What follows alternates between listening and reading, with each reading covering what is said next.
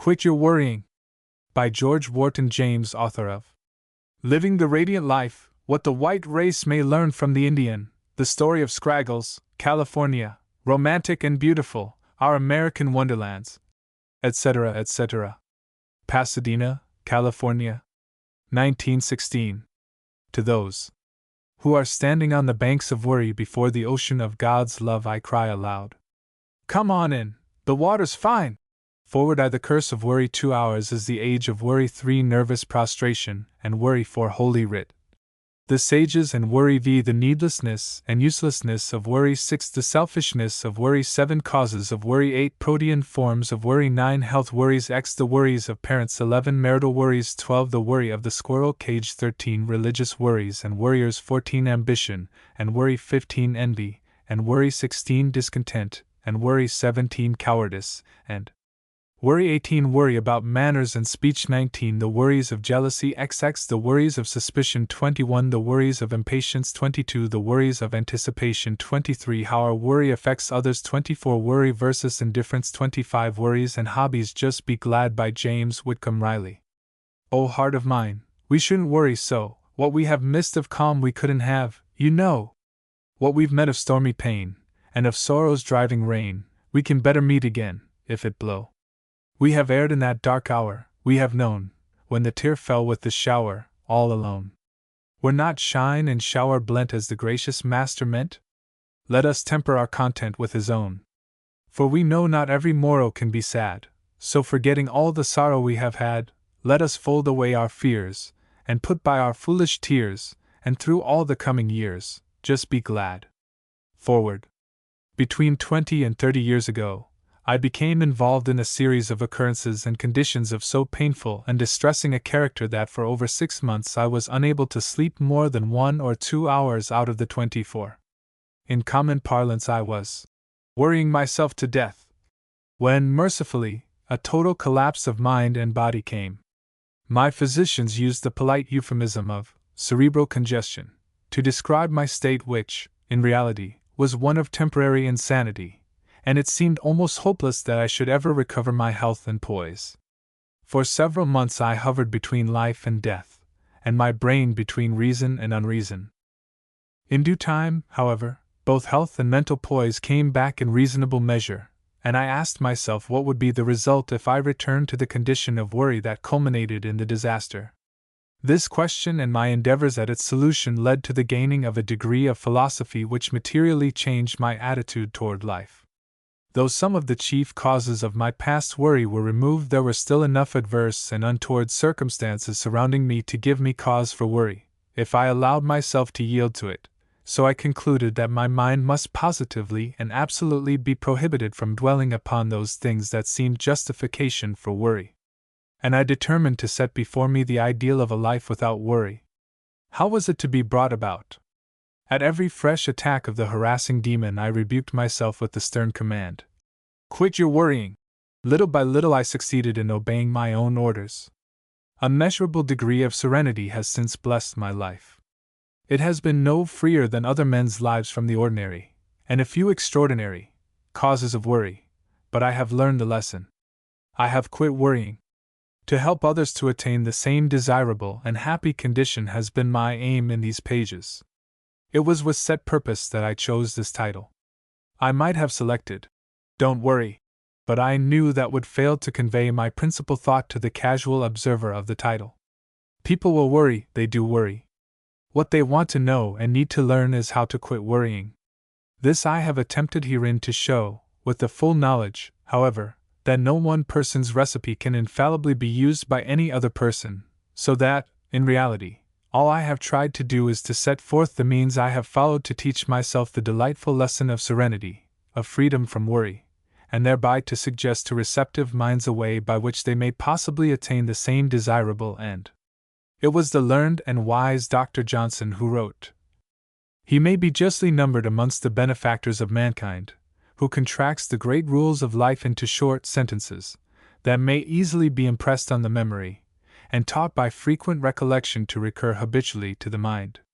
I have no desire to claim as original the title used for these observations, but I do covet the joy of knowing that I have so impressed it upon the memory of thousands that by its constant recurrence it will aid in banishing the monster, worry. It is almost unavoidable that, in a practical treatise of this nature, there should be some repetition, both in description of worries and the remedies suggested. To the critical reader, however, let me say, do not worry about this, for I am far more concerned to get my thought into the heads and hearts of my readers than I am to be esteemed a great writer. Let me help but one troubled soul to quit worrying, and I will forego all the honors of the ages that might have come to me had I been an essayist of power. And I have repeated purposely, for I know that some thoughts have to knock again and again, ere they are admitted to the places where they are the most needed. I have written strongly. Perhaps some will think too strongly. These, however, must remember that I have written advisedly. I have been considering the subject for half or 3 parts of a lifetime. I have studied men and women, carefully watched their lives, talked with them, and seen the lines worry has engraved on their faces. I have seen and felt the misery caused by their unnecessary worries. I have sat by the bedsides of people made chronic invalids by worry, and I have stood in the cells of maniacs driven insane by worry. Hence I hate it in all its forms, and have expressed myself only as the facts have justified. Wherein I have sought to show how one might quit his worrying, these pages presuppose an earnest desire, a sincere purpose, on the part of the reader to attain that desirable end. There is no universal medicine which one can drink in 6 doses and thus be cured of his disease. I do not offer my book as a mental cure-all, or nostrum that, if swallowed whole, will cure in 5 days or 10. As I have tried to show, I conceive worry to be unnatural and totally unnecessary, because of its practical denial of what ought to be, and I believe may be, the fundamental basis of a man's life, viz., his perfect, abiding assurance in the fatherly love of God. As little Pippa sang, God's in his heaven, all's right with the world. The only way, therefore, to lose our sense of worry is to get back to naturalness, to God, and learn the peace, joy, happiness, serenity, that come with practical trust in Him. With some people this change may come instantly, with others more slowly. Personally, I have had to learn slowly. Line upon line, precept upon precept, here a little, there a little, and I would caution my readers not to expect too much all at once. But I am fully convinced that as faith, trust, and naturalness grow, worry will cease, will slough off, like the dead skin of the serpent, and leave those once bound by it free from its malign influence. Who cannot see and feel that such a consummation is devoutly to be wished, worth working and earnestly striving for? If I help a few, I shall be more than repaid; if many, my heart will rejoice. Signed, George Wharton James, Pasadena, California, February, 1916. Quit your worrying. Chapter 1: The Curse of Worry. Of how many persons can it truthfully be said they never worry, they are perfectly happy, contented, serene? It would be interesting if each of my readers were to recall his acquaintances and friends, think over their condition in this regard, and then report to me the result. What a budget of worried persons I should have to catalogue, and alas, I am afraid, how few of the serene would there be named. When John Burroughs wrote his immortal poem, Waiting, he struck a deeper note than he dreamed of, and the reason it made so tremendous an impression upon the English-speaking world was that it was a new note to them. It opened up a vision they had not before contemplated. Let me quote it here in full. Serene I fold my hands and wait, nor care for wind, or tide or sea. I rave no more gainst time or fate, for lo, my own shall come to me. I stay my haste, I make delays, for what avails this eager pace? I stand amid the eternal ways, and what is mine shall know my face. Asleep, awake, by night or day, the friends I seek are seeking me. No wind can drive my bark astray, nor change the tide of destiny. What matter if I stand alone? I wait with joy the coming years. My heart shall reap where it has sown, and garner up its fruit of tears. The waters know their own and draw the brook that springs in yonder height, so flows the good with equal law unto the soul of pure delight. The stars come nightly to the sky, the tidal wave unto the sea, nor time, nor space, nor deep, nor high can keep my own away from me. I have been wonderfully struck by the fact that in studying the Upanishads, and other sacred books of the East, there is practically no reference to the kind of worry that is the bane and curse of our Occidental world. In conversation with the learned men of the Orient, I find this same delightful fact. Indeed, they have no word in their languages to express our idea of fretful worry. Worry is a purely Western product, the outgrowth of our materialism, our eager striving after place and position, power and wealth, our determination to be housed, clothed, and jeweled as well as our neighbors, and a little better if possible. In fact, it comes from our failure to know that life is spiritual, not material, that all these outward things are the mere passing show. The tinsel, the gauds, the tissue paper, the blue and red lights of the theater, the painted scenery, the mock heroes and heroines of the stage, rather than the real settings of the real life of real men and women. What does the inventor, who knows that his invention will help his fellows, care about the newest dance, or the latest style in ties, gloves, or shoes? What does the woman whose heart and brain are completely engaged in relieving suffering care if she is not familiar with the latest novel, or the latest fashions in flounced pantalettes? Life is real, life is earnest, and this does not mean unduly solemn and somber, but that it deals with the real things rather than the paper flower shows of the stage and the imaginary things of so-called society. It is the fashion of our active, aggressive, material, Occidental civilization to sneer and scoff at the quiet, passive, and less material civilization of the Orient. We despise, that is, the unthinking majority do, the studious, contemplative Oriental. We believe in being up and doing, but in this one particular of worry we have much to learn from the Oriental. If happiness and a large content be a laudable aim of life, how far are we, the Occidental world, succeeding in attaining it? Few there be who are content, and, as I have already suggested, few there be who are free from worry. On the other hand, while active happiness may be somewhat scarce in India, a large content is not uncommon, and worry, as we Westerners understand it, is almost unknown. Hence we need to find the happy mean between the material activity of our own civilization and the mental passivity of that of the Orientals. Therein will be found the calm serenity of an active mind, the reasonable acceptance of things as they are because we know they are good, the restfulness that comes from the assurance that all things work together for good to them that love God. That worry is a curse no intelligent observer of life will deny. It has hindered millions from progressing, and never benefited a soul. It occupies the mind with that which is injurious, and thus keeps out the things that might benefit and bless. It is an active and real manifestation of the fable of the man who placed the frozen asp in his bosom. As he warmed it back to life, the reptile turned and fatally bit his benefactor. Worry is as a dangerous, injurious book, the reading of which not only takes up the time that might have been spent in reading a good, instructive, and helpful book, but, at the same time, poisons the mind of the reader, corrupts his soul with evil images, and sets his feet on the pathway to destruction. Why is it that creatures endowed with reason distress themselves and everyone around them by worrying? It might seem reasonable for the wild creatures of the wood, animals without reason, to worry as to how they should secure their food, and live safely with wilder animals and men seeking their blood and hunting them. But that men and women, endued with the power of thought, capable of seeing the why and wherefore of things, should worry, is one of the strange and peculiar evidences that our so-called civilization is not all that it ought to be. The wild Indian of the desert, forest, or canyon seldom, if ever, worries. He is too great a natural philosopher to be engaged in so foolish and unnecessary a business. He has a better practical system of life than has his white and civilized brother who worries, for he says, "Change what can be changed. Bear the unchangeable without a murmur." With this philosophy he braves the wind and the rain, the sand, and the storm, the extremes of heat and cold, the plethora of a good harvest or the famine of a drought. If he complains, it is within himself, and if he whines and whimpers, no one ever hears him. His face may become a little more stern under the higher pressure. He may tighten his waist belt a hole or two to stifle the complaints of his empty stomach, but his voice loses no note of its cheeriness, and his smile none of its sweet serenity.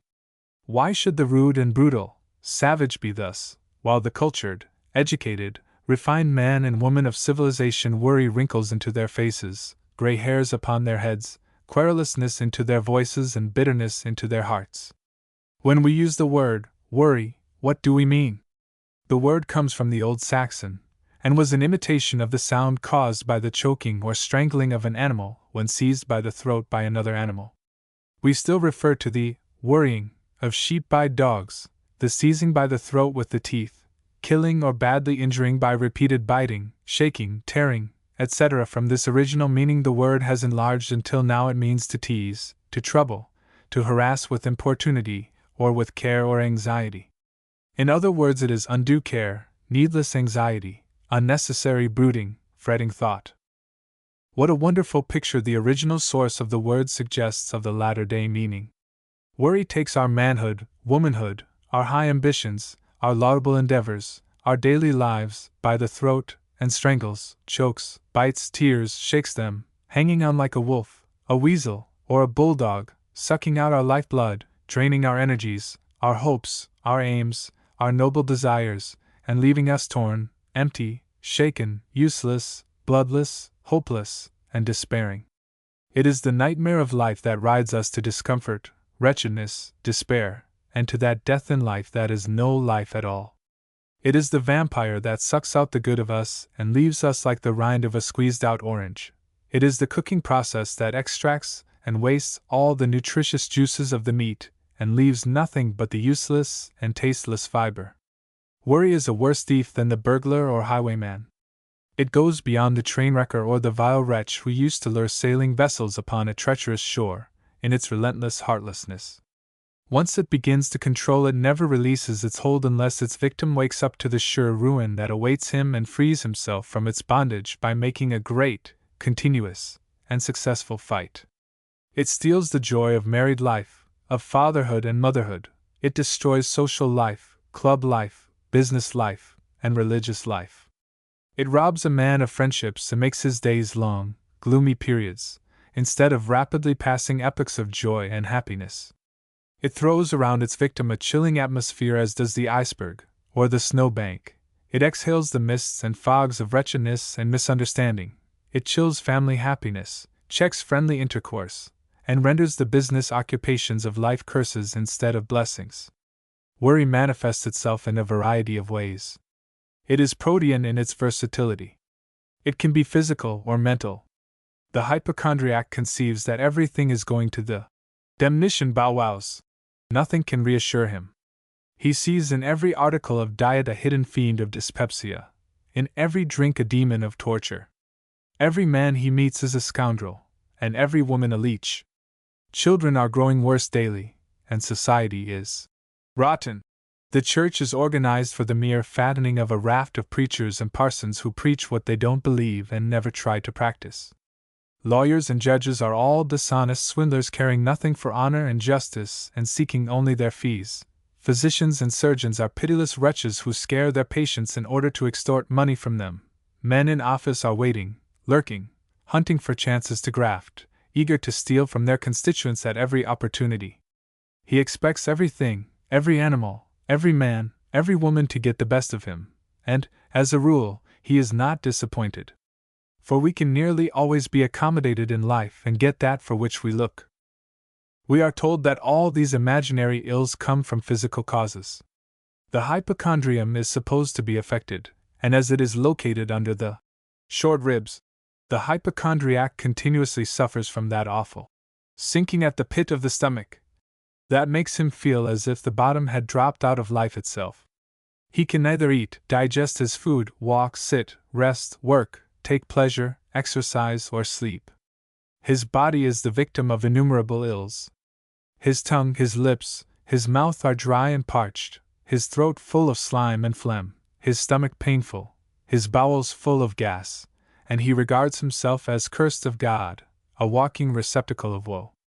To physician, wife, husband, children, employer, employee, pastor, and friend alike, the hypochondriac is a pest, a nuisance, a chill, and almost a curse. And poor creature, these facts do not take away or lessen our sympathy for him, for, though most of his ills are imaginary, he suffers more than do those who come in contact with him.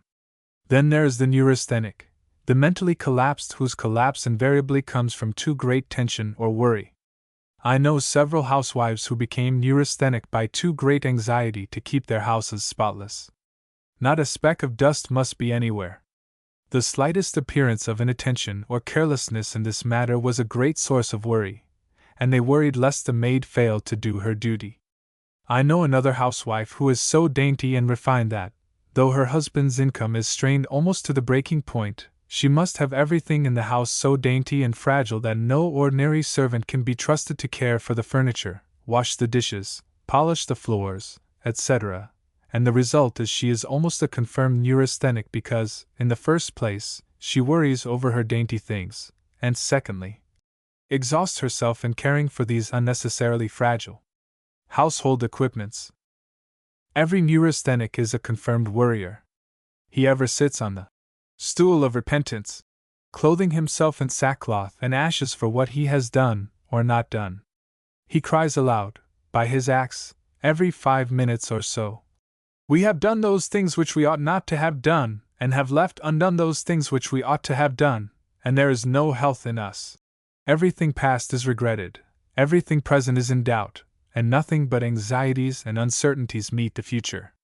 If he holds a position of responsibility, he asks his subordinates or associates to perform certain services and then worries himself to death, watching to see that they do it right, or afraid lest they forget to do it at all.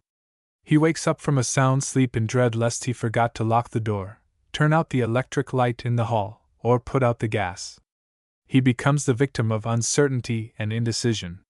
He fears lest he decide wrongly. He worries that he hasn't yet decided, and yet, having thoroughly argued a matter out and come to a reasonable conclusion, allows his worries to unsettle him and is forever questioning his decision and going back to revise and re-revise it. Whatever he does or doesn't do, he regrets and wishes he had done the converse. Husbands are worried about their wives, wives about their husbands, parents about their children, children about their parents. Farmers are worried over their crops, speculators over their gamblings, investors over their investments. Teachers are worried over their pupils, and pupils over their lessons, their grades, and their promotions. Statesmen are worried over their constituents, and the latter are generally worried by their representatives. People who have schemes to further, legitimate or otherwise, are worried when they are retarded, and competitors are worried if they are not. Pastors are worried over their congregations, occasionally about their salaries, very often about their large families, and now and again about their fitness for their holy office, and there are few congregations that, at one time or another, are not worried by, as well as about, their pastors. The miner is worried when he sees his ledge petering out, or finds the ore failing to assay its usual value. The editor is worried lest his reporters fail to bring in the news, and often worried when it is brought in to know whether it is accurate or not. The chemist worries over his experiments, and the inventor that certain things needful will persist in eluding him. The man who has to rent a house worries when rent day approaches, and many who own houses worry at the same time. Some owners, indeed, worry because there is no rent day, they have no tenants, their houses are idle. Others worry because their tenants are not to their liking, are destructive, careless, or neglect the flowers and the lawn, or allow the children to batter the furniture, walk in hobnails over the hardwood floors, or scratch the paint off the walls. Men in high position worry lest their superiors are not as fully appreciative of their efforts as they should be, and they in turn worry their subordinates lest they forget that they are subordinate. Mistresses worry about their maids, and maids about their mistresses. Some of the former worry because they have to go into their kitchens, others because they are not allowed to go. Some mistresses deliberately worry their servants, and others are worried because their servants insist upon doing the worrying. Many a wife is worried because of her husband's typewriter, and many a typewriter is worried because her employer has a wife. Some typewriters are worried because they are not made into wives, and many a one who is a wife wishes she were free again to become a typewriter. Thousands of girls, many of them who ought yet to be wearing short dresses and playing with dolls, worry because they have no sweethearts, and equal thousands worry because they do have them. Many a lad worries because he has no lassie, and many a one worries because he has. Yesterday I rode on a street car and saw a bit of byplay that fully illustrated this. On these particular cars there is a seat for two alongside the front by the motorman. On this car, chatting merrily with the handler of the lever, sat a black-eyed, pretty-faced Latin type of brunette. That he was happy was evidenced by his good-natured laugh and the huge smile that covered his face from ear to ear as he responded to her sallies. Just then a young Italian came on the car, directly to the front, and seemed nettled to see the young lady talking so freely with the motorman. He saluted her with a frown upon his face, but evidently with familiarity. The change in the girl's demeanor was instantaneous. Evidently she did not wish to offend the newcomer, nor did she wish to break with the motorman. All were ill at ease, distraught, vexed, worried. She tried to bring the newcomer into the conversation, which he refused. The motorman eyed him with hostility now and again, as he dared to neglect his duty, but smiled uneasily in the face of the girl when she addressed him with an attempt at freedom. By and by the youth took the empty seat by the side of the girl, and endeavored to draw her into conversation to the exclusion of the motorman. She responded, twisting her body and face towards him, so that her sweet and ingratiating smiles could not be seen by the motorman. Then, she reversed the process and gave a few fleeting smiles to the grim-looking motorman. It was as clear a case of, "How happy could I be with either, were t'other dear charmer away?" as one could well see. Just then the car came to a transfer point. The girl had a transfer and left, smiling sweetly, but separately, in turn, to the motorman and her young Italian friend. The latter watched her go. Then a new look came over his face, which I wondered at. It was soon explained. The transfer point was also a division point for this car. The motorman and conductor were changed, and the moment the new crew came, our motorman jumped from his own car, ran to the one the brunette had taken, and swung himself on, as it crossed at right angles over the track we were to take. Rising to his feet, the youth watched the passing car, with keenest interest until it was out of sight, clearly revealing the jealousy, worry, and unrest he felt. In another chapter one have dealt more fully with the subject of the worries of jealousy. They are demons of unrest and distress, destroying the very vitals with their incessant gnawing. Too great emphasis cannot be placed upon the physical ills that come from worry. The body unconsciously reflects our mental states.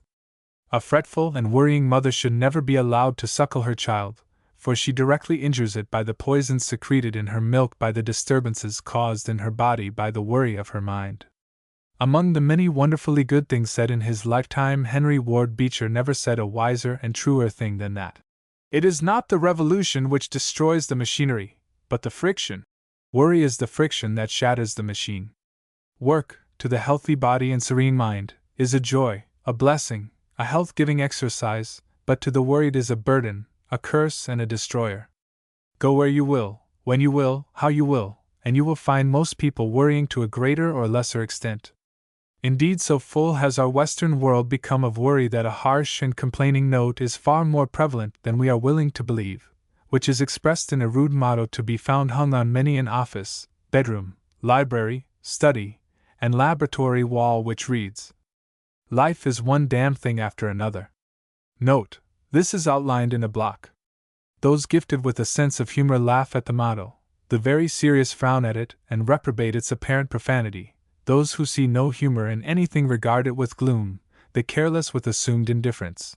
But in the minds of all, more or less latent or subconscious, there is a recognition that there is an awful lot of truth in it. Hence it will be seen that worry is by no means confined to the poor. The well-to-do, the prosperous, and the rich, indeed, have far more to worry about than the poor, and for one victim who suffers keenly from worry among the poor, 10 can be found among the rich who are its abject victims. It is worry that paints the lines of care on foreheads and cheeks that should be smooth and beautiful. Worry bows the shoulders, brings out scowls and frowns where smiles and sweet greetings should exist. Worry is the twister, the dwarfer, the poisoner, the murderer of joy, of peace, of work, of happiness, the strangler, the burglar of life, the phantom, the vampire, the ghost that scares, terrifies, fills with dread. Yet he is a liar and a scoundrel, a villain and a coward, who will turn and flee if fearlessly and courageously met and defied. Instead of pampering and petting him, humoring and conciliating him, meet him on his own ground. Defy him to do his worst. Flaunt him, laugh at his threats, sneer and scoff at his pretensions, bid him do his worst. Better be dead than under the dominion of such a tyrant. And, my word for it, as soon as you take that attitude, he will flee from you, nay, he will disappear as the mists fade away in the heat of the noonday sun. Worry, however, is not only an effect. It is also a cause. Worry causes worry. It breeds more rapidly than do flies. The more one worries, the more he learns to worry. Begin to worry over one thing and soon you are worrying about 20. And the infernal curse is not content with breeding worries of its own kind. It is as if it were a parent gifted with the power of breeding a score, 100 different kinds of progeny at one birth, each more hideous, repulsive, and fearful than the other. There is no palliation, temporization, or parleying possible with such a monster. Death is the only way to be released from him, and it is your death or his. His death is a duty God requires at your hands. Why, then, waste time? Start now and kill the foul fiend as quickly as you can. Chapter 2 Ours is the age of worry. How insulting! What a ridiculous statement! How ignorant of our achievements! I can well imagine some of my readers saying when they see this chapter heading, "This, an age of worry." Why, this is the age of progress, of advancement, of uplift, of the onward march of a great and wonderful civilization. Is it? Certainly it is. See what we have done in electricity. Look at the telephone, telegraph, wireless, and now the wireless telephone. See our advancement in mechanics, the automobile, the new locomotives, vessels, etc. See our conquest of the air, dirigibles, aeroplanes, hydroplanes, and the like. Yes. I see, and what of it? We have done our advancement, our conquest, etc., etc. Yes. I see we have not lessened our arrogance, our empty-headed pride, our boasting. Why we? What have you and I had to do with the new inventions in electricity, or mechanics, or the conquest of the air? Not one single, solitary thing. The progress of the world has been made through the efforts of a few solitary, exceptional, rare individuals, not by the combined efforts of us all.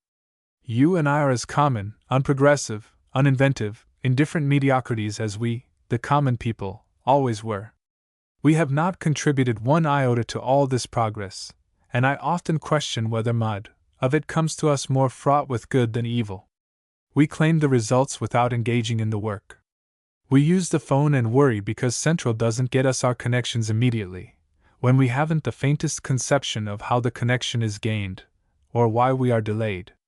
We ride on the fast train, but chafe and worry ourselves and everybody about us to a frazzle because we are stopped on a siding by a semaphore of a block station which we never have observed, and would not understand if we did. We reap but have not sowed, gather but have not strewed, and that is ever injurious and never beneficial. Our conceit is flattered and enlarged, our importance magnified, our dignity, God save the mark, made more impressive, and as a result, we are more the target for the inconsequential worries of life. We worry if we are not flattered, if our importance is not recognized even by strangers, and our dignity not honored. In other words, we worry that we are not kowtowed to, deferred to, respectfully greeted on every hand and made to feel that civilization, progress, and advancement are materially furthered and enhanced by our mere existence.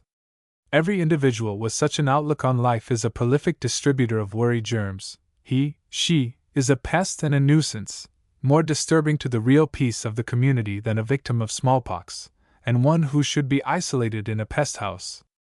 But, unfortunately, our myopic vision sees only the wealth, the luxury, the spending capacity of such an individual, and that ends it. We bow down and worship before the golden calf. If I had the time in these pages to discuss the history of worry, I am assured I could show clearly to the student of history that worry is always the product of prosperity, that while a nation is hard at work at its making, and every citizen is engaged in arduous labor of one kind or another for the upbuilding of his own or the national power, worry is scarcely known.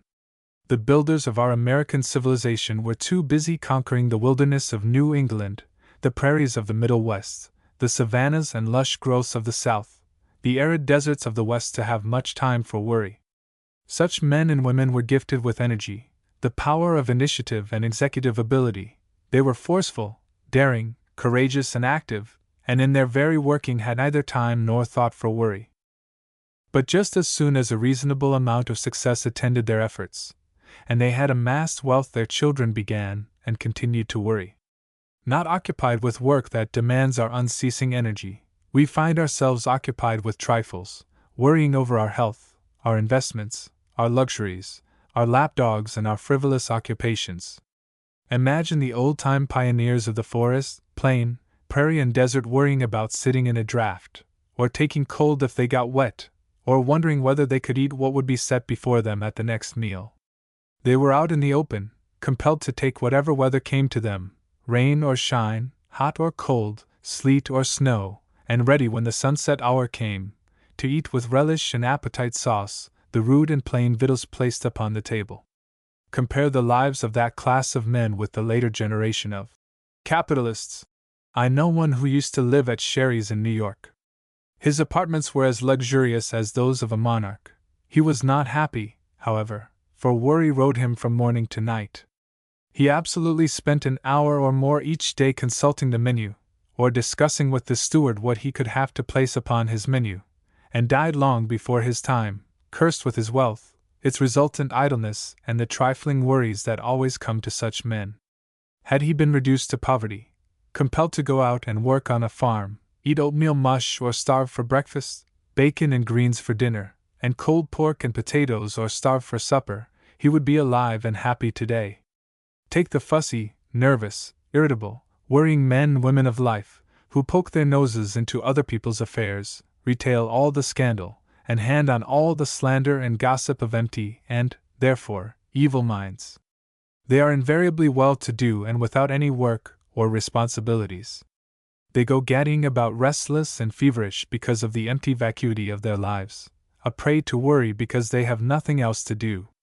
If I were to put down and faithfully report the conversations I have with such people, the fool worries they are really distressed with, the labor, time, and energy they spend on following chimeras, will-o'-the-wisps, mirages that beckon to them and promise a little mental occupation, and over which they cannot help but worry, one could scarcely believe it. As Dr. Walton forcefully says in his admirable booklet, "The present, then, is the age, and our contemporaries are the people, that bring into prominence the little worries, that cause the tempest in the teapot, that bring about the worship of the intangible, and the magnification of the unessential. If we had lived in another epoch we might have dreamt of the eternal happiness of saving our neck. But in this one we fret because our collar does not fit it, and because the button that holds the collar has rolled under the bureau. A. Footnote A. Calm Yourself. By George Lincoln Walton, M.D., Houghton, Mifflin and Company, Boston, Massachusetts. I am not so foolish as to imagine for one moment that I can correct the worrying tendency of the age, but I do want to be free from worry myself, to show others that it is unnecessary and needless, and also that it is possible to live a life free from its demoralizing and altogether injurious influences. Chapter 3: Nervous Prostration and Worry. Nervous prostration is generally understood to mean weakness of the nerves. It invariably comes to those who have extra strong nerves, but who do not know how to use them properly, as well as those whose nervous system is naturally weak and easily disorganized. Nervous prostration is a disease of overwork, mainly mental overwork, and in 99 cases out of 100 comes from worry. Worry is the most senseless and insane form of mental work.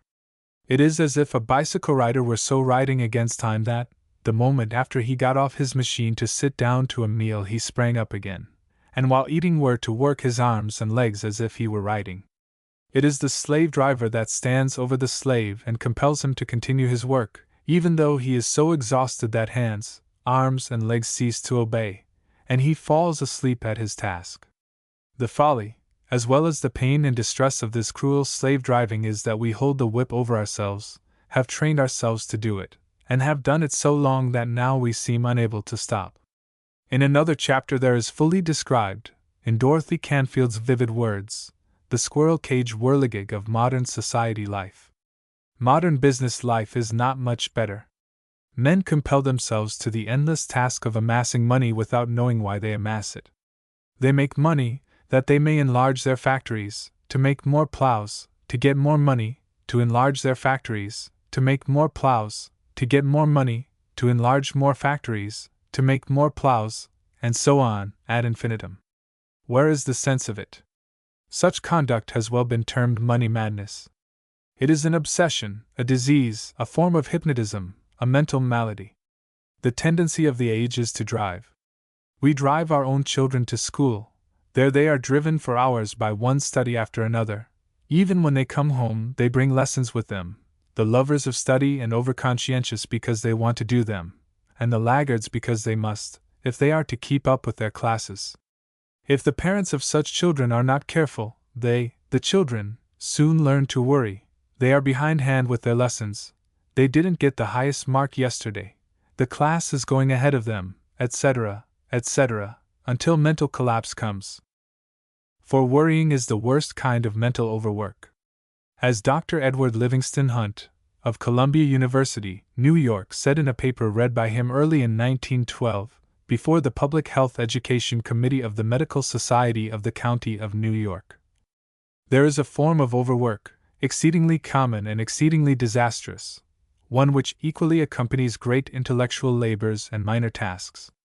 I allude to worry. When we medical men speak of the workings of the brain, we make use of a term both expressive and characteristic. It is to cerebrate. To cerebrate means to think, to reason, and to reach conclusions. It means to concentrate and to work hard. To think, then, is to cerebrate. To worry is to cerebrate intensely. Worry is overwork of the most disastrous kind. It means to drive the mental machinery at an unreasonable and dangerous rate. Worry gives the brain no rest, but rather keeps the delicate cells in constant and continuous action. Work is wear, worry is tear. Overwork, mental strain, and worry lead to a diminution of nerve force and to a prostration of the vital forces and causes a degeneracy of the blood vessels of the brain. Exhaustion, another name for fatigue, may show itself either in the form of physical collapse, so that the patient lacks resistance, and becoming anemic and run down, falls a prey to any and every little ailment, or in the form of mental collapse. An exhausted brain then gives way to depression, to fears, and to anxiety. The vast majority of nervous breakdowns are avoidable.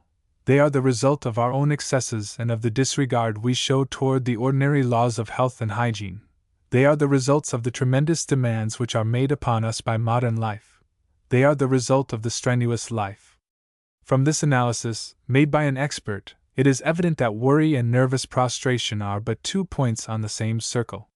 Nervous prostration causes worry, and worry causes nervous prostration.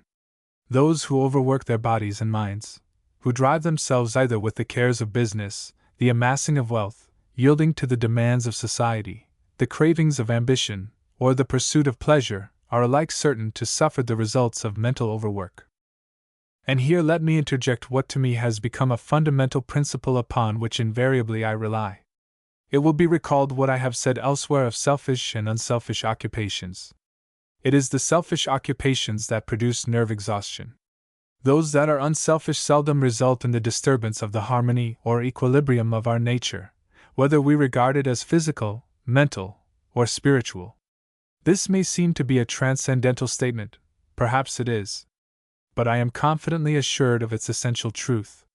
That man or woman who is truly engaged in an unselfish work, a work that is for the good of others, has a right to look for, to expect and to receive from the great all-source of strength, power and serenity all that is needed to keep the body, mind and soul in harmony, consequently in perfect health and free from worry. Hence the apparent paradox that, if you would care for yourself, you must disregard yourself in your loving care for others. One great reason why worry produces nervous prostration is that it induces insomnia. Worry and sleeplessness are twin sisters. As one has well said, refreshing sleep and vexing thoughts are deadly foes. Health and happiness often disappear from those who fail to sleep, for sleep, indeed, is tired nature's sweet restorer, as Young in his Night Thoughts termed it. Shakespeare never wrote anything truer when he said, Sleep that knits up the raveled sleeve of care, the death of each day's life, sore labor's bath, balm of hurt minds, great nature's second course, chief nourisher of life's feast. Or where he spoke of it as sleep that sometimes shuts up sorrow's eye, steals me a while from mine own company. Even the Bible makes sleep one of the special blessings of God, for we are told that He giveth His beloved sleep. The sacred book contains many references to sleeplessness and its causes. Undoubtedly most potent among these causes is worry. The worrier retires to his bed at the usual hour, but his brain is busy, it is working overtime. What is it doing? Is it thinking over things that are to be done, and planning for the future? If so, there is a legitimate excuse, for as soon as the plan is laid, rest will come, and he will sleep. Is he thinking over the mistakes of the past, and sensibly and wisely taking counsel from them? If so, he will speedily come to a decision, and then sleep will bring grateful oblivion. Is he thinking joyful thoughts? These will bring a natural feeling of harmony with all things, and that is conducive to speedy sleep. Is he thinking of how he may help others? That is equally soothing to nerves, brain and body, and brings the refreshment of forgetfulness. But no! The worrier has another method. He thinks the same thoughts over and over again, without the slightest attempt to get anywhere. He has thrashed them out before, so often that he can tell exactly what each thought will lead to. His ideas go around in a circle like the horse tied to the wheel. He is on a treadmill ever ascending, tramping, up, and still up, but the wheel falls down each time as far as he steps up, and after hours and hours of unceasing, racking, distressful mental labor, he has done absolutely nothing, has not progressed 1 inch, is still in the clutch of the same vicious treadmill.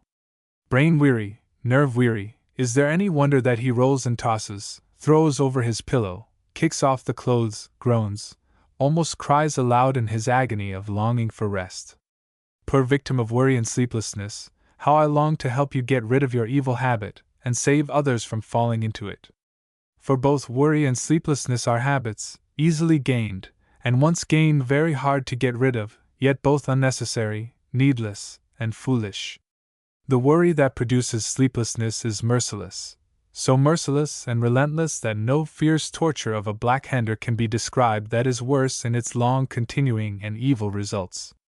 Lives are wrecked, brains shattered, happiness destroyed by this monstrous evil, and many a man and woman fastens it upon himself, herself, through indulging in anxious thought, or by yielding to that equal devil-dragon of self-pity. David the psalmist graphically tells of his own case. I am weary with my groaning, every night make I my bed to swim, I water my couch with my tears, mine eye wasteth away because of grief. PS 6:7. At another time he cries, my God, why hast thou forsaken me? Why art thou so far from helping me, and from the words of my groaning? O my God, I cry in the daytime, but thou answerest not, and in the night season, I am not silent. PS 22:1:2. Yet God heard him not until his groaning and self-pity were cast aside, until he rested in God, trusted in Him. Then came rest, as he graphically expresses it. I laid me down and slept, I awaked, for Jehovah sustaineth me. PS 3:5. In peace will I both lay me down and sleep, for thou, Jehovah, alone maketh me dwell in safety. PS 4:8. I will bless Jehovah, who hath given me counsel, yea, my heart instructeth me in the night seasons. PS 16:7. See the result of this confidence in God. I have set Jehovah always before me, because he is at my right hand, I shall not be moved. Therefore my heart is glad, and my glory rejoiceth, my flesh also shall dwell in safety. PS 16:8:9. And where the heart is glad, and one rejoiceth in the sense of peace and safety, sweet sleep lays its soothing hand upon the work-worn brain and body, tired with the labors of the day, and brings rest, repose, recuperation. Chapter 4 Holy Writ, the Sages, and Worry. Our civilization is called a Christian civilization. We are the Christian nations. Yet, as I have shown in chapters 1 and 2, ours is the worrying civilization. That worry is dishonoring to our civilization, and especially to our professions as Christians, is self-evident. Let us then look briefly in the book we call our Holy Bible, our guide of life, our director to salvation, and see what the sacred writers have to say upon this subject. If they commend it, we may assume that it will be safe to worry. If they rebuke or reprobate it, we may be equally assured that we have no right to indulge in it. St. Paul seemed to have a very clear idea of worry when he said, "Be careful, full of care, for nothing, but in everything by prayer and supplication, with thanksgiving, make your requests known unto God." Philippians 4 verse 6. How inclusive this is: full of care, anxiety, fretfulness, worry about nothing, but in everything presenting your case to God. And then comes the promise. "And the peace of God which passeth all understanding shall keep your hearts and minds in Christ Jesus." Phil. 4:7. How clear, definite, full and satisfactory. What room for worry is there in a heart full of the peace of God, which passeth all understanding? And oh, how much to be desired is such an experience! Browning, in his A.B.T. Vogler, sings practically the same sweet song where he says, "Sorrow is hard to bear, and doubt is slow to clear. Each sufferer says his scheme of the wheel and woe. But God has a few of us whom He whispers in the ear. The rest may reason and welcome. 'Tis we musicians know. If God whispers in the ear of the sufferer, the doubter, the distressed, the worried, the peace must come. And if peace come, it matters not what others' reasoning may bring to them. The knowledge that God has whispered is enough. It brings satisfaction, content, serenity, peace." The opposite of worry is rest, faith, trust, peace. How full the Bible is of promises of rest to those who know and love God and His ways of right doing. Mendelssohn took the incitement of the psalmist, Psalm 37 verse 7. "Rest in the Lord, and wait patiently for Him," and made of it one of the tenderest, sweetest songs of all time. Full of yearning over the worried, the distressed, the music itself seems to brood in sympathetic and soothing power, as a mother croons to her fretful child. "Why fret, why worry? No, no! Rest, rest, my little one, in the love of the All-Father." And many a weary, fretful, worried heart has found rest and peace while listening to this sweet and beautiful song. There is still another passage in Holy Writ that the perpetual worrier should read and ponder. It is the prophet Isaiah's assurance that God says to His children, "As one whom his mother comforteth, so will I comfort you." Who has not seen a fretful, sick child taken up by a loving mother yield to her soothing influence in a few minutes and drop off into restful, healthful, restoring sleep? What a wonderful and forceful figure of speech, illustrative of a never-ceasing fact that the Spirit of all good, the supreme force of love and power in the universe, is looking, watching, without slumber or sleep, untiring, unfailing, ever ready to give soothing comfort as does the mother, to those who fret and worry. Then, when cause for worry seems to be ever present, why not call upon this loving maternal soothing power? Why not rest in His arms, and thus find peace, poise, and serenity? How much worry comes from fear as to the future. Men become hoarders, savers, misers, or work themselves beyond healthful endurance, or shut out the daily joys of existence in their business absorption, because they dread poverty in their old age. Wise provision becomes a driving monster, worrying them into a restless, fretful energy that must be accumulating all the time. 2,000 years ago, this trait of human nature was so strongly manifested that Christ felt called upon to restrain and rebuke it. What a wonderful sermon He preached! It is worthwhile repeating it here, and wise would that man, that woman be, who is worried about tomorrow, were he, she, to read it daily. I give it in the Revised Version. "I say unto you, be not anxious for your life, what ye shall eat, or what ye shall drink, nor yet for your body, what ye shall put on. Is not the life more than the food, and the body than the raiment? Behold the birds of the heaven, that they sow not, neither do they reap, nor gather into barns, and your heavenly Father feedeth them. Are not ye of much more value than they? And which of you by being anxious can add 1 cubit unto his stature? And why are ye anxious concerning raiment? Consider the lilies of the field, how they grow. They toil not, neither do they spin. Yet I say unto you, that even Solomon in all his glory was not arrayed like one of these. But if God doth so clothe the grass of the field, which today is, and tomorrow is cast into the oven, shall he not much more clothe you, O ye of little faith? Be not therefore anxious, saying, What shall we eat? Or, what shall we drink? Or, wherewithal shall we be clothed? For after all these things do the Gentiles seek, for your heavenly Father knoweth that ye have need of all these things. But seek ye first his kingdom, and his righteousness, and all these things shall be added unto you. Be not therefore anxious for the morrow, for the morrow will be anxious for itself. Sufficient unto the day is the evil thereof. Matthew 6:25-34. Here is the wisest philosophy. Anxiety is suicide, peace is life, worry destroys, serenity upbuilds. As you want to live, to grow, possess your souls in peace and serenity. Work mightily, powerfully, daily, but work for the joy of it, not because worry drives you to it. Work persistently, consistently, and worthily, because no man can live, or ought to live, without it, but do not let work be your slave driver, your relentless master, urging you on to drudgery, bondage to your counter, ledger, or factory, until you drop exhausted and lifeless. Work for the real joy of it, and then, filled with the blessed trust in God the All-Father expressed as above by Christ, throw your cares to the winds, bid your worries depart, and accept what comes with serenity, peace, and thankfulness. Many proverbs have been written about worry, which it may be well to recall. Certainly it can do no harm to those who worry to see how their mental habit has been regarded, and is still regarded, by the concentrated wisdom of the ages. An old proverb says, "It is not work, but worry that kills." How true this is! Congenial work is a health bringer, a necessity for a normal life, a joy. It keeps the body in order, promotes digestion, induces the sleep of perfect restoration, and is one of man's greatest blessings. But worry brings dis-ease, want of ease, discomfort, wretchedness, promotes evil secretions which upset the normal workings of the body, and is a constant banisher and disturber of sleep. Still another proverb says, "Worry killed the cat." Many people read this and fail to see its profound significance. It must be remembered that in the good old days, when this proverb was most rife, the superstitious held that a cat had 9 lives.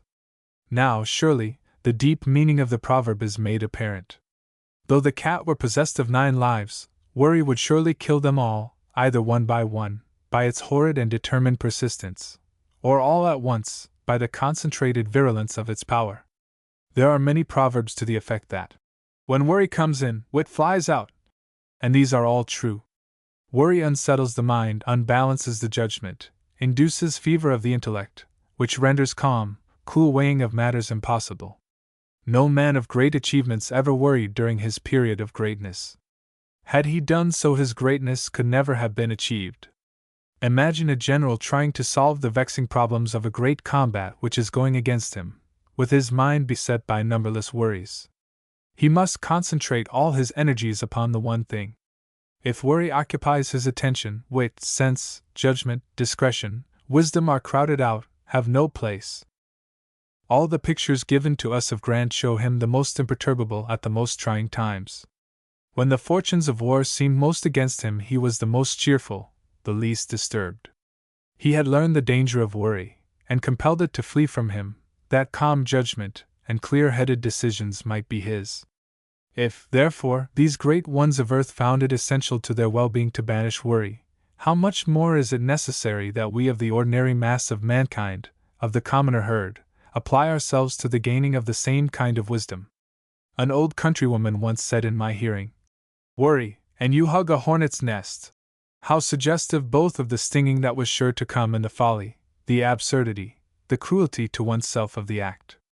The great Scotch philosopher Blair said, "Worry or anxiety is the poison of human life." And how true it is. How biting, how corroding, how destructive to life some poisons are, working speedily, suddenly, awfully. Others there are that have a cumulative effect, until life itself cannot bear the strain, and it goes out. Recently I was at a home where a son was so worried over conditions that he felt ought not to exist between his parents, that he totally collapsed, mentally, and for a time was in danger of losing his reason. The folly of his attitude is apparent to everyone but himself, though he now seeks in the absorbing occupation of teaching to free himself from the poison of worry that was speedily destroying his reason. Henry Labouchere, the sage who for so many years has edited the London Truth, once wrote a couplet that is as true as anything he ever wrote. They who live in a worry invite death in a hurry. I want to be ready for death when it comes, but as yet I am not extending an invitation to the gentleman with the scythe. Are you, my worrying reader, anxious to be mowed down before your time? Quit your worrying, and don't urge the master reaper to harvest you in until he is sure you are ready.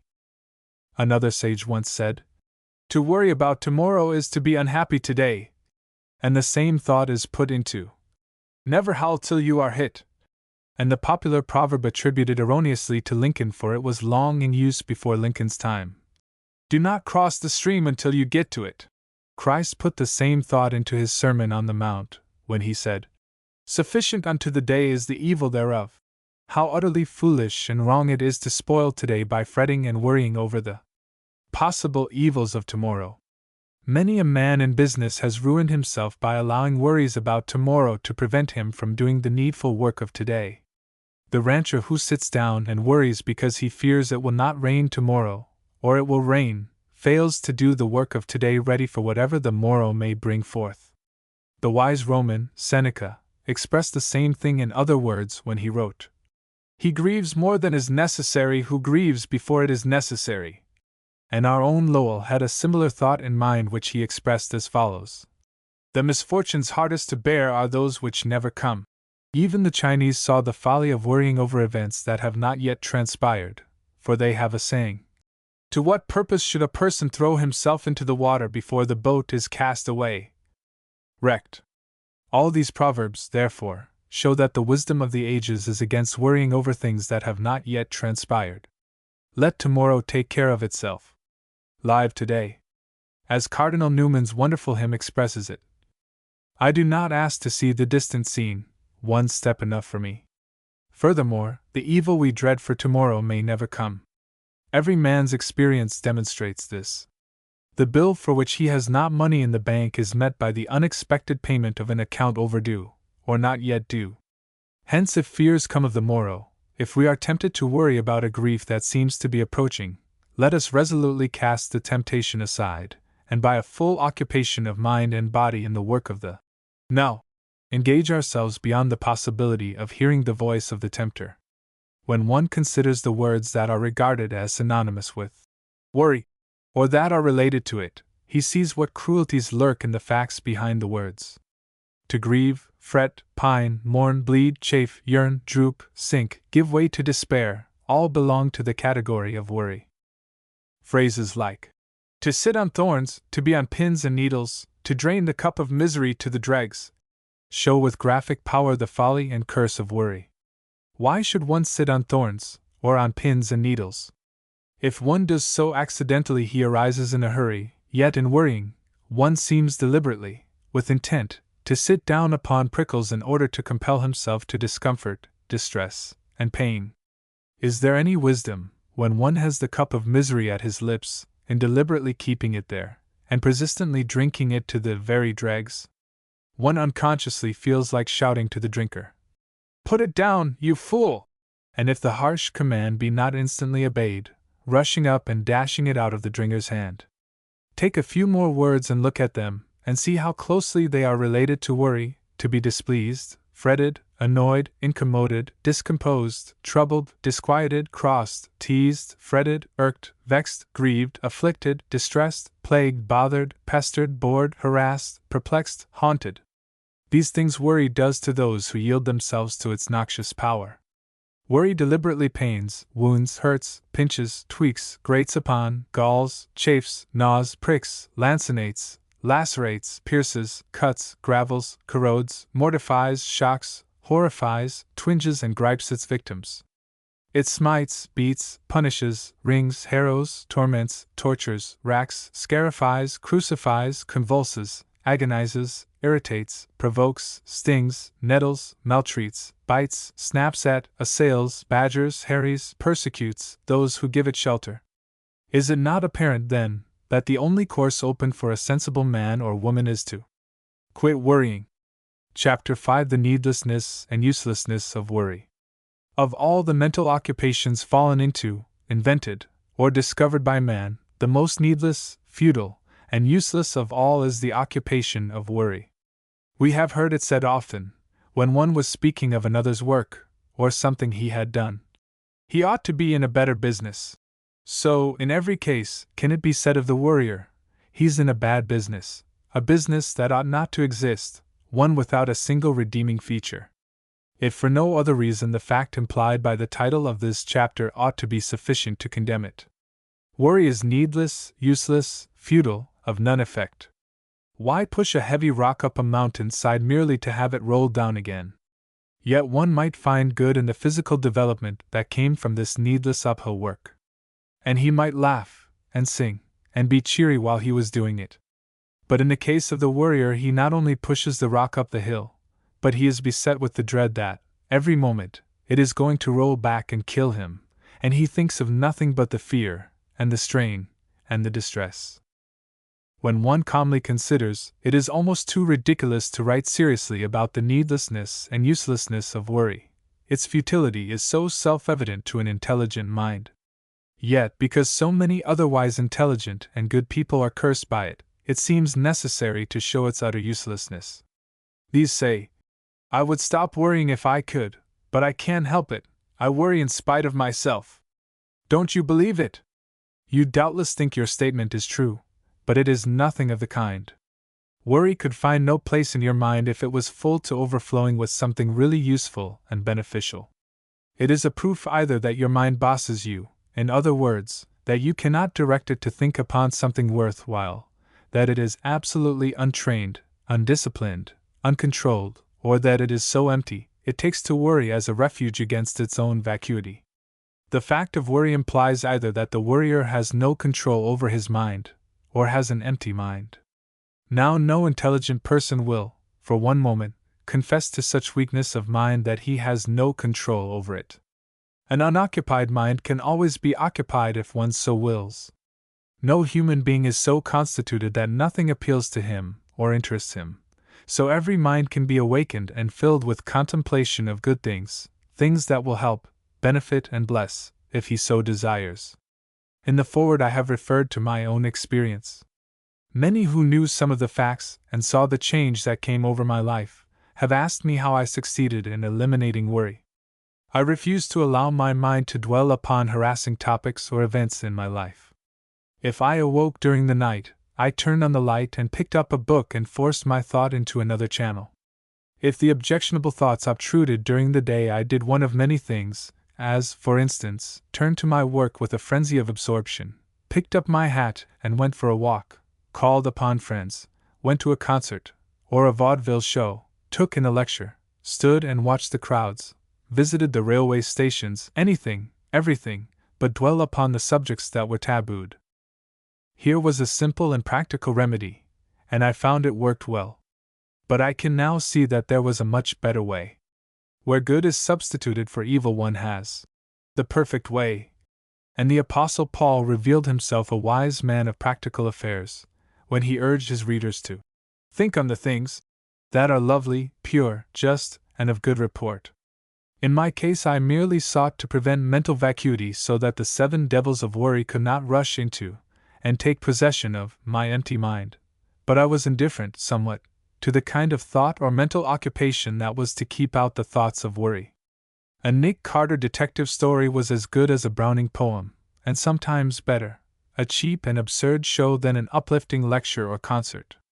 How much better it would have been could I have had my mind so thoroughly under control, and this control can surely be gained by any and every man, woman, and child that lives, that, when worrying thoughts obtruded, I could have said immediately and with authoritative power, "I will to think on this thing, or that, or the other." The result would have been an immediate and perfect cessation of the worry that disturbed, fretted, and destroyed, for the mind would have become engaged with something that was beneficial and helpful. And remember this: God is good, and it is His pleasure to help those who are seeking to help themselves. Or to put it in a way that even our agnostic friends can receive, Nature is on the side of the man or woman who is seeking to live naturally, that is, rightly. Hence, substitute good thoughts for the worrying thoughts, and the latter will fade away as do the mist and fog before the morning sun. Here, then, I had clearly demonstrated for myself the needlessness of worry. I could prevent it if I would. And my readers cannot too soon gain this positive assurance. They can, if they will. It is simply a question of wanting to be free earnestly enough to work for freedom. Is freedom from worry worthwhile? Is it worth struggling for? To me, it is one of the great blessings of life that worry is largely, if not entirely, eliminated. I would not go back to the old worrying days for all the wealth of Morgan, Rockefeller, and Carnegie combined. As for the uselessness of worry, who is there, that has studied the action of worry, that ever found any of the problems it was concerned over improved by all the hours of worry devoted to it? Worry never solved the problem yet. Worry muddies the water still further instead of clearing it. Worry adds to the tangle instead of releasing it. Worry beclouds the mind, prevents sane judgment, confuses the reason, and leads one to decisions that never ought to be made, and so to an uncertainty, as vexatious and irritating as is the original problem to be solved. If the worry pointed a way out of the difficulty, I would extol worry and regard it as a bitter draught of medicine, to be swallowed in a hurry, but producing a beneficial result. But it never does anything to help, it invariably hinders. It sets one chasing shadows, produces ignes fatui before the eyes, and ultimately leads one into the bog.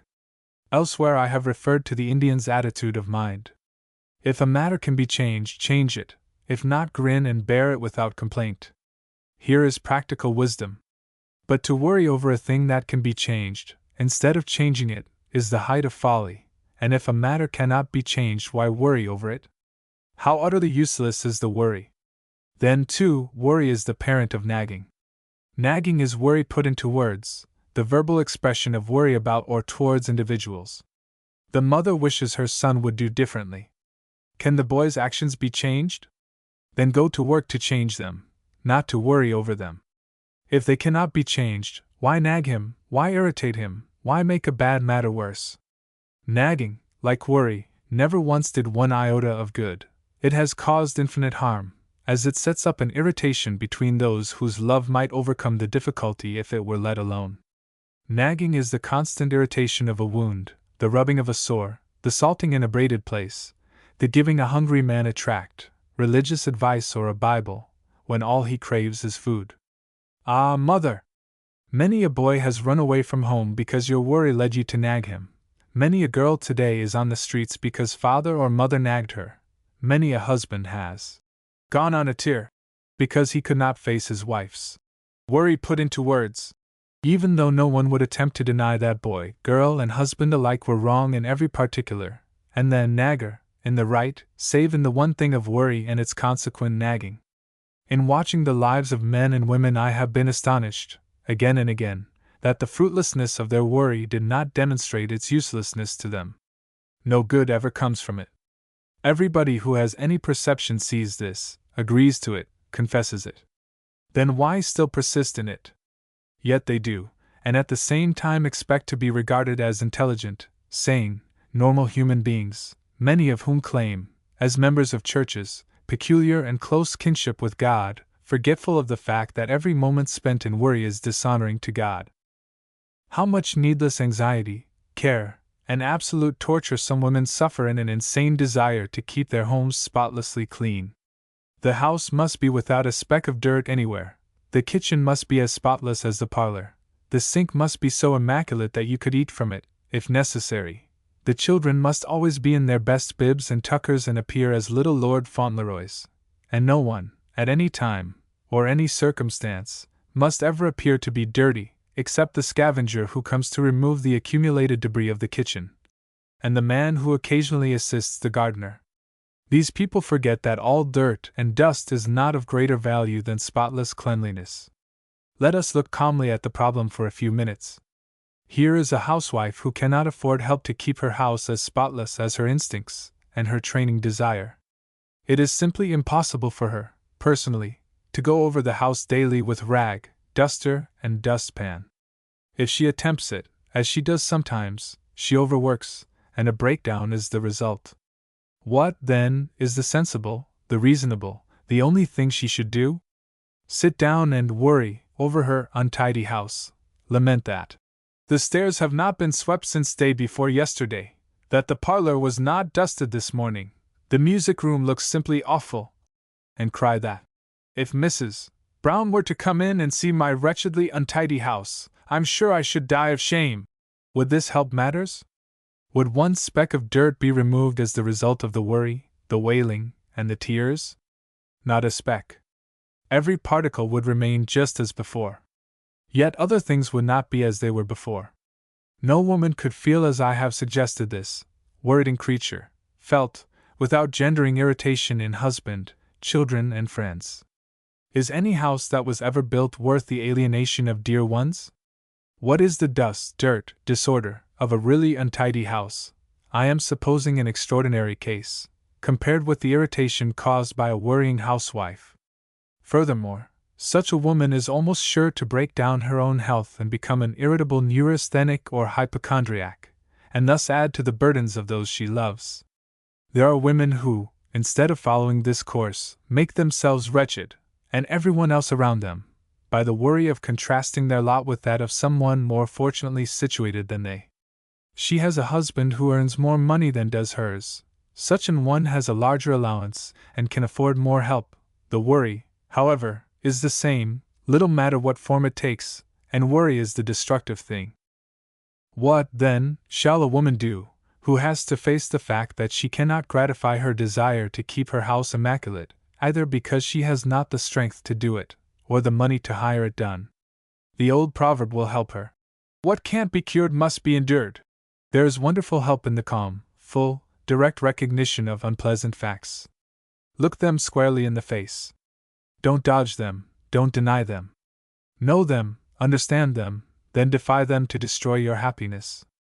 If you can't dust your house daily, dust it thrice a week, or twice, or once, and determine that you will be happy in spite of the dust. The real comfort of the house need not thereby be impaired, as there is a vast difference between your scrupulous cleanliness and careless untidiness. Things may be in order even though the floor has a little extra dust on, or the furniture has not been dusted for 4 days. But, you say, I am far less disturbed by the overwork than I am by the discomfort that comes from the dust. Then all I can say is that you are wrongly balanced, according to my notion of things. Your health should be of far more value to you than your ideas of house tidiness, but you have reversed the importance of the two. Teach yourself the relative value of things. $100 bill is of greater value than one for $5, and the life of your baby more important than the value of the $100 bill. Put first things first, and secondly, and tertiary, and quaternary things in their relative positions. Your health and self-poise should come first, the comfort and happiness of husband and family next, the more or less spotlessness and tidiness of the house afterwards. Then, if you cannot have your house as tidy as you wish, resolutely resolve that you will not be disturbed.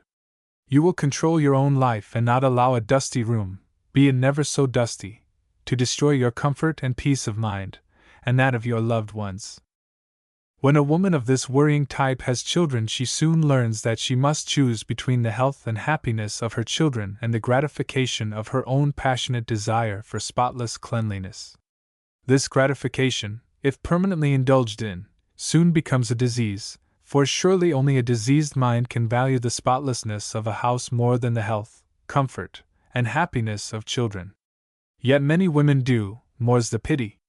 Such poor creatures should learn that there is a dirtiness that is far worse than dirt in a house, a dirtiness, a muddiness of mind, a cluttering of thought, a making of the mind a harboring place for wrong thoughts.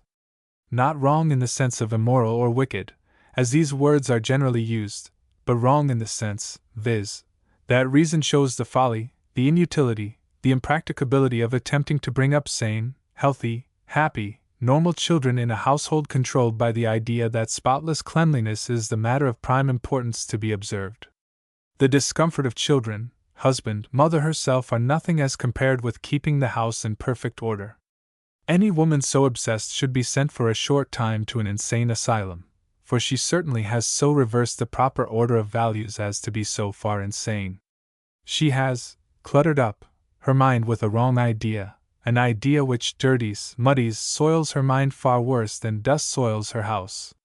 Reader, keep your mind free from such dirt, for dirt is but matter in the wrong place. Far better have dust, dirt, in your house, dirt on your child's hands, face, and clothes, than on your own mind to give you worry, discomfort, and disease. Chapter 6: The Selfishness of Worry. If worry merely affected the one who worries, it might be easier, in many cases, to view worry with equanimity and calmness. But unfortunately, in the disagreeable features of life, far more than the agreeable, the aphorism of the apostolic writer, "No man liveth unto himself," seems to be more than ordinarily true. It is one proof of the selfishness of the worrier, whether consciously or unconsciously I do not say, that he never keeps his worry to himself. He must always out with it. The nervous mother worrying about her baby shows it even to the unconscious child at her breast. When the child is older, she still shows it, until the little one knows as well as it knows when the sun is shining that mother is worrying again. The worrying wife does not keep her worry to herself, she pours it out to, or upon, her husband. The worrying husband is just the same. If it is the wife that causes him to worry, or to think so, he pours out his worry in turbulent words, thus adding fuel to a fire already too hot for comfort. It is one of the chief characteristics of worry that it is seldom confined to the breast of its victim. It loses its power, too often, when shut up. It must find expression in looks, in tone of voice, in sulkiness, in dumps, in nagging, or in a voicing of its woes. It is in this voicing of itself that worry demonstrates its inherent selfishness. If father, mother, wife, friends, neighbors, anybody can give help, pleasure, joy, instruction, profit, their voices are always heard with delight. If they have reasonable cautions to give to those they love, who seem to them to be thoughtless, regardless of danger which they see or fear, or even foolhardy, let them speak out bravely, courageously, lovingly, and they will generally be listened to. But to have them voice their fretful, painful, distressing worries, no one is benefited, and both speaker and the one spoken to are positively harmed. For an unnecessary fear voiced is strengthened, it is made more real. If one did not feel it before, it is now planted in his mind to his serious detriment, and once there, it begins to breed as disease germs are said to breed, by millions, and one moment of worry weds another moment, and the next moment a family of worries is born that surround, hamper, and bewilder. Is this kindly? Is it helpful? Is it loving? Is it unselfish? The questions answer themselves. The planting of worry in the mind of another is heartless, cruel, unkind, and selfish. Another question naturally arises: if this course of action is selfish, and the worrier really desires to be unselfish, how can he control his worry, at least so as not to communicate it to another? The answer also is clear. Let him put a guard upon his lips, a watch upon his actions. Let him say to himself, though I do not, for my own sake, care to control the needless worries of my life, I must not, I dare not curse other lives with them. Hence I must at least keep them to myself. I must not voice them, I must not display them in face, eyes, or tone. Then there is the mother who worries over her child's clothing. She is never ceasing in her cautions. It is, don't, from morning to night, and whether this seems nagging to her or not, there would be a unanimous vote on the subject were the child consulted as to his feelings. Of course the boy, the girl, must be taught to take care of her clothes, but this is never done by nagging. A far better plan would be to fit a punishment which really belongs to the evil or careless habit of the child. For instance, if a boy will persist in throwing his hat anywhere, instead of hanging it up, let the parent give him one caution, not in a threatening or angry way, but in just as matter-of-fact a fashion as if she were telling him of some news. John, the next time you fail to hang your hat in its proper place, I shall lock it up for 3 days. Then, if John fails, take the hat and lock it up, and let it stay locked up, though the heavens fall.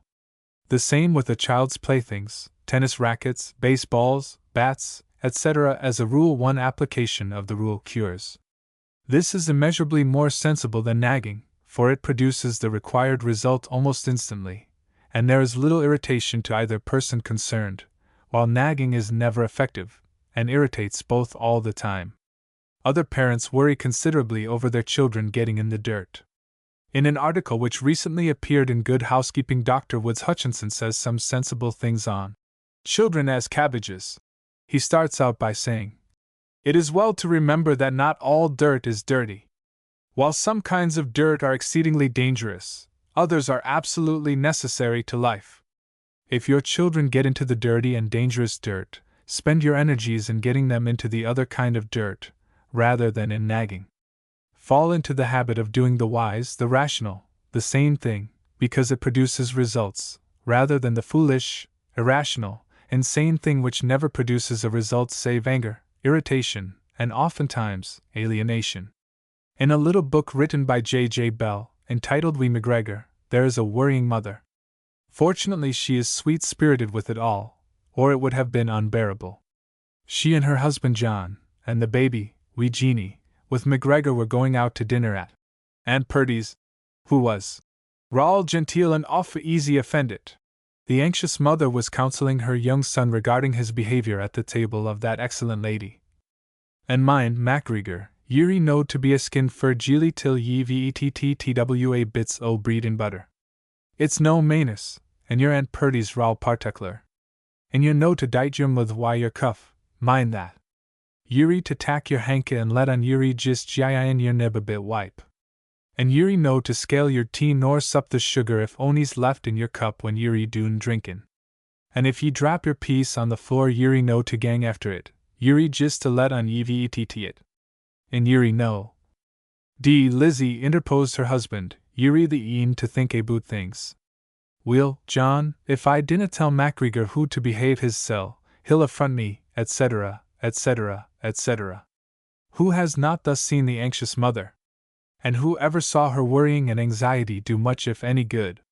Train your child by all means in your own home, but let up when you are going out, for your worry worries him, makes him self-conscious, brings about the very disasters you wish to avoid, and at the same time destroys his, your, and everyone's else pleasure who observes, feels, or hears the expressions of worry.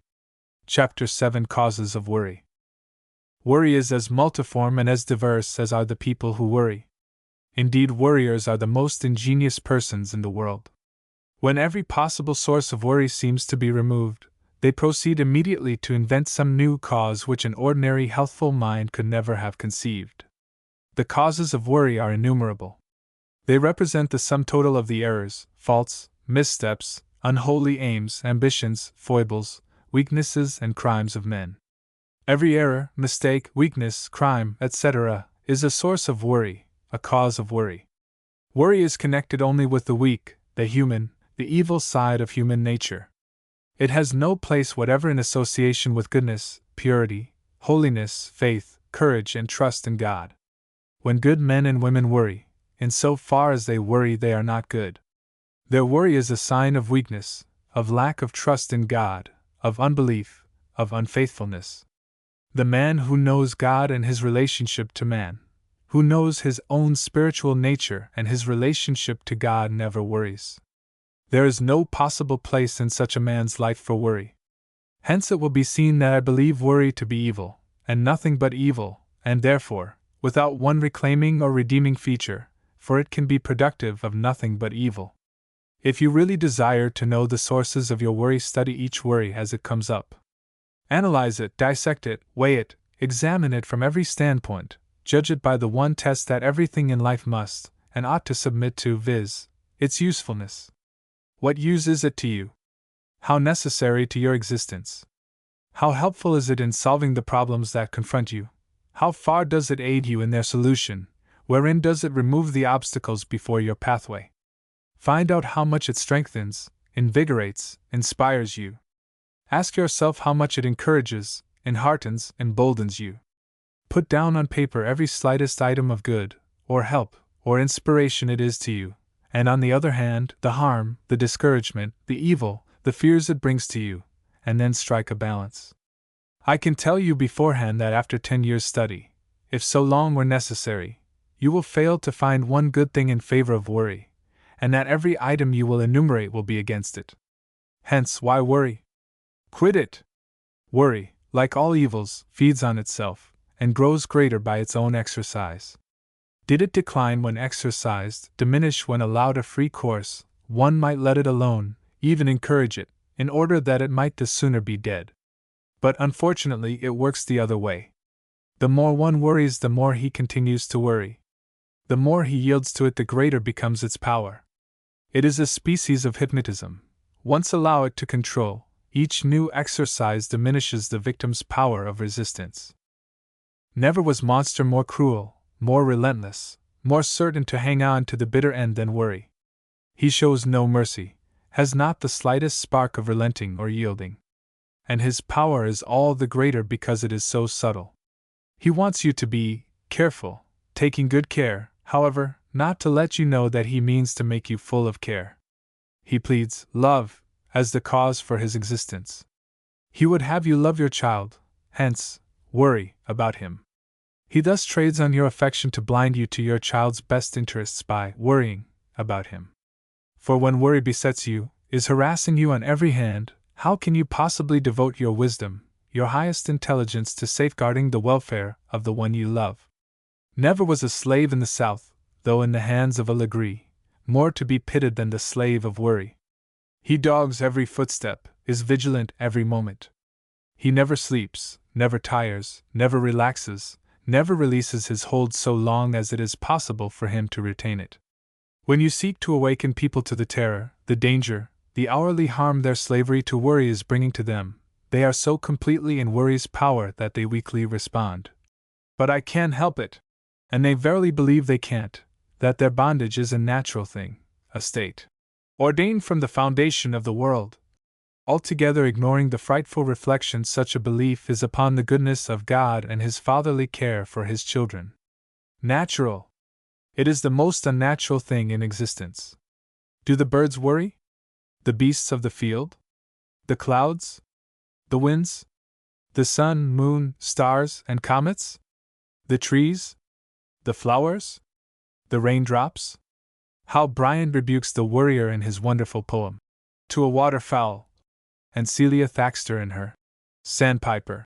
The former sings of the fowl winging its solitary way where rocking billows rise and sink on the chafed ocean side. Yet though, lone wandering, it is not lost. And from its protection he deduces the lesson. He who, from zone to zone, guides through the boundless sky thy certain flight, in the long way that I must tread alone will lead my steps aright. And so Celia Thaxter sang of the sandpiper. He has no thought of any wrong, he scans me with a fearless eye. And her faith expressed itself in a later verse. I do not fear for thee, though wroth the tempest rushes through the sky, for are we not God's children both, thou, little sandpiper, and I?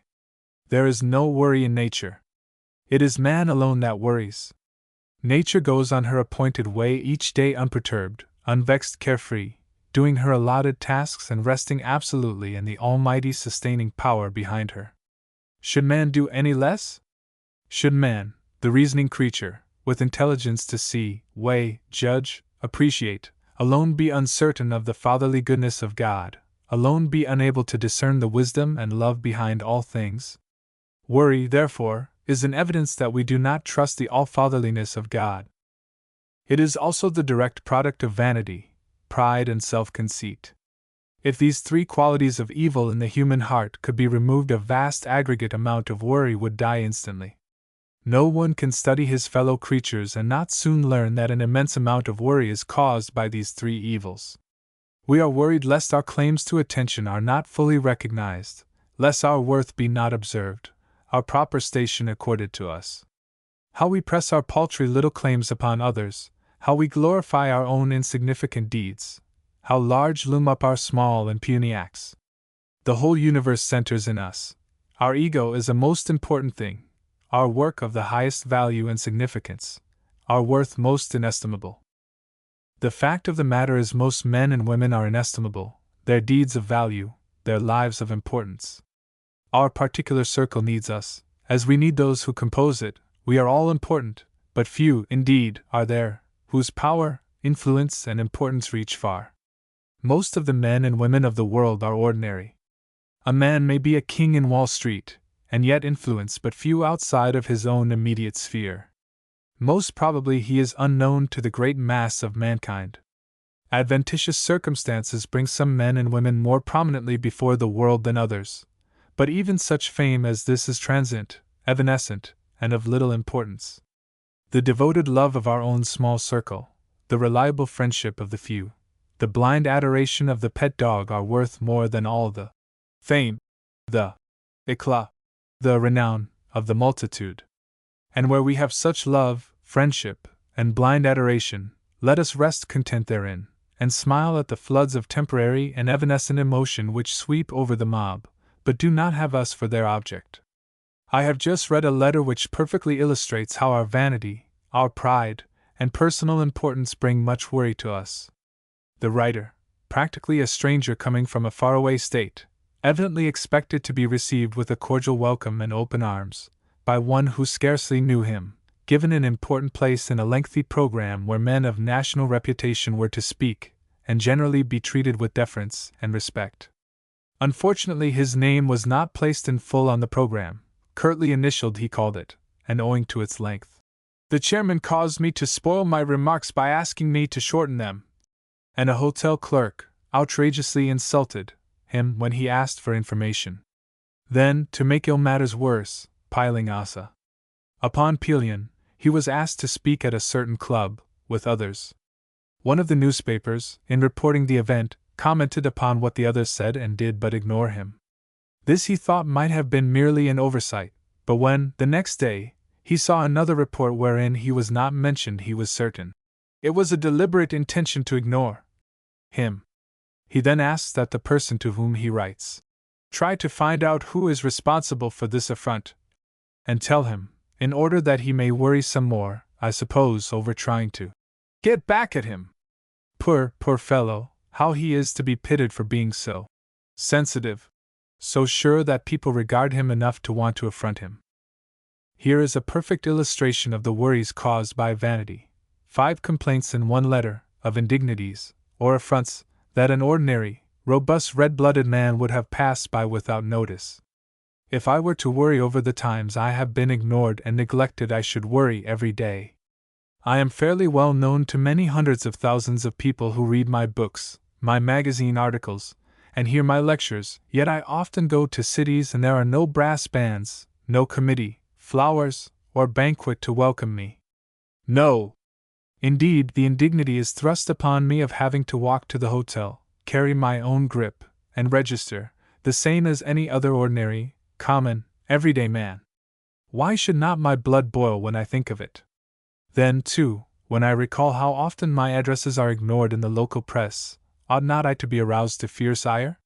When a hotel clerk fails to recognize my national importance, and gives me a flippant answer when I ask for information, should I not deem it time that the Secretary of State interfere and write a state paper upon the matter? O vanity, conceit, pride, how many sleepless hours of worry and fret you bring to your victims, and the pitiable, the lamentable thing about it all is that they congratulate themselves upon being filled with laudable pride, recognizing their own importance, and knowing that honorable ambition is beneficial.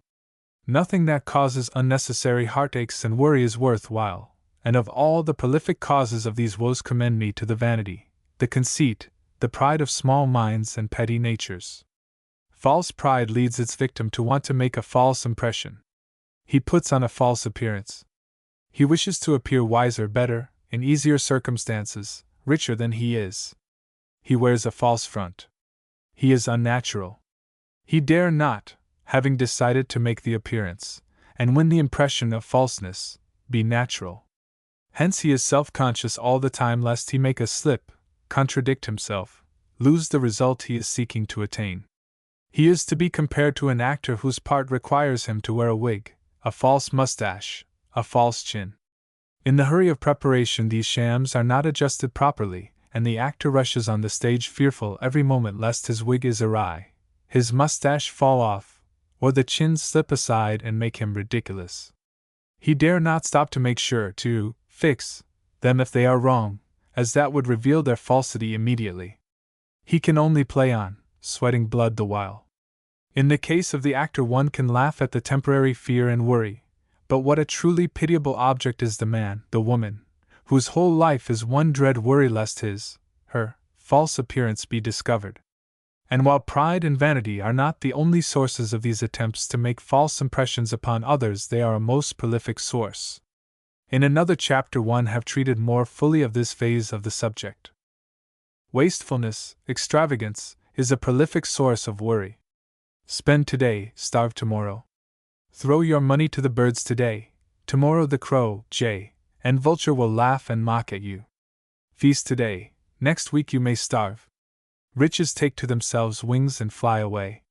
No one is absolutely safe, and while many thousands go through life indifferent about their expenditures, wasteful and extravagant, and do not seem to be brought to time therefore, it must not be forgotten that tens of thousands start out to do the same thing and fail. What is the result? Worry over the folly of the attempt, worry as to where the necessary things for the future are coming from. While I would not have the well-to-do feel that they must be niggardly, I would earnestly warn them against extravagance, against the acquiring of expensive habits of wastefulness that later on may be chains of a cruel bondage. Why forge fetters upon oneself? Far better be free now and thus cultivate freedom for whatever future may come. For as sure can be willful waste and reckless extravagance, now will sometime or other produce worry. One great, deep, awful source of worry is our failure to accept the inevitable. Something happens, we willfully shut our eyes to the fact that this something has changed forever the current of our lives, and if the new current seems evil, if it brings discomfort, separation, change of circumstance, etc., we worry, and continue to worry. This is lamentably foolish, utterly absurd, and altogether reprehensible. Let us resolutely face the facts, accept them, and then reshape our lives, bravely and valiantly, to suit the new conditions. For instance, a friend of mine spent 20 years in the employ of a great corporation. As a reward of faithful service, he was finally put in a responsible position as the head of a department. A few months ago, he was sent east on a special mission connected with his work. Just before his return, the corporation elected a new president, who shook up the whole concern, changed around several officials, dismissed others, and in the case of my friend, supplanted him by a new man imported from the East, offering him a subordinate position, but at the same salary he had before been receiving. How should this man have treated this settled fixed fact in his life? He had two great broad pathways open to him. In one he would deliberately recognize and accept the changed condition, acquiesce in it, and live accordingly. It is not pleasant to be supplanted, but if another man is appointed to do the work you have been doing, and your superiors think he can do it better than you have been doing it, then manfully face the facts and accord him the most sincere and hearty support. It may be hard, but our training and discipline, which means our improvement and advancement, come, not from doing the easy and pleasant things, but from striving, cheerfully and pleasantly, to do the arduous and disagreeable ones. The other way open for my friend was to resent the change, accept it with anger, let his vanity be wounded, and begin to worry over it. What would have been the probable result? The moment he began to worry, his efficiency would have decreased, and he would thus have prepared himself for another blow from his employers, another change less to his advantage, and with a possible reduction in salary. His employers, too, would have pointed to his decreased efficiency, the only thing they consider, as justification for their act. I would not say that if a man, in such a case as I have described, deems that he has been treated unjustly, should not protest, but when he has protested, and a decision has been rendered against him, let him accept the judgment with serenity, refuse to worry over it, and go to work with loyalty and faithfulness, or else seek new employment. Even, on the other hand, were he to have been discharged, there could have come no good from yielding to worry. Accept the inevitable, do not argue or fret about it, put worry aside, go to work to find a new position, and make what seemed to be an evil the stepping stone to something better. Mrs. Jessie Benton Fremont, the wife of the gallant Pathfinder, General Fremont, was afflicted with deafness in the later years of her life. She, the petted and flattered, the caressed and spoiled child of fortune, the honored and respected woman of power and superior ability, deaf and unable to participate in the conversation going on around her. Many a woman under these conditions would have become irritable, irascible, and a reviler of fate. To any woman it would have been a great deprivation, but to one mentally endowed as Mrs. Fremont, it was especially severe. Yet did she worry about it? No. Bravely, cheerfully, boldly, she accepted the inevitable, and in effect defied the deafness that had come to her to destroy her happiness, embitter her life, take away the serenity of her mind and the equipoise of her soul. If there had to be a battle to gain this high plane of acceptance, she fought it out in secret, for her friends and the world never heard a word of a murmur from her. I had the joy of a talk with her about it, for it was a joy to have her make light of her affliction, and the great number of good things wherein God had blessed her. Laughingly she said, "Even in deafness I find many compensations. One is never bored by conversation that is either intelligent, instructive, or interesting. I can go to sleep under the most persistent flood of boredom, and like the proverbial water on a duck's back it never bothers me. Again, I never hear the unpleasant things said about either my friends or my enemies, and what a blessing that is. I am also spared hearing about many of the evils, the disagreeable, the unpleasant and horrible things of life that I cannot change, help, or alleviate, and I am thankful for my ignorance. Then, again, when people say things that I can and do hear, in my trumpet, that I don't think anyone should ever say, I can rebuke them by making them think that I heard them say the very opposite of what they did say, and I smile upon them and am a villain still." Charles F. Lummis, the well-known literateur and organizer of the Southwest Museum of Los Angeles, after using his eyes and brain more liberally than most men do in a lifetime thrice, or 4 times as long as his, was unfortunately struck blind. Did he worry over it and fret himself into a worse condition? No, not for a moment. Cheerfully he accepted the inevitable, got someone to read and write for him, to guide him through the streets, and went ahead with his work just as if nothing had happened, looking forward to the time when his eyesight would be restored to him and hopefully and intelligently worked to that end. In a year or so he and his friends were made happy by that coming to pass, but even had it not been so, I am assured Dr. Lummis would have faced the inevitable without a whimper, a cry, or a word of worry or complaint. Those who yield to worry over small physical ills should read his inspiring My Friend Will, a personal record of his successful struggle against 2 severe and prostrating attacks of paralysis. One perusal will show them the folly and futility of worry, a second will shame them because they have so little self-control as to spend their time, strength, and energy in worry, and a third perusal will lead them to drive every fragment of worry out of the hidden recesses of their minds and set them upon a better way, a way of serenity, equipoise, and healthful, strenuous, yet joyous and radiant living. Footnote A. My Friend Will, by C.F. Lummis, A.C. McClurg Company, Chicago. Recently I had a conversation with the former superintendent of a poor farm, which bears upon this subject in a practical way. In relating some of his experiences he told of a roughneck, a term implying an ignorant man of rude, turbulent, quarrelsome disposition, who had threatened to kill the foreman of the farm. Owing to their irreconcilable differences the rough inmate decided to leave and so informed the superintendent, thus practically dismissing himself from the institution. A year later he returned and asked to be readmitted. After a survey of the whole situation the superintendent decided that it was not wise to readmit him, and that he would better secure a situation for him outside. He offered to do so, and the man left apparently satisfied. 3 days later he reappeared, entered the office with a loaded and cocked revolver held behind his back, and abruptly announced, "I've come to blow out your brains." Before he could shoot the superintendent was upon him and a fierce struggle ensued for the possession of the weapon. The superintendent at last took it away, secured help and handcuffed the would-be murderer. Realizing that his act was the result of at least partial insanity, the was-to-be victim did not press the charge of murderous assault but allowed, indeed urged that he be sent to the insane asylum where he now is. Now this is the point I wish to make. It is perfectly within the bounds of possibility that this man will some day be regarded as safely sane. Yet it is well known by the awful experiences of many such cases that it is both possible and probable that during the months or years of his incarceration he will continue to harbor, even to feed and foster the bitter feeling, the hatred, perhaps, that led him to attempt the murder of the superintendent, and that on his release he will again attempt to carry out his nefarious and awful design. What, then, should be the mental attitude of the superintendent and his family? Ought they not to be worried? I got the answer for my readers from this man, and it is so perfectly in accord with my own principles that I find great pleasure in recording it.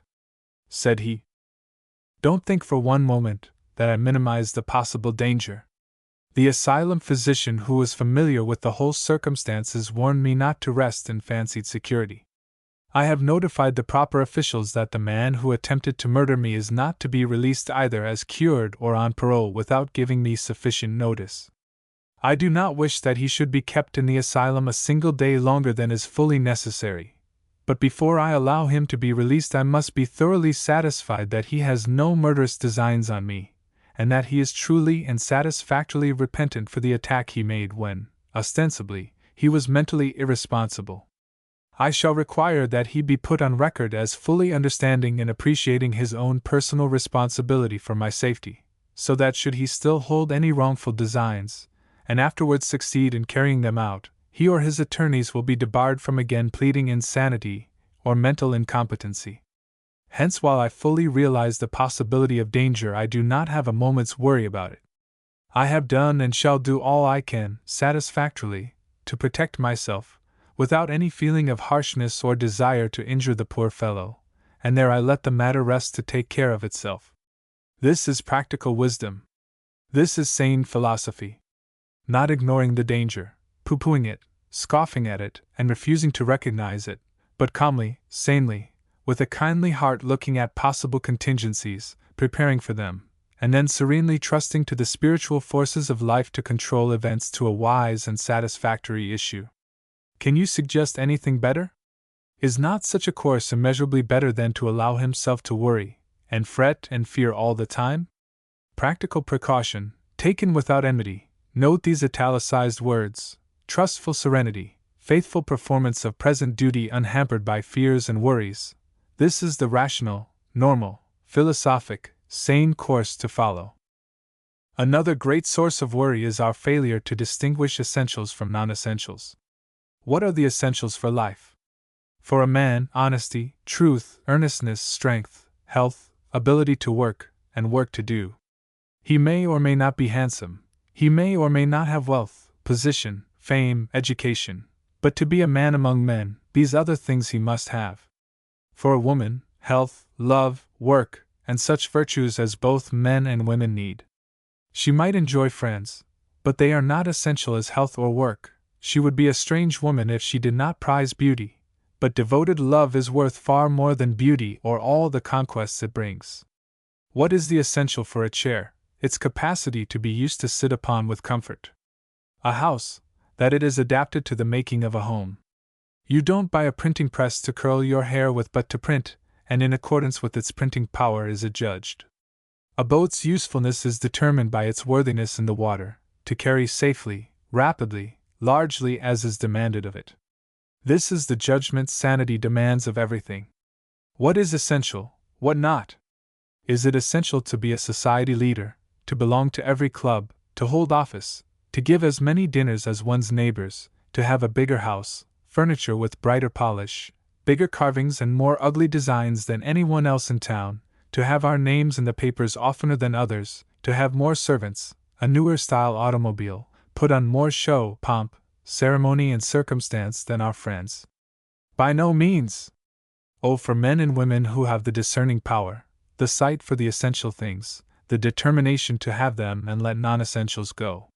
They are the wise ones, the happy ones, the free from worry ones. Later I shall refer extensively to Mrs. Canfield's book The Squirrel Cage. She has many wise utterances on this phase of the worry question.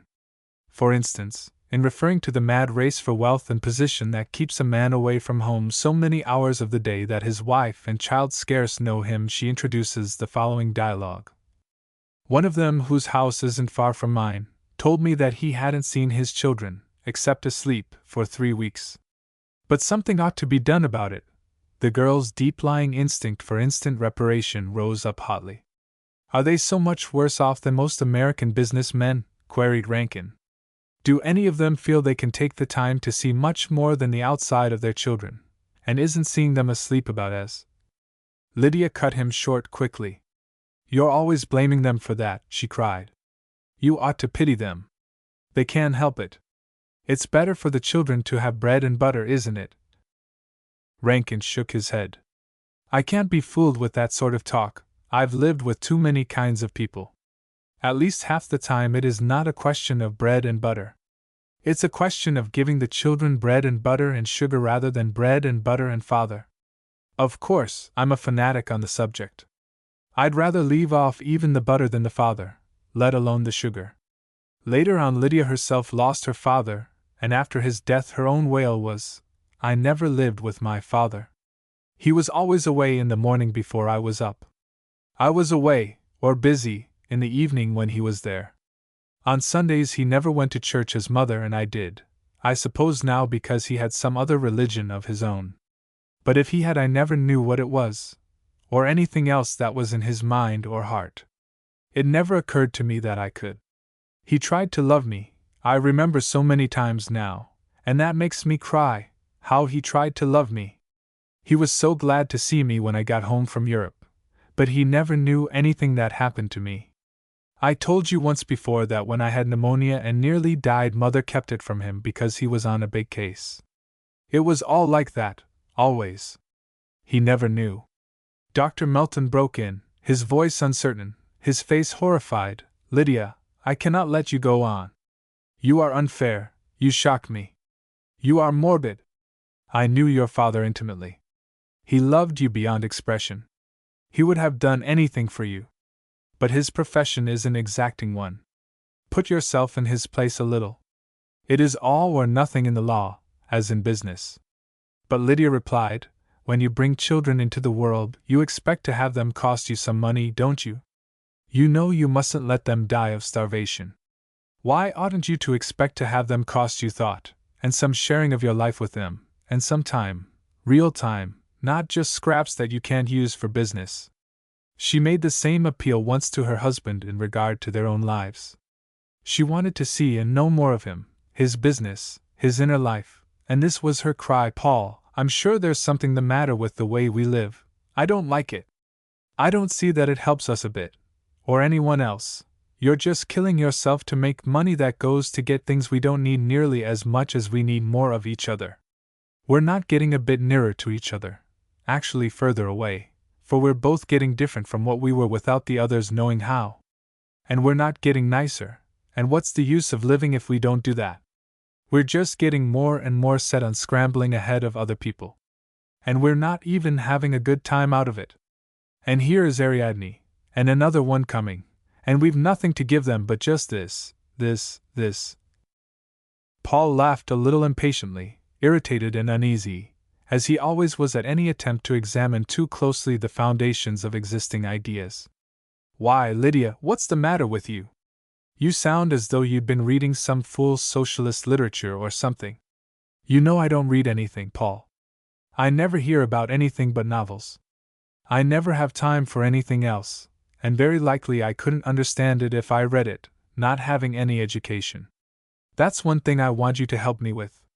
All I want is a chance for us to live together a little more, to have a few more thoughts in common, and to be trying to be making something better out of ourselves for our children's sake. I can't see that we're learning to be anything but, you, to be an efficient machine for making money, I to think of how to entertain as though we had more money than we really have.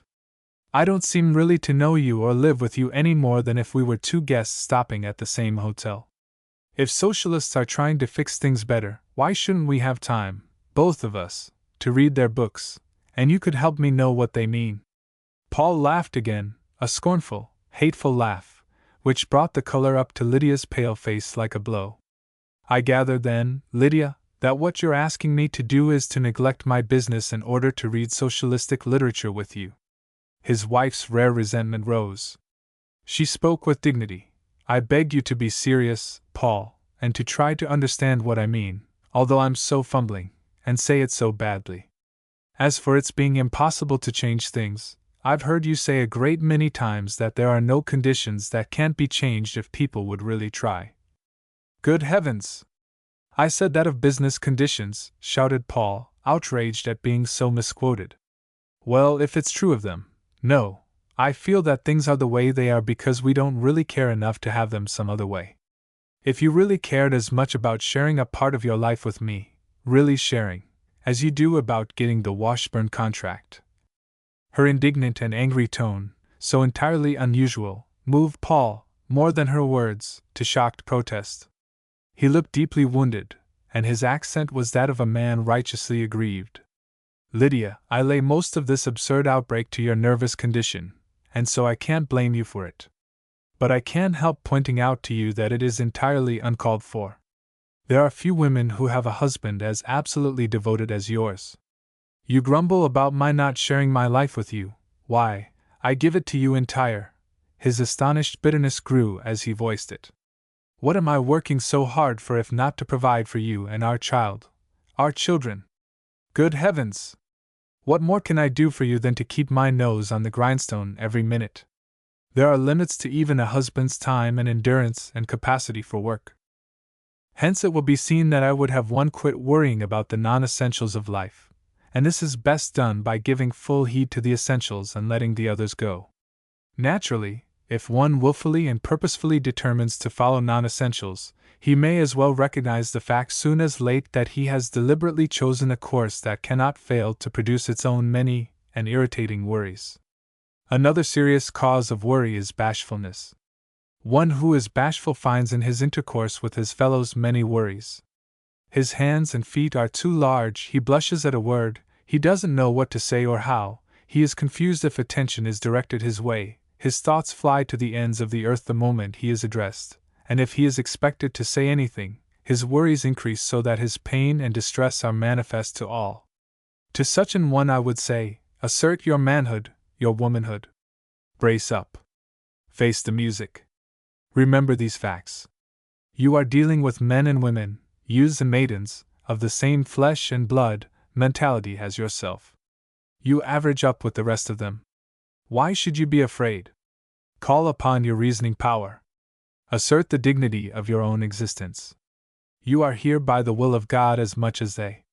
There is a purpose in your creation as much as in theirs. You have a right to be seen and heard as well as have they. Your life may be charged with importance to mankind far more than theirs. Anyhow, for what it is, large or small, you are going to use it to the full, and you do not propose to be laughed out of it, sneered out of it, either by the endeavors of others or by your own fears of others. Then, when you have once fully reasoned the thing out, do not hesitate to plunge into the fullest possible association with your fellows. Brave them, defy them, in your own heart, resolutely face them, and my word and assurance for it, they will lose their terror, and you will lose your bashfulness with a speed that will astonish you. Closely allied to bashfulness as a cause of many worries is hyper or supersensitiveness. And yet it is an entirely different mental attitude. Hypersensitiveness may cause bashfulness, but there are many thousands of hypersensitives who have not a spark of bashfulness in their condition. They are full of vanity or self-conceit. Elsewhere I have referred to one of these. Or they are hypersensitive in regard to their health. They mustn't do this, or that, or the other, they must be careful not to sit near a window, allow a door to be open, or go into an unwarmed room. Their feet must never be wet, or their clothing, and as for sleeping in a cold room, or getting up before the fire is lighted, they could not live through such awful hardships. I have no desire to excoriate or make fun of those who really suffer from chronic invalidism, yet I am fully assured that much of the hypersensitiveness of the neurasthenic and hypochondriac could be removed by a little rude, rough and tumble contact with life. It would do most of these people no harm to follow the advice given by Abernethy, the great English physician, to a pampered, overfed hypersensitive: live on 6 pence a day and earn it. I have found few hypersensitives among the poor. Poverty is a fine cure for most cases, though there are those who cling to their pride of birth of education, or God knows what of insane belief in their superiority over ordinary mortals, and make that the occasion, or cause, of the innumerable and fretting worries of hypersensitiveness. Another serious cause of worry, in this busy, bustling, rapid age, is the need we feel for hurry. We are caught in the mad rush, and its influence leads us to feel that we, too, must rush. There is no earthly reason for our hurry, and yet we cannot seem to help it. Hurry means worry. Rush spells fret. Haste makes waste. You live in the country and are a commuter. You must be in the city on the stroke of 9. To do this, you must catch the 8:07. You have your breakfast to get, and it takes 6 minutes to walk to the station. No one can do it comfortably in less.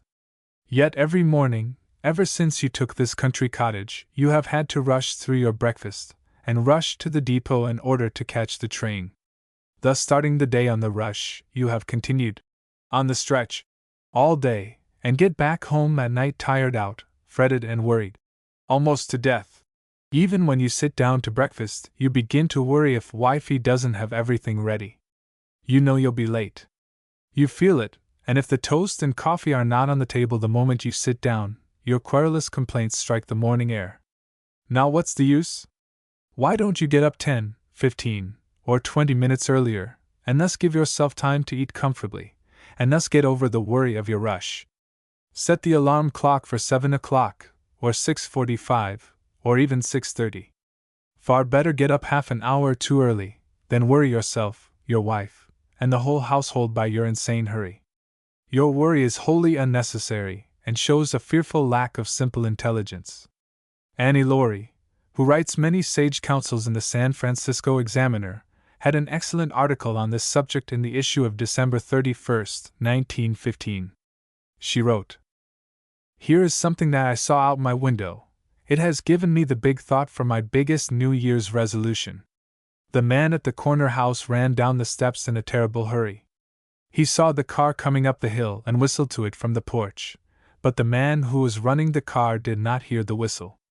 Anyway, he didn't stop the car, and the man on the steps looked as if he'd like to catch the conductor of that car and do something distinctly unfriendly to him, and do it right then and there. He jammed his hat down over his forehead and started walking very fast. "What's your hurry?" said the man he was passing on the corner. "What's your hurry, Joe?" And the man on the corner held out his hand. "Well, I'll be," said Joe, and he held out his hand too. "If it isn't." And it was, and they both laughed, and shook hands and clapped each other on the back and shook hands again. "What's your hurry?" said the man on the corner again. "I dun know," said the man who was so cross because he'd lost his car. "Nothing much, I guess." And he laughed, and the other man laughed, and they shook hands again. And the last I saw of them, they had started down the street right in the opposite direction from which the man in the hurry had started to go, and they weren't in a hurry at all. Do you know what I wished right then and there?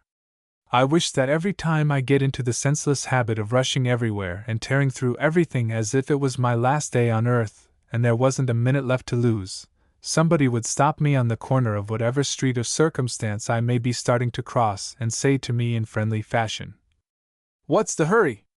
What is the hurry, after all? Where are we all going? What for? What difference does it make whether I read my paper at 8 o'clock in the morning or at 9:30? Will the world stop swinging in its orbit if I don't meet just so many people a day, write so many letters, hear so many lectures, skim through so many books? Of course, if I'm earning my living, I must work for it, and work not only honestly but hard. But it seems to me that most of the terrific hurrying we do hasn't much to do with really essential work after all. It's a kind of habit we get into, a sort of madness, like the thing that overtakes the crowd at a ferry landing or the entrance to a train. I've seen men, and women too, fairly fight to get onto a particular car when the next car would have done just exactly as well. Where are they going in such a hurry? To save a life? To mend a broken heart? To help to heal a wounded spirit? Or are they just rushing because the rest do it? What do they get out of life, these people who are always in a rush? Look! The laurel tree in my California garden is full of bursting buds. The rains are beginning and the trees will soon be flecked with a silver veil of blossoms. I hadn't noticed it before. I've been too busy. What's your hurry? Come, friend of my heart, I'll say that to you today and say it in deep and friendly earnest. What's your hurry? Come, let's go for a walk together and see if we can find out. Let us keep finding out through all the new year. There are many other causes of worry, some of them so insidious, so powerful, as to call for treatment in special chapters. Chapter 8: Protean Forms of Worry. In a preceding chapter, I have shown that worry is a product of our modern civilization, and that it belongs only to the Occidental world. It is a modern disease, prevalent only among the so-called civilized peoples. There is no doubt that in many respects we are what we call ourselves, the most highly civilized people in the world. But do we not pay too high a price for much of our civilization? If it is such that it fails to enable us to conserve our health, our powers of enjoyment, our spontaneity, our mental vigor, our spirituality, and the exuberant radiance of our life, bodily, mental, spiritual, I feel that we need to examine it carefully and find out wherein lies its inadequacy or its insufficiency. While our civilization has reached some very elevated points, and some men have made wonderful advancement in varied fields, it cannot be denied that the mass of men and women are still groping along in the darkness of mental mediocrity, and on the mud flats of the commonplace. 10,000 men and women can now read where 10 alone read a few centuries ago. But what are the 10,000 reading? That which will elevate, improve, benefit? See the piles of sensational yellow novels, magazines, and newspapers that deluge us day by day, week by week, month by month, for the answer. True, there are many who desire the better forms of literature, and for these we give thanks. They are of the salt that saves our civilization. I do not wish to seem, even, to be cynical or pessimistic, but when I look at some of the mental pabulum that our newspapers supply, I cannot but feel that we are making vast efforts to maintain the commonplace and dignify the trivial. For instance, look at the large place the beauty department of a newspaper occupies in the thoughts of thousands of women and girls. Instead of seeking to know what they should do to keep their bodies and minds healthful and vigorous, they are deeply concerned over their physical appearance. They write and ask questions that show how worried they are about their skin, freckles, pimples, discolorations, patches, etc., their complexion, their hair, its color, glossiness, quantity, how it should be dressed, and 1,001 things that clearly reveal the improper emphasis placed upon them. I do not wish to ignore the basic facts behind these anxious questionings.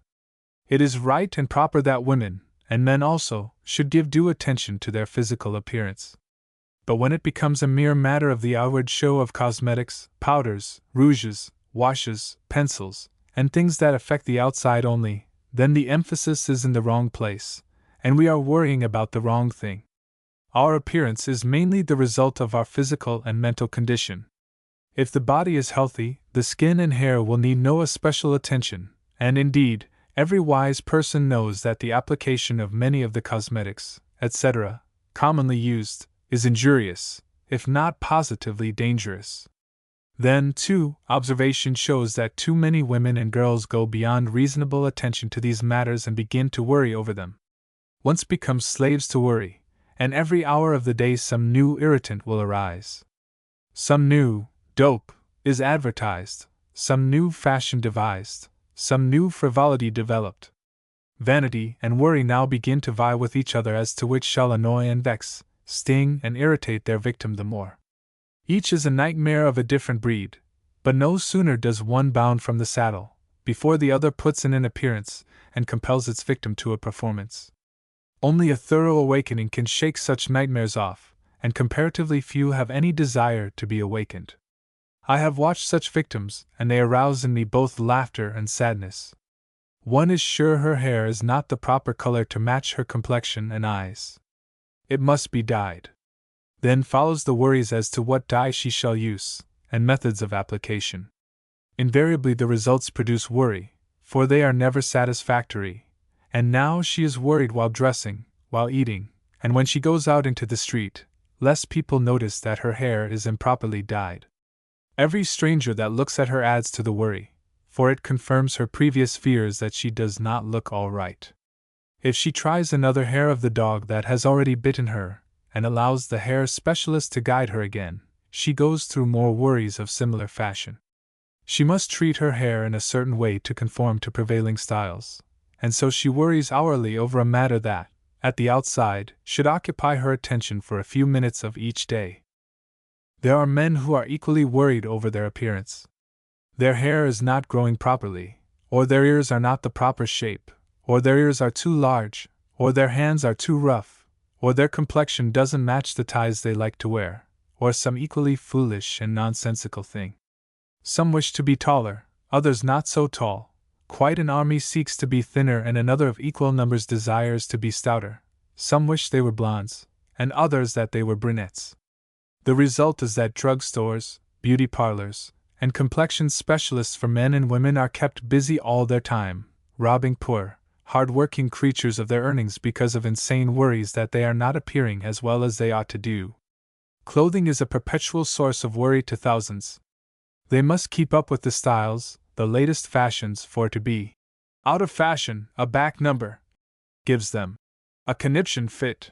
An out-of-date hat, or shirt-waist, jacket, coat, skirt, or shoe humiliates and distresses them more than would a violation of the moral law, provided it were undetected.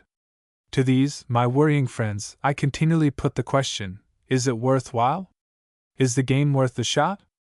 What do you gain for all your worry? Rest and peace of mind? Alas, no. If the worry and effort accomplished anything, I would be the last to deprecate it. But observation and experience have taught me that the more you yield to these demons of vanity and worry, the more relentlessly they harry you. They veritably are demons that seize you by the throat and hang on like grim death until they suffocate and strangle you. Do you propose, therefore, any longer to submit? Are you willfully and knowingly going to allow yourself to remain within their grasp? You have a remedy in your own hands. Kill your foolish vanity by determining to accept yourself as you are. All the efforts in the world will not make any changes worthwhile. Fix upon the habits of dress, etc., that good sense tells you are reasonable and in accord with your age, your position, and your purse, and then follow them regardless of the fashion or the prevailing style. You know as well as I that, unless you are a near millionaire, you cannot possibly keep up with the many and various changes demanded by current fashion. Then why worry yourself by trying? Why spend your small income upon the unattainable, or upon that which, even if you could attain it, you would find unsatisfying and incomplete? In your case, worry is certainly the result of mental inoccupancy. This is sometimes called empty-headedness, and while the term seems somewhat harsh and rough, it is pretty near the truth. If you spent 1/10 the amount of energy seeking to put something into your head that you spend worrying as to what you shall put on your head, and how to fix it up, your life would soon be far more different than you can now conceive. Carelessness and laziness are both great causes of worry. The careless man, the lazy man are each indifferent as to how their work is done. Such men seldom do well that which they undertake. Everything carelessly or lazily done is incomplete, inadequate, incompetent, and therefore a source of distress, discontent, and worry. A careless or lazy plumber causes much worry, for, even though his victims may have learned the lesson I am endeavoring to inculcate throughout these pages, it is a self-evident proposition that they will not allow his indifferent work to stand without correction. Therefore, the telephone bell calls continually, he or his men must go out and do the work again, and when payday comes, he fails to receive the check good work would surely have made forthcoming to him. The schoolboy or schoolgirl has to learn this lesson, and the sooner the better. The teacher never nags the careful and earnest student. Only the lazy and careless are worried by extra lessons, extra recitals, impositions, and the like. All through life carelessness and laziness bring worry, and he is a wise person who, as early as he discovers these vices in himself, seeks to correct or, better still, eliminate them. Another form of worry is that wherein the worrier is sure that no one is to be relied upon to do his duty. Dickens, in his immortal Pickwick Papers, gives a forceful example of this type.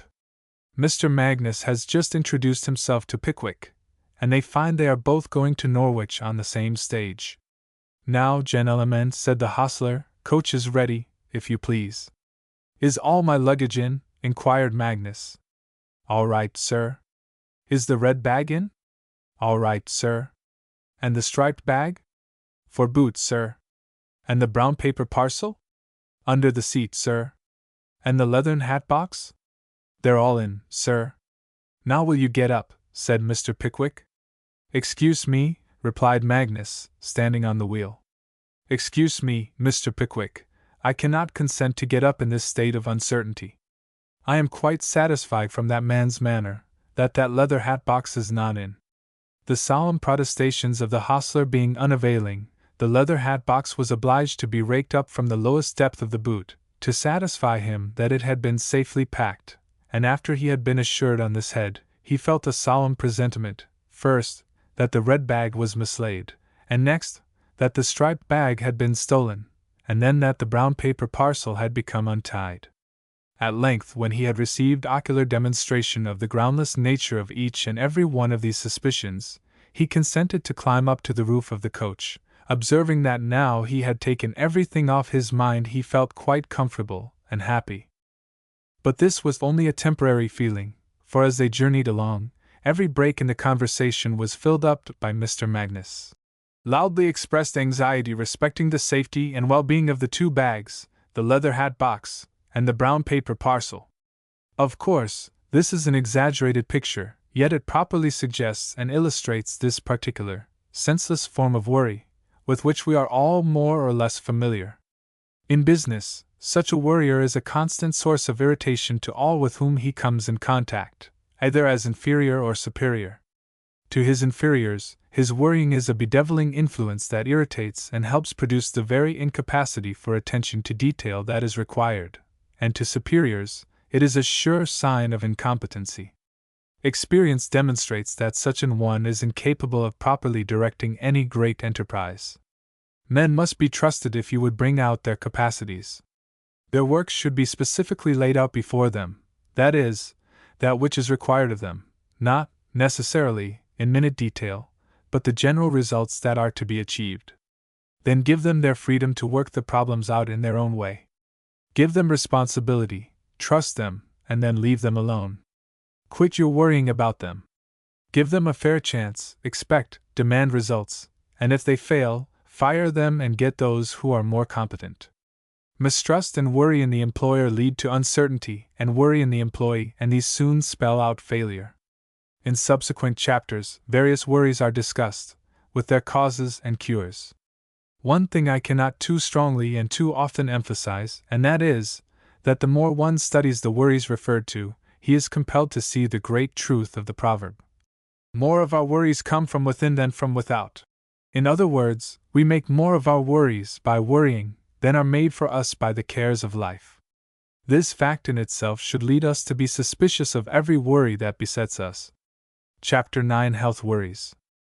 There is an army, whose numbers are legion, who worry about their health and that of the members of their family. What with the doctors scaring the life out of them with the germ theory, seeking to obtain legislation to vaccinate them, examine their children nude in school, take out their tonsils, appendices, and other internal organs, inject serums into them for this, that, and the other, and requiring them to observe a score and one maxims which they do not understand, there is no wonder they are worried. Then when one considers the army of physicians who feel it to be their duty to write of sickness for the benefit of the people, who give detailed symptoms of every disease known, and of the larger army of quacks who deliberately live and fatten themselves upon the worries they can create in the minds of the ignorant, the vicious and the diseased, of the patent medicine manufacturers, who spend millions of dollars annually in scaring people into the use of their nostrums, none of which are worth the cost of the paper with which they are wrapped up, is there any wonder that people, who are not trained to think, should be worried? Worries meet them on every hand, at every corner. Do they feel an ache or a pain?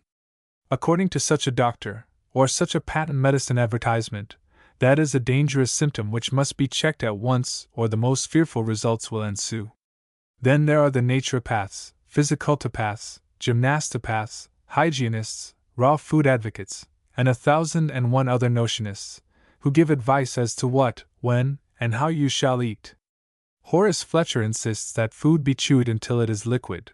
Another authority says, "Bosh!" to this and asks you to look at the dog who bolts his meat and is still healthy, vigorous, and strong. The raw food advocate assures you that the only good food is uncooked, and that you take out this, that, and the other by cooking, all of which are essential to the welfare of the body. Between these natural authorities and the medical authorities, there is a great deal of warfare going on all the time, and the layman knows not wherein true safety lies. Is it any wonder that he is worried? Many members of the medical profession and the drug stores have themselves to thank for this state of perpetual worriment and mental unrest. They inculcated, nurtured, and fostered a colossal ignorance in regard to the needs of the body, and a tremendous dread and blind fear of everything that seems the slightest degree removed from the everyday normal. They have persistently taught those who rely upon them that the only safe and wise procedure is to rush immediately to a physician upon the first sign of anything even slightly out of the ordinary. Then, with wise looks, mysterious words, strange symbols, and loathsome decoctions, they have sent their victims home to imagine that some marvelous wonder work will follow the swallowing of their abominable mixtures, instead of frankly and honestly telling their consultants that their fever was caused by overeating, by too late hours, by dancing in an ill-ventilated room, by too great application to business, by too many cocktails, or too much tobacco smoking. The results are many and disastrous. People become confirmed worriers about their health. On the slightest suspicion of an ache or a pain, they rush to the doctor or the drugstore for a prescription, a dose, a powder, a potion, or a pill. The telephone is kept in constant operation about trivialities, and every month a bill of greater or lesser extent has to be paid. While I do not wish to deprecate the calling in of a physician in any serious case, by those who deem it advisable, I do condemn as absurd, unnecessary, and foolish in the highest degree, this perpetual worry about trivial symptoms of health. Every truthful physician will frankly tell you, if you ask him, that worrying is often the worst part of the trouble. In other words, that if you never did a thing in these cases that distress you, but would quit your worrying, the discomfort would generally disappear of its own accord. One result of this kind of worry is that it genders a nervousness that unnecessarily calls up to the mind pictures of a large variety of possible dangers. Who has not met with this nervous species of worrier? The train enters a tunnel. What an awful place for a wreck! Or it is climbing a mountain grade with a deep precipice on one side. My, if we were to swing off this grade! I have heard scores of people, who, on riding up the great cable incline of the Mount Low Railway, have exclaimed, "What would become of us if this cable were to break?" And they were apparently people of reason and intelligence. The fact is, the cable is so strong and heavy that with two cars crowded to the utmost, their united weight is insufficient to stretch the cable tight, let alone putting any strain upon it sufficient to break it. And most nervous worries are as baseless as this. Yet, says some apologist for worries, accidents do happen. Look at the Eastland in Chicago, and the loss of the Titanic. Railways have wrecks, collisions, and accidents. Horses do run away. Dogs do bite. People do become sick. Granted, without debate or discussion. But if everybody on board the wrecked vessels had worried for 6 months beforehand, would their worries have prevented the wrecks? Mind you, I say worry, not proper precaution. The shipping authorities, all railway officials and employees, etc., should be as alert as possible to guard against all accidents. But this can be done without one moment's worry on the part of a solitary human being, and care is as different from worry as gold is from dross, coal from ashes. By all means, take due precautions, study to avoid the possibility of accidents, but do not give worry a place in your mind for a moment. A twin brother to this health worrier is the nervous type, who is sure that every dog loose on the streets is going to bite, every horse driven behind is surely going to run away, every chauffeur is either reckless, drunk, or sure to run into a telegraph pole, have a collision with another car, overturn his car at the corner, or run down the crossing pedestrian. Every loitering person is a tramp, who is a burglar in disguise. Every stranger is an enemy, or at least must be regarded with suspicion. Such worriers always seem to prefer to look on the dark side of the unknown rather than on the bright side. Think no evil is good philosophy to apply to everything, as well as genuine religion, when put into practice. The world is in the control of the powers of good, and these seek our good, not our disaster. Have faith in the goodness of the powers that be, and work and live to help make your faith true. The man who sees evil where none exists will do more to call it into existence than he imagines, and equally true, or even more so, is the converse, that he who sees good where none seems to exist will call it forth, bring it to the surface. The teacher, who imagines that all children are mean and are merely waiting for a chance to exercise that meanness, will soon justify his suspicions and the children will become what he imagines them to be. Yet such a teacher often little realizes that it has been his own wicked fears and worries that helped, to put it mildly, the evil assert itself. Chapter 10: The Worries of Parents. A worrying parent is at once an exasperating and a pathetic figure. She, for it is generally the mother, is so undeniably influenced by her love that one can sympathize with her anxiety, yet the confidant of her child, or the unconcerned observer, is exasperated as he clearly sees the evil she is creating by her foolish, unnecessary worries. The worries of parents are protean, as are all other worries, and those herein named must be taken merely as suggestions as to scores of others that might be catalogued and described in detail.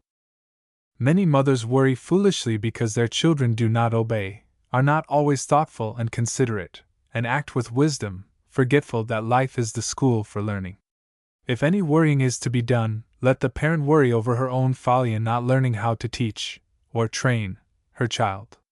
Line upon line, precept upon precept, here a little, there a little, is the natural procedure with children. It is unreasonable to expect old heads upon young shoulders. Worry, therefore, that children have not learned before they are taught is as senseless as it is demoralizing. Get down to something practical. I know a mother of a large family of boys and girls. They are as diverse in character and disposition as one might ever find. She is one of the wise, sensible, practical mothers, who acts instead of worrying. For instance, she believes thoroughly in allowing the children to choose their own clothing. It develops judgment, taste, practicability. One of the girls was vain, and always wanted to purchase shoes too small for her, in order that she might have pretty feet. Each time she brought home small shoes, her mother sent her back with admonitions to secure a larger pair. After this had continued for several times, she decided upon another plan. When the 2 small shoes were brought home, she compelled the girl to wear them, though they pinched and hurt, until they were worn out, and, as she said in telling me the story, that ended that. One of her sons was required to get up every morning and light the fire. Very often he was lazy and late, so that the fire was not lighted when mother was ready to prepare breakfast. One night he brought home a companion to spend a day or two. The lads frolicked together so that they overslept. When mother got up in the morning, there was no fire. She immediately walked to the foot of the stairs and yelled, "Fire! Fire! Fire!" at the top of her voice. In a few moments both lads, tousled, half-dressed, and well scared, rushed downstairs, exclaiming, "Where's the fire? Where's the fire? I want it in the stove," was the mother's answer, and that was the end of that. The oldest girl became insistent that she be allowed to sit up nights after the others had gone to bed. She would study for a while and then put her head on her arms and go to sleep.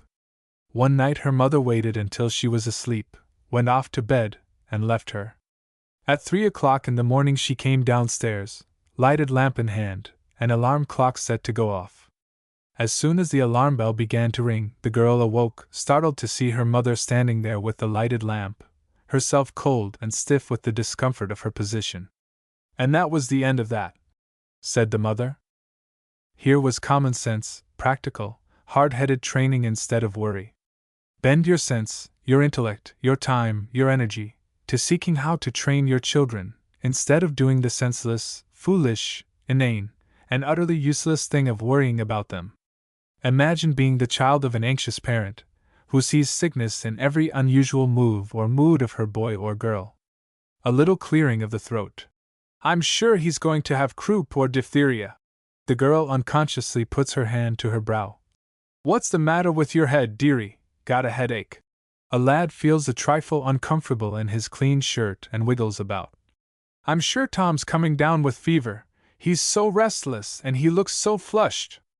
God forbid that I should ever appear to caricature the wise care of a devoted mother. That is not what I aim to do. I seek, with intenseness of purpose, to show the folly, the absurdity of the anxieties, the worries, the unnecessary and unreasonable cares of many mothers. For the moment fear takes possession of them, some kind of nagging is sure to begin for the child.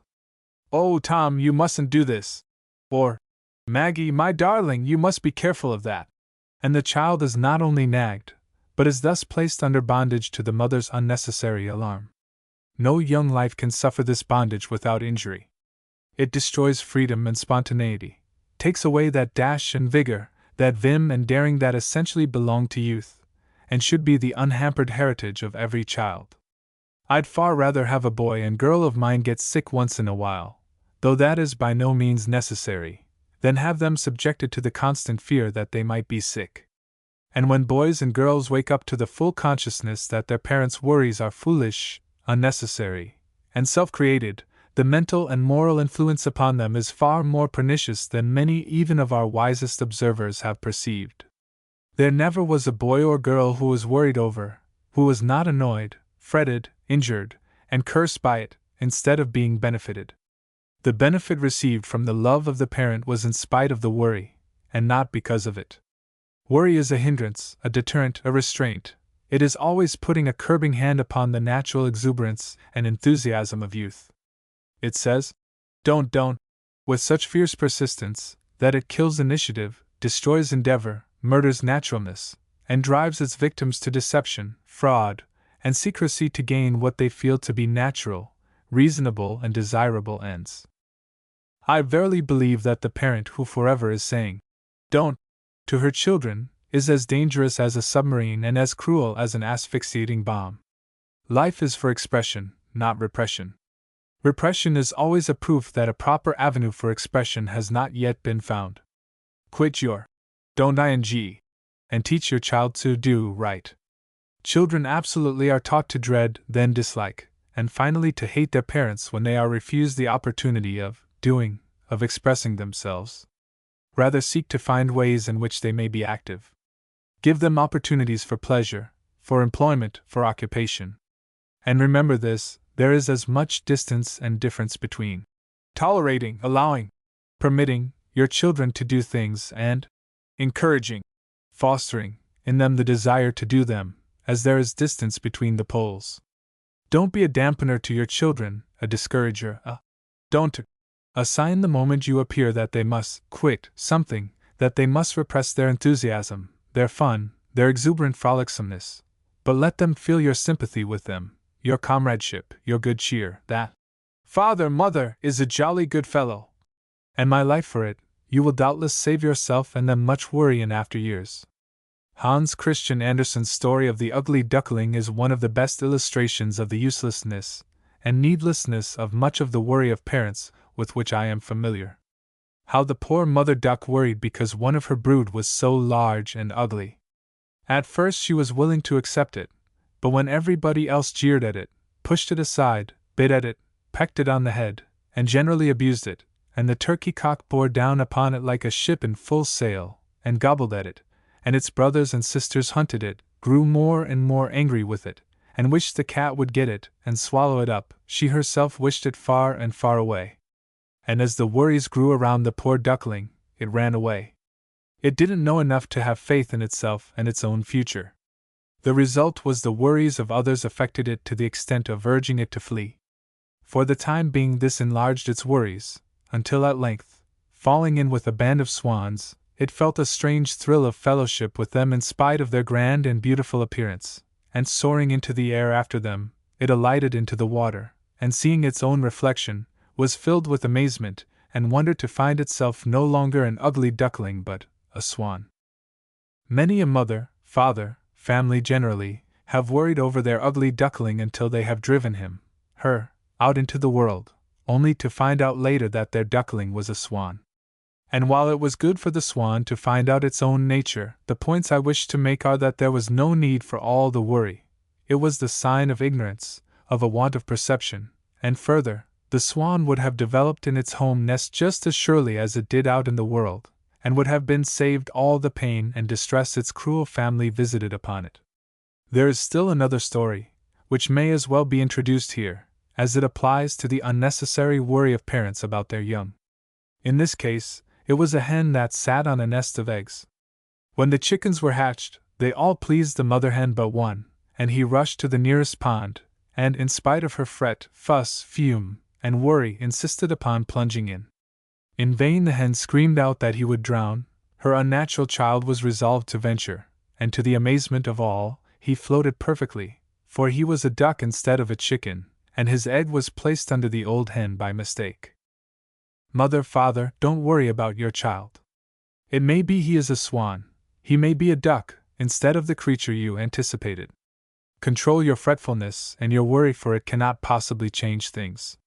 Wait and watch developments, and a few days may reveal enough to you to show you how totally unnecessary all your worries would have been. Teach yourself to know that worry is evil thought directed either upon our own bodies or minds, or those of others. Note, I say evil thought. It is not good thought. Good thought so directed would be helpful, useful, beneficial. This is injurious, harmful, baneful. Evil thought, worry, directs to the person, or to that part of the body considered, an injurious and baneful influence that produces pain, inharmony, unhappiness. It is as if one were to divert a stream of corroding acid upon a sensitive wound, and do it because we wish to heal the wound. Worry never once healed a wound, or cured an ill. It always aggravates, irritates, and furthermore, helps superinduce the evil the worrier is afraid of. The fact that you worry about these things to which I have referred, that you yield your thoughts to them, and, in your worry, give undue contemplation to them, induces the conditions you wish to avoid or avert. Hence, if you wish your child to be well and strong, brave and courageous, it is the height of cruelty for you to worry over his health, his play, or his exercise. Better by far leave him alone than bring upon him the evils you dread.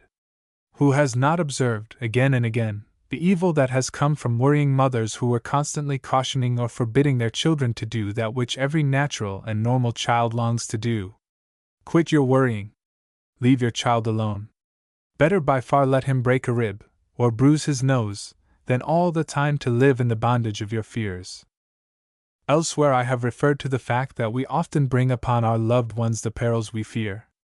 There is a close connection between our mental states and the objects with which we are surrounded. Or, mayhap, it would be more correct to say that it is our mental condition that shapes the actions of those around us in relation to the things by which they are surrounded. Let me illustrate with an incident which happened in my own observation. A small boy and girl had a nervous, ever-worrying mother. She was assured that her boy was bound to come to physical ill, for he was so courageous, so adventuresome, so daring. To her he was the duck instead of the chicken she thought she was hatching out. One day he climbed to the roof of the barn. His sister followed him. The two were slowly, and in perfect security, inching along on the comb of the roof, when the mother happened to catch sight of them. With a scream of half terror and half anger, she shouted to them to come down at once. Up to that moment, I had watched both children with comfort, pleasure, and assurance of their perfect safety. Their manifest delight in their elevated position, the pride of the girl in her pet brother's courage, and his scarcely concealed surprise and pleasure that she should dare to follow him, were interesting in the extreme. But the moment that foolish mother's scream rent the air, everything changed instanter. Both children became nervous. The boy started down the roof, where he could drop upon a lower roof to safety. His little sister, however, started down too soon. Her mother's fears unnerved her, and she slid, and falling some 25 feet or so, broke her arm.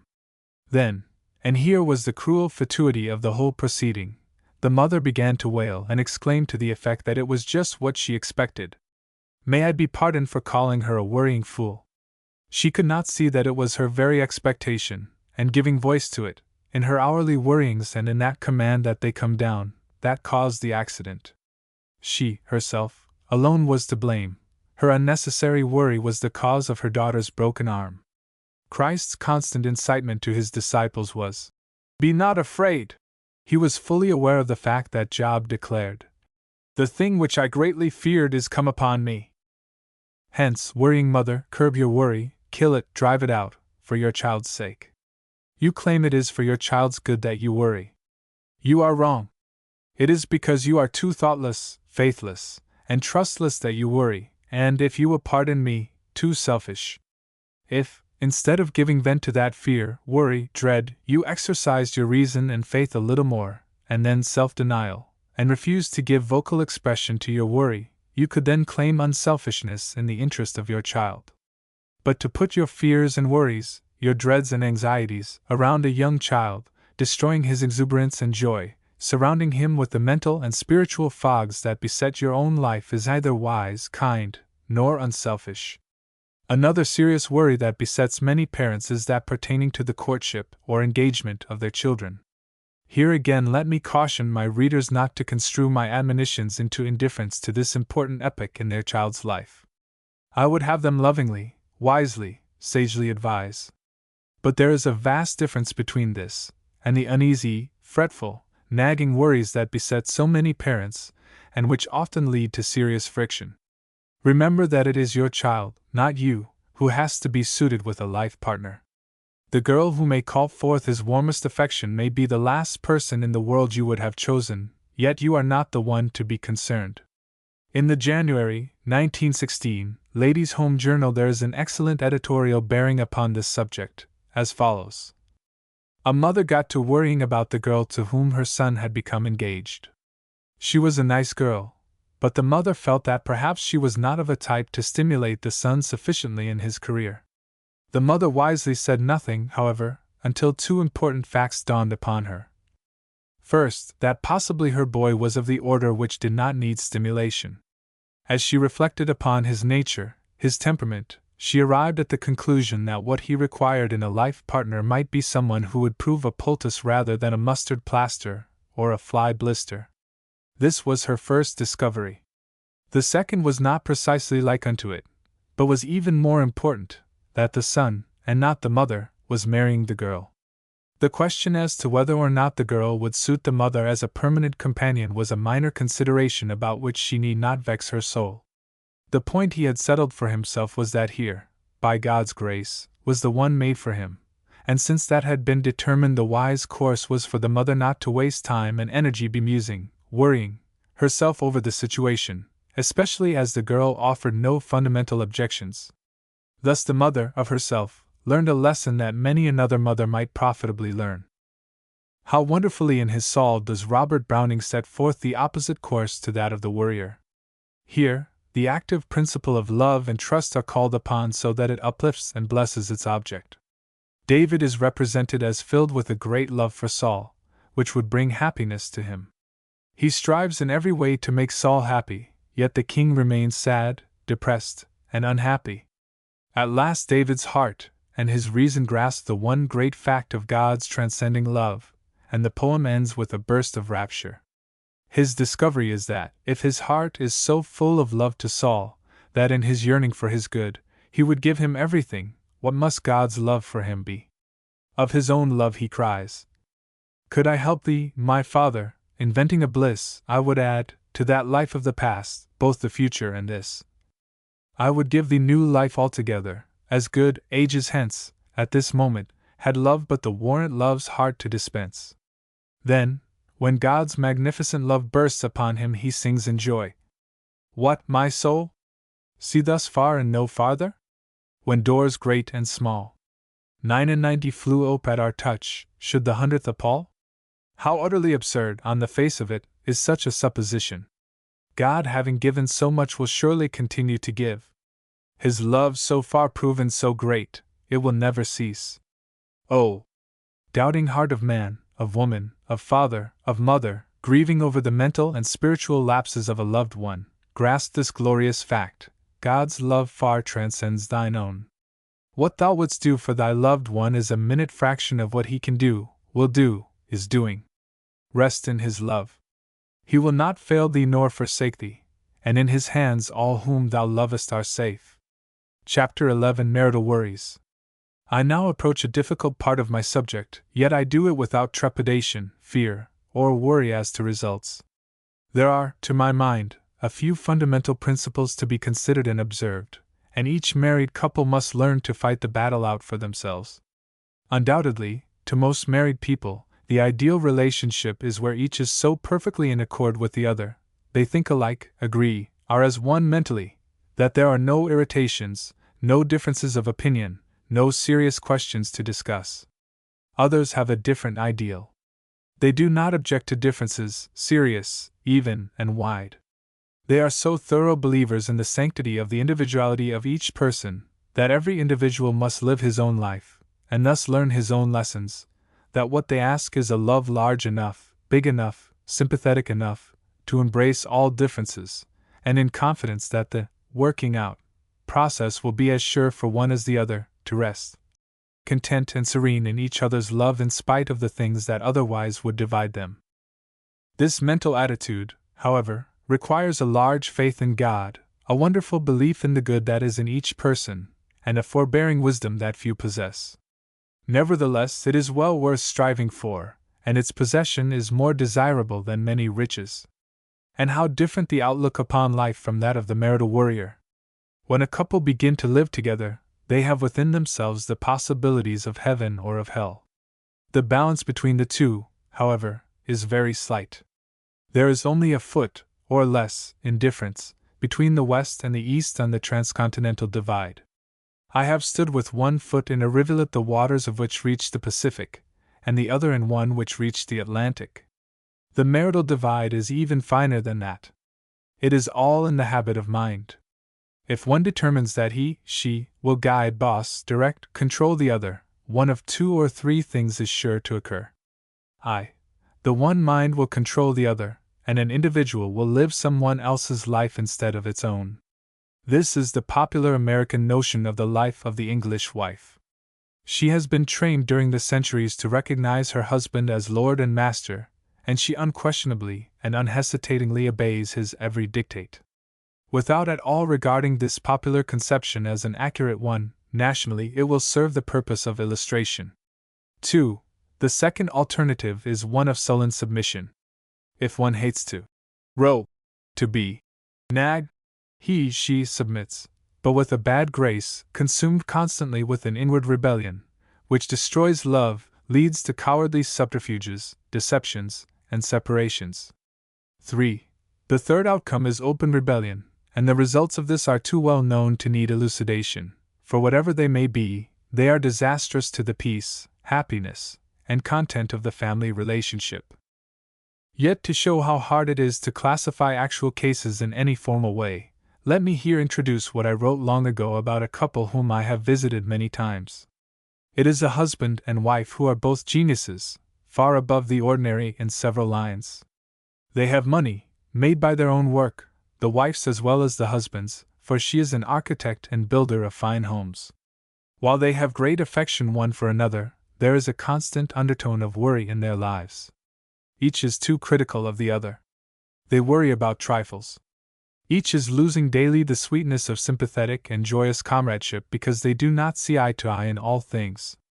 Where a mutual criticism of one's work is agreed upon, and is mutually acceptable and unirritating, there is no objection to it. Rather should it be a source of congratulation that each is so desirous of improving that criticism is welcomed. But in many cases, it is a positive and injurious irritant. One meets with criticism, either kind nor gentle, out in the world. In the home, both man and woman need tenderness, sympathy, comradeship, and if there be weaknesses or failures that are openly or frankly confessed, there should be the added grace and virtue of compassion without any air of pitying condescension or superiority. By all means help each other to mend, to improve, to reach after higher, noble things, but don't do it by the way of personal criticism, advice, remonstrance, fault-finding, worrying. If you do, you'll do far more harm than good in 99 cases out of every 100. Every human being instinctively, in such position, consciously or unconsciously, places himself in the attitude of saying, "I am what I am. Now recognize that, and leave me alone. My life is mine to learn its lessons in my own way, just the same as yours is to learn your lessons in your way." This worrying about, and of each other has proven destructive of much domestic happiness, and has wrecked many a marital bark that started out with sails set, fair wind, and excellent prospects. Don't worry about each other. Help each other by the loving sympathy that soothes and comforts. Example is worth 1,000,000 times more than precept and criticism, no matter how lovingly and wisely applied, and few men and women are wise enough to criticize and advise perpetually, without giving the recipient the feeling that he is being nagged. Granted that, from the critic's standpoint, every word said may be true, wise, and just. This does not, by any means, make it wise to say it. The mental and spiritual condition of the recipient must be considered as of far more importance than the condition of the giver of the wise exhortations. The latter is all right, he doesn't need such admonitions, the other does. The important question, therefore, should be, is he ready to receive them? If not, if the time is unpropitious, the mental condition inauspicious, better do say nothing than make matters worse. But unfortunately it generally happens that at such times the critic is far more concerned at unbosoming himself of his just and wise admonitions than he is as to whether the time is ripe, the conditions the best possible, for the word to be spoken. The sacred writer has something very wise and illuminating to say upon this subject. Solomon says, "A word spoken in due season, how good is it?" Note, however, that it must be spoken in due season to be good. The same word spoken out of season may be, and often is, exceedingly bad. Again he says, "A word fitly spoken is like apples of gold and pictures of silver." But it must be fitly spoken to be worthy to rank with apples of gold. Chapter 12: The Worry of the Squirrel Cage. Reference has already been made to The Squirrel Cage, by Dorothy Canfield. Better than any book I have read for a long time, it reveals the causes of much of the worry that curses our modern so-called civilized life. These causes are complex and various. They include vanity, undue attention to what our neighbors think of us, a false appreciation of the values of things, and they may all be summed up into what I propose to call, with due acknowledgement to Mrs. Canfield, the worry of the squirrel cage. I will let the author express her own meaning of this latter term. If the story leading up seems to be long, please seek to read it in the light of this expression. Frowny face A. Footnote A. Reprinted from The Squirrel Cage, by Dorothy Canfield, $1.35 net. Published by Henry Holt and Company, New York City. When Mr. and Mrs. Emery, directly after their wedding in a small central New York village, had gone west to Ohio, they had spent their tiny capital in building a small story-and-a-half cottage, ornamented with the jigsaw work and fancy turning popular in 1872, and this had been the nucleus of their present rambling, picturesque, many-roomed home. Every step in the long series of changes which had led from its first state to its last had a profound and gratifying significance for the Emerys and its final condition, prosperous, modern, sophisticated, with the right kind of woodwork in every room that showed, with the latest, most unobtrusively artistic effects and decoration, represented their culminating well-earned position in the inner circle of the best society of N-Berry.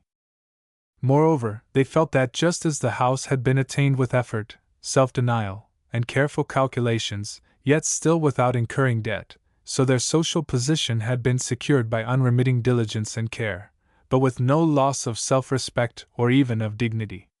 They were honestly proud of both their house and of their list of acquaintances, and saw no reason to regard them as less worthy achievements of an industrious life than their 4 creditable grown-up children, or Judge Emery's honorable reputation at the bar. The 2 older children, George and Marietta, could remember those early struggling days with as fresh an emotion as that of their parents. Indeed, Marietta, now a competent, sharp-eyed matron of 32, could not see the most innocuous colored lithograph without an uncontrollable wave of bitterness, so present to her mind was the period when they painfully groped their way out of chromos. The particular Mrs. Hollister, who, at the time the Emerys began to pierce the upper crust, was the leader of N-Berry society, had discarded chromos as much as 5 years before. Mrs. Emery and Marietta, newly admitted to the honor of her acquaintance, wondered to themselves at the cold monotony of her black and white engravings.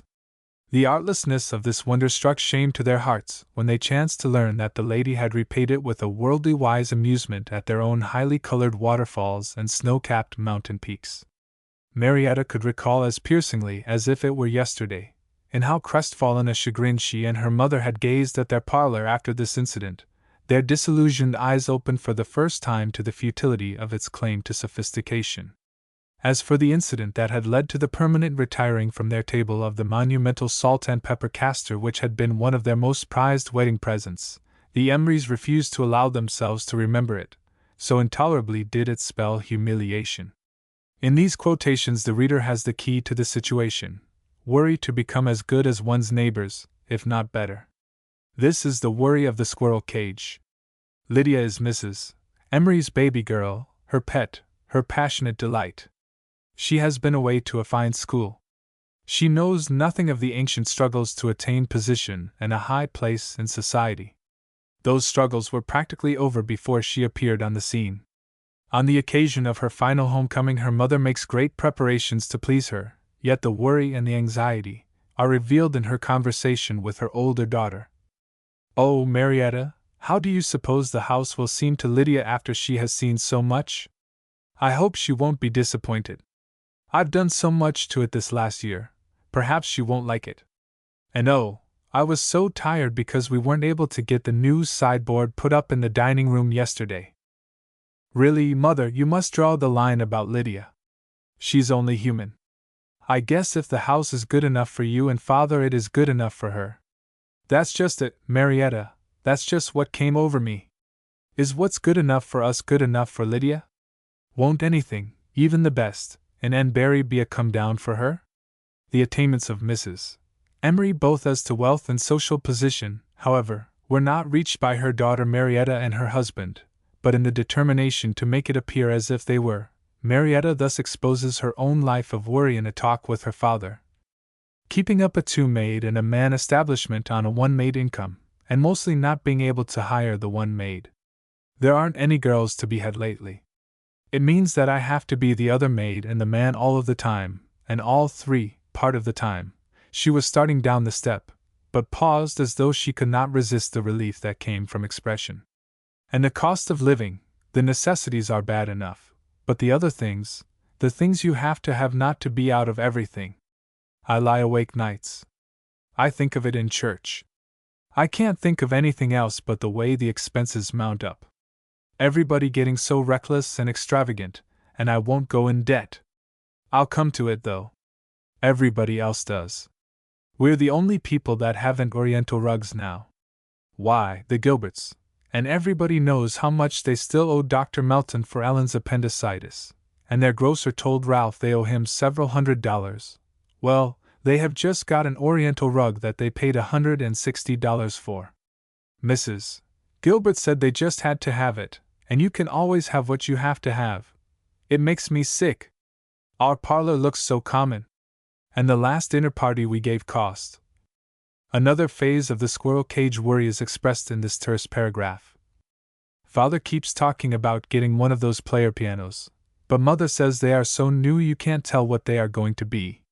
She says they may get to be too common. By and by it comes Lydia's turn to decide what place she and her new husband are to take in Enbury society, and here is what one frank, sensible man says about it. It may be all right for Marietta Mortimer to kill herself body and soul by inches to keep what bores her to death to have a social position in Enbury's 2% society, but for the Lord's sake, why do they make such a howling and yelling just at the tree when Lydia's got the tragically important question to decide as to whether that's what she wants? It's like expecting her to do a problem in calculus in the midst of an earthquake." And the following chapter is a graphic presentation as to how Lydia made her choice. In perfect freedom. Oh, the frightful sarcasm of the phrase, during the excitement of the wedding preparations and under the pressure of expensive gifts and the ideas of over-enthusiastic society friends. Lydia now began her own squirrel cage existence. Even her husband urges her into extravagance in spite of her protests by saying, "Nothing's too good for you. And besides, it's an asset. The mortgage won't be so very large. And if we're in it, we'll just have to live up to it. It'll be a stimulus. One of the sane characters of the book is dear, lovable, gruff Mr. Melton, who is Lydia's godfather, and her final awakening is largely due to him.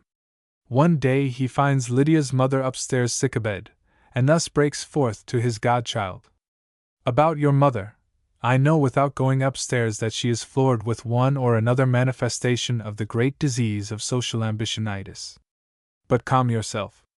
It's not so bad as it seems when you've got the right doctor. I've practiced for 30 years among Enbury ladies. They can't spring anything new on me.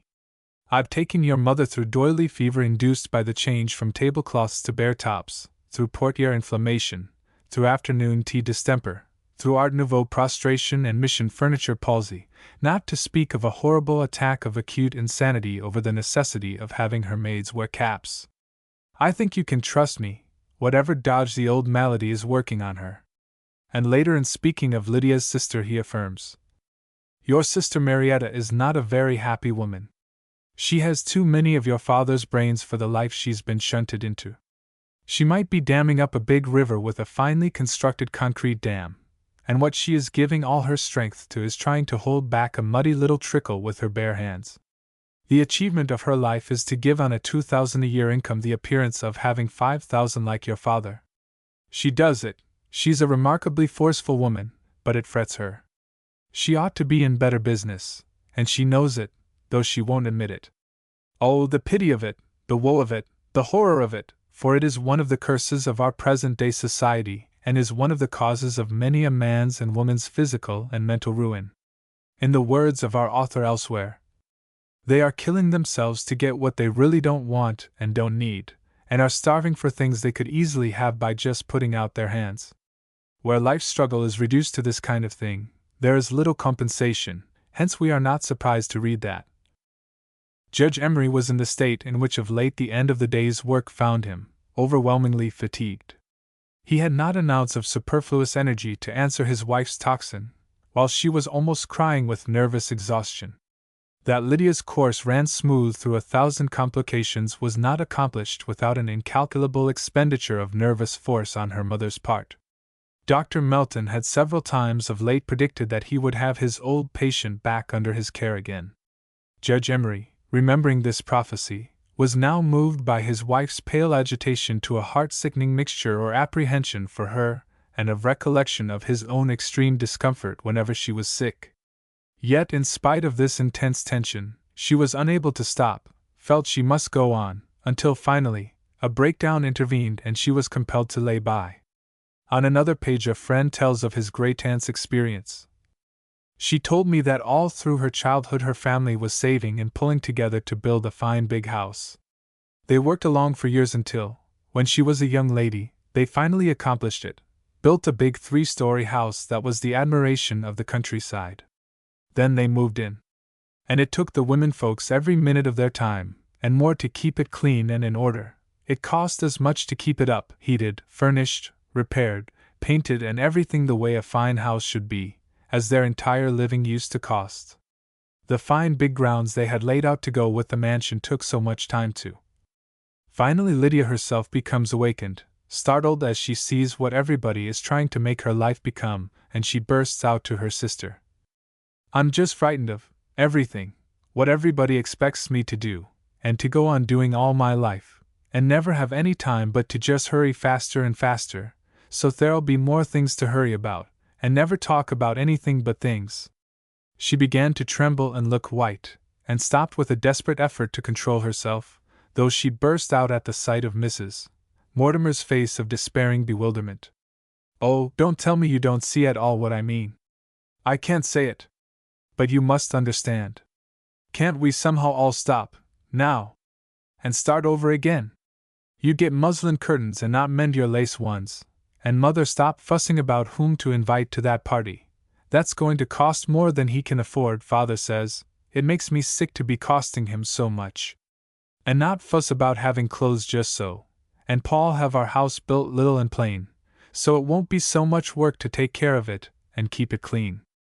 I would so much rather look after it myself than to have him kill himself making money so I can hire maids that you can't, you say yourself you can't, and never having any time to see him. Perhaps if we did, other people might, and we'd all have more time to like things that make us nicer to like. And when her sister tried to comfort her, she continued, "You do see what I mean. You see how dreadful it is to look forward to just that, being so desperately troubled over things that don't really matter, and perhaps having children, and bringing them to the same thing, when there must be so many things that do matter." Then, to show how perfectly her sister understood, the author makes that wise and perceptive woman exclaim, "Mercy! Dr. Melton's right. She's perfectly wild with nerves. We must get her married as soon as ever we can." Lydia gives a reception. Here is part of the description. Standing as they were, tightly pressed in between a number of different groups, their ears were assaulted by a disjointed mass of stentorian conversation that gave a singular illusion as if it all came from one inconceivably voluble source, the individuality of the voices being lost in the screaming enunciation which, as Mrs. Sandworth had pointed out, was a prerequisite of self-expression under the circumstances. They heard, for over a month, and the sleeves were to see you again at Mrs. Elliot's. I'm pouring there from 4. I've got to dismiss one with plum-colored bows all along, $5 a week, and the washing out, and still impossible. I was there myself all the time, and they either of 35 cents a pound for the most ordinary ferns, and red carnations was all they had, and we thought it rather skimpy under the brought up in one big braid and caught down with at Peterson's. They were pink and white with. Oh no, Madeline! That was at the Berlin Games. Mrs. Sandworth took a running jump into the din and sank from her brother's sight, vociferating, "The Petersons had them of old gold, don't you remember, with little."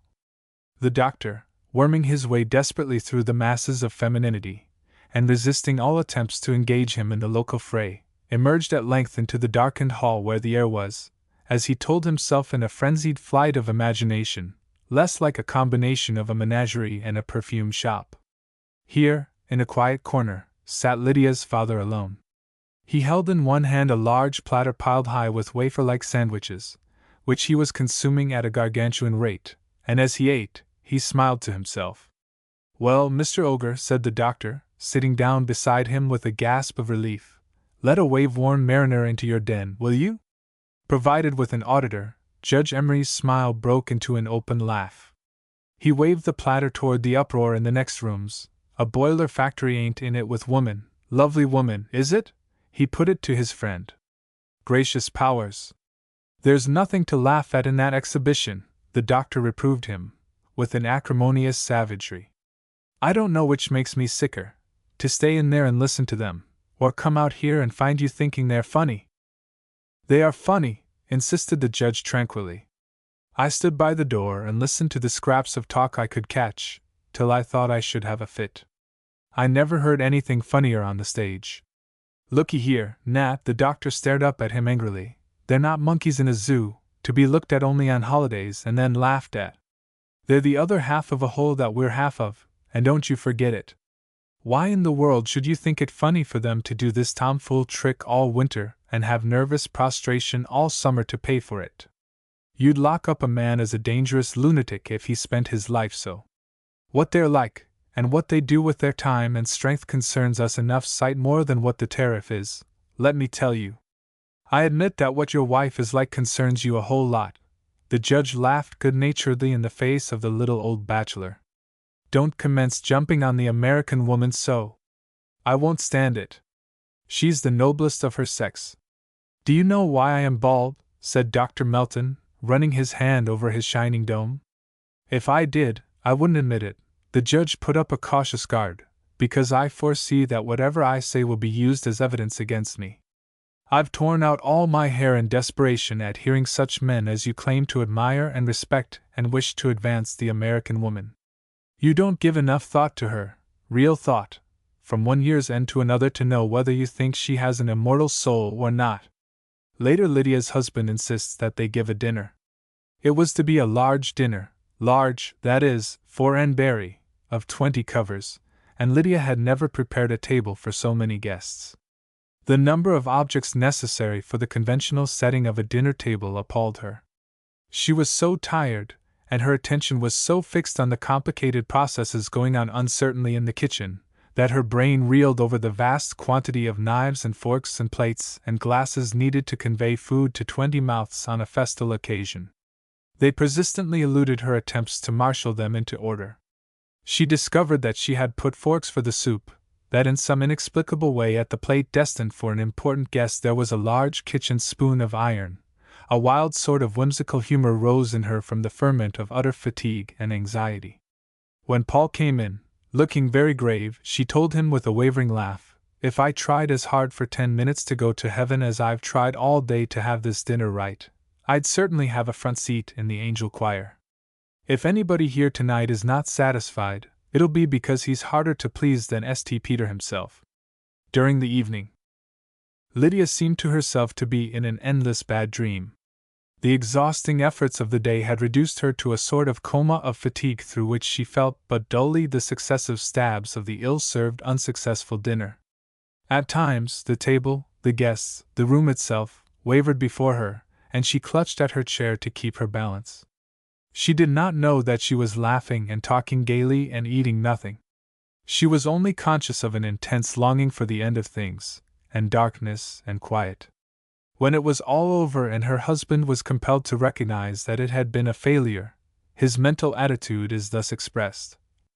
He had determined to preserve at all costs the appearance of the indulgent, non-critical, over-patient husband that he intensely felt himself to be. No force, he thought grimly, shutting his jaws hard, should drag from him a word of his real sentiments. Fanned by the wind of this virtuous resolution, his sentiments grew hotter and hotter as he walked about, locking doors and windows, and reviewing bitterly the events of the evening. If he was to restrain himself from saying, he would at least allow himself the privilege of feeling all that was possible to a man deeply injured. And that night Lydia felt for the first time the quickening to life of her child. And during all that day, until then, she had forgotten that she was to know motherhood. Can words more forcefully depict the worry of the squirrel cage than this? That an unnecessary dinner, given in unnecessary style, at unnecessary expense, to visitors to whom it was unnecessary should have driven from her thought, and doubtless seriously injured, the new life that she was so soon to give to the world? O men and women of divine descent and divine heritage, quit your squirrel cage stage of existence. Is life to be one mere whirling around of the cage of useless toil or pleasure, of mere imagining that you are doing something? Work with an object.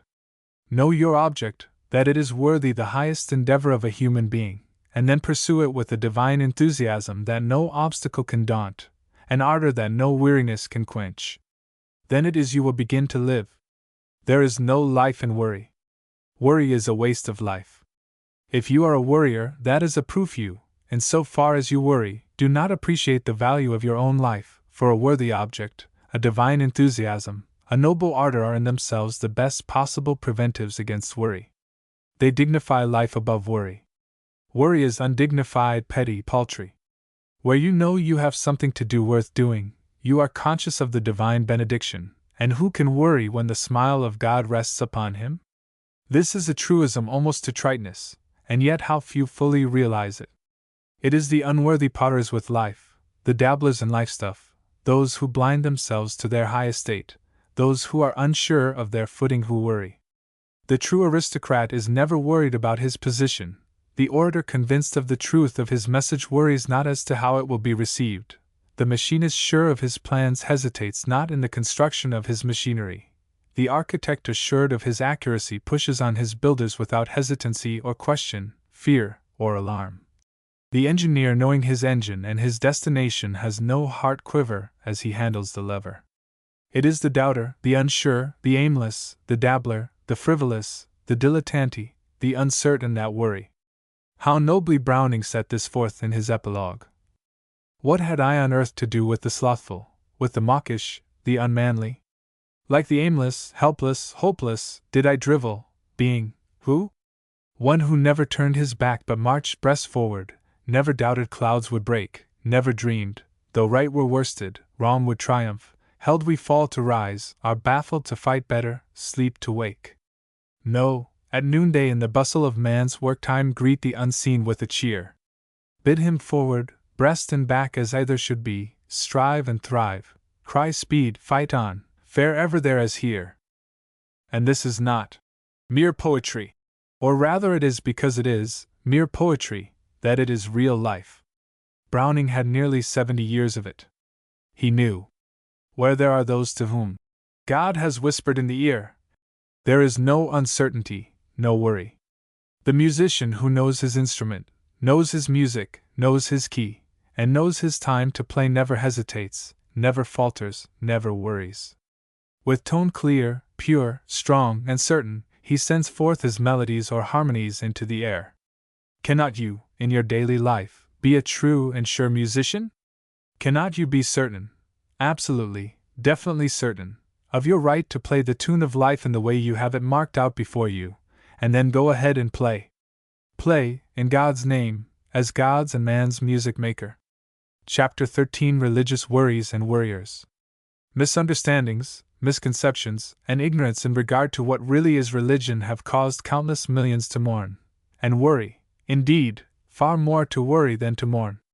Religion should be a joyous thing, the bringing of the son and daughter into close relationship with the Father. Instead, for centuries, it has been a battle for creeds, for mental assent to certain doctrines, rather than a growth in brotherhood and loving relationship, and those who could not see eye to eye with one another deemed it to be their duty to fight and worry each other, even to their death. This is not the place for any theological discussion, nor is it my intent to present the claims of any church or creed. Each reader must do that for himself, and the less he worries over it, the better I think it will be for him. I have read and reread Cardinal Newman's wonderful Pro-Apologia, his statement as to why and how he entered the bosom of the Roman Catholic Church, and it has thrilled me with its pathos and evidence of deep spiritual endeavor. Charles Warren Stoddard's Troubled Heart, and how it found rest is another similar story, though written by an entirely different type of man. Each of these books revealed the inner thought and life of men who were worried about religion, and by worry I mean anxious to the point of abnormality, disturbed, distressed unnecessarily. Yet I would not be misunderstood. Far be it from me, in this age of gross materialism and worship of physical power and wealth, to decry in the least a proper degree of solicitude for one's personal salvation. The religious life of the individual, the real, deep, personal, hidden, unseen, inner life of a human soul, is a wonderfully delicate thing, to be touched by another only with the profoundest love and deepest wisdom. Hence I have little to say about one's own inner struggles, except to affirm and reaffirm that wisdom, sanity, and religion itself are all against worrying about it. Study religion, consider it, accept it, follow it, earnestly, seriously, and constantly, but do it in a rational manner, seeking the essentials, accepting them and then resting in them to the full and utter exclusion of all worry. But there is another class of religious worriers, viz., those who worry themselves about your salvation. Again, I would not be misunderstood, nor thought to decry a certain degree of solicitude about the spiritual welfare of those we love, but here again the caution and warning against worry more than ever holds good. Most of these worriers have found comfort, joy, and peace in a certain line of thought, which has commended itself to them as truth, the one, full, complete, indivisible truth, and it seems most natural for human nature to be eager that others should possess it. This is the secret of the zeal of the street salvationist, whose flaming ardor is bent on reaching those who seldom, if ever, go to church. The burden of his cry is that you must flee from the wrath to come, hell, by accepting the vicarious atonement made by the blood of Jesus. In season and out of season, he urges that you come under the blood. His face is tense, his brow wrinkled, his eyes strained, his voice raucous, his whole demeanor full of worry over the salvation of others. Another friend is a Seventh-day Adventist, who is full of zeal for the declaration of the third angel's message, for he believes that only by heeding it, keeping sacred the hours from sunset on Friday to Saturday sunset, in accordance with his reading of the fourth commandment, and also believing in the speedy second coming of Christ, can one's soul's salvation be attained. The Baptist is assured that his mode of baptism, complete immersion, is the only one that satisfies the demands of heaven, and the more rigorous members of the sect refuse communion with those who have not obeyed, as they see the command. The members of the Christian Church as the disciples of Alexander Campbell term themselves, while they assent that they are tied to no creed except the New Testament, demand immersion as a prerequisite to membership in their body. The Methodist, Congregationalist, Presbyterian, Nazarene, and many others, are evangelical in their belief, as is a large portion of the Church of England, and its American offshoot, both of which are known as the Episcopal Church. Another portion, however, of this church is known as ritualistic, and the two branches in England recently became so involved in a heated discussion as to the propriety of certain of their bishops partaking in official deliberations with ministers of the other, but outside, evangelistic churches, that for a time it seemed as if the whole Episcopal Church would be disrupted by the fierceness and anger gendered in the differences of opinion. To my own mind, all this worry was much ado about nothing. Each man's brain and conscience must guide him in matters of this kind, and the worry, fret, stew, evolved out of the matter seemed to me a proof that real religion had little to do with it. Recently one good brother came to me with tears in his voice, if not in his eyes, worried seriously as to my own religious belief because I had asserted in a public address that I believed the earnest prayer of a good Indian woman reached the ear of God as surely as did my own prayers, or those of any man, woman, minister, or priest living. To him the only effective prayers were evangelical prayers, whatever that may mean, and he was deeply distressed and fearfully worried because I could not see eye to eye with him in this matter. And a dear, good woman, who heard a subsequent discussion of the subject, was so worried over my attitude that she felt impelled to assure me when I left that she would pray for me. I have friends who are zealous Roman Catholics, and a number of them are praying that I may soon enter the folds of Mother Church, and yet my Unitarian and Universalist friends wonder why I retain my membership in any Orthodox church. On the other hand, my New Thought friends declare that I belong to them by the spirit of the messages I have given to the world. Then, too, my Theosophist friends, and I have many, present to me, with a force I do not attempt to controvert the doctrine of the universal brotherhood of mankind, and urge upon me acceptance of the comforting and helpful doctrine, to them, of reincarnation. Not long prior to this writing a good earnest man buttonholed me and held me tight for over an hour, while he outlined his own slight divergencies from the teachings of the Methodist Church, to which he belongs, and his interpretation of the symbolism of Scripture, none of which had the slightest interest to me. In our conversation, he expressed himself as quite willing, please note the condescension, to allow me the privilege of supposing the Catholic was honest and sincere in his faith and belief, but he really could not for one moment allow the same to the Christian Scientist, who, from his standpoint, denied the atonement and the divinity of Christ. I suppose if he ever picks up this booklet and reads what I am now going to write, he will regard me as a reprobate and lost beyond the possibility of salvation. Nevertheless, I wish to put on record that I regard his attitude as one of intolerance, bigotry, fanaticism, and impudence, sheer, unadulterated impertinence. Who made him the judge of the thoughts and acts of other men's inner lives? Who gave to him the wisdom and power of discernment to know that he was right and these others wrong? Poor, arrogant fool! His worries were not the result of genuine affection and deep human sympathy, the irrepressible and uncontrollable desires and longings of his heart to bring others into the full light of God's love, but of his overweening self-confidence in his own wisdom and judgment. And I say this in no personal condemnation of him, for I have now even forgotten who it was, but in condemnation of the spirit in which he and all his ilk ever act. Hence, my dear reader, if you are of his class, I say to you earnestly, don't worry about other people's salvation. It may be they are nearer saved than you are. No man can be worried into accepting anything, even though you may deem it the only truth. I have known men whom others regarded as agnostics who had given more study to the question of personal religion than any 10 of their critics. I can recall 3, all of whom were men of wonderful mentality and great earnestness of purpose.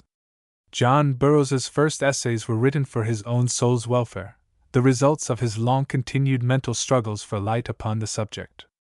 Major J.W. Powell, the organizer and director for many years of the United States Geological Survey and Bureau of American Ethnology, was brought up by a father and mother whose intense longing was that their son should be a Methodist preacher. The growing youth wished to please his parents, but was also compelled to satisfy his own conscience. The more he studied the creeds and doctrines of Methodism, the less he felt he could accept them, and much to the regret of his parents, he refused to enter the ministry. Yet, in relating the story to me, he asserted that his whole life had been one long agony of earnest study to find the highest truth. Taking me into his library, where there were several extended shelves filled from end to end with the ponderous tomes of the two great government bureaus that he controlled, he said, "Most people regard this as my life work, and outwardly it is. Yet I say to you in all sincerity that the real, inner, secret force working through all this has been that I might satisfy my own soul on the subject of religion." Then, picking up two small volumes, he said, "In these two books I have recorded the results of my years of agonizing struggle. I don't suppose 10 men have ever read them through, or perhaps ever will, but these are the real story of the chief work of my inner life. I am one of the few men who have read both these books with scrupulous care, and yet were it not for what my friend told me of their profound significance to him, I should scarcely have been interested enough in their contents to read them through. At the same time, I know that the men who, from the standpoint of their professionally religious complacency would have condemned Major Powell, never spent 1,000th part the time, nor felt 1/10,000th the real solicitude that he did about seeking the way, the truth, and the life." Another friend in Chicago was Dr. M.H. Lackerstein, openly denounced as an agnostic, and even as an infidel, by some zealous sectaries. Yet Dr. Lackerstein had personally translated the whole of the Greek Testament, and several other sacred books of the Hebrews and Hindus, in his intense desire to satisfy the demands of his own soul for the truth. He was the soul of honor, the very personification of sincerity, and as much above some of his critics, whom I well knew, in these virtues, as they were above the scum of the slums. The longer I live and study men, the more I am compelled to believe that religion is a personal matter between oneself and God and is more of the spirit than most people have yet conceived.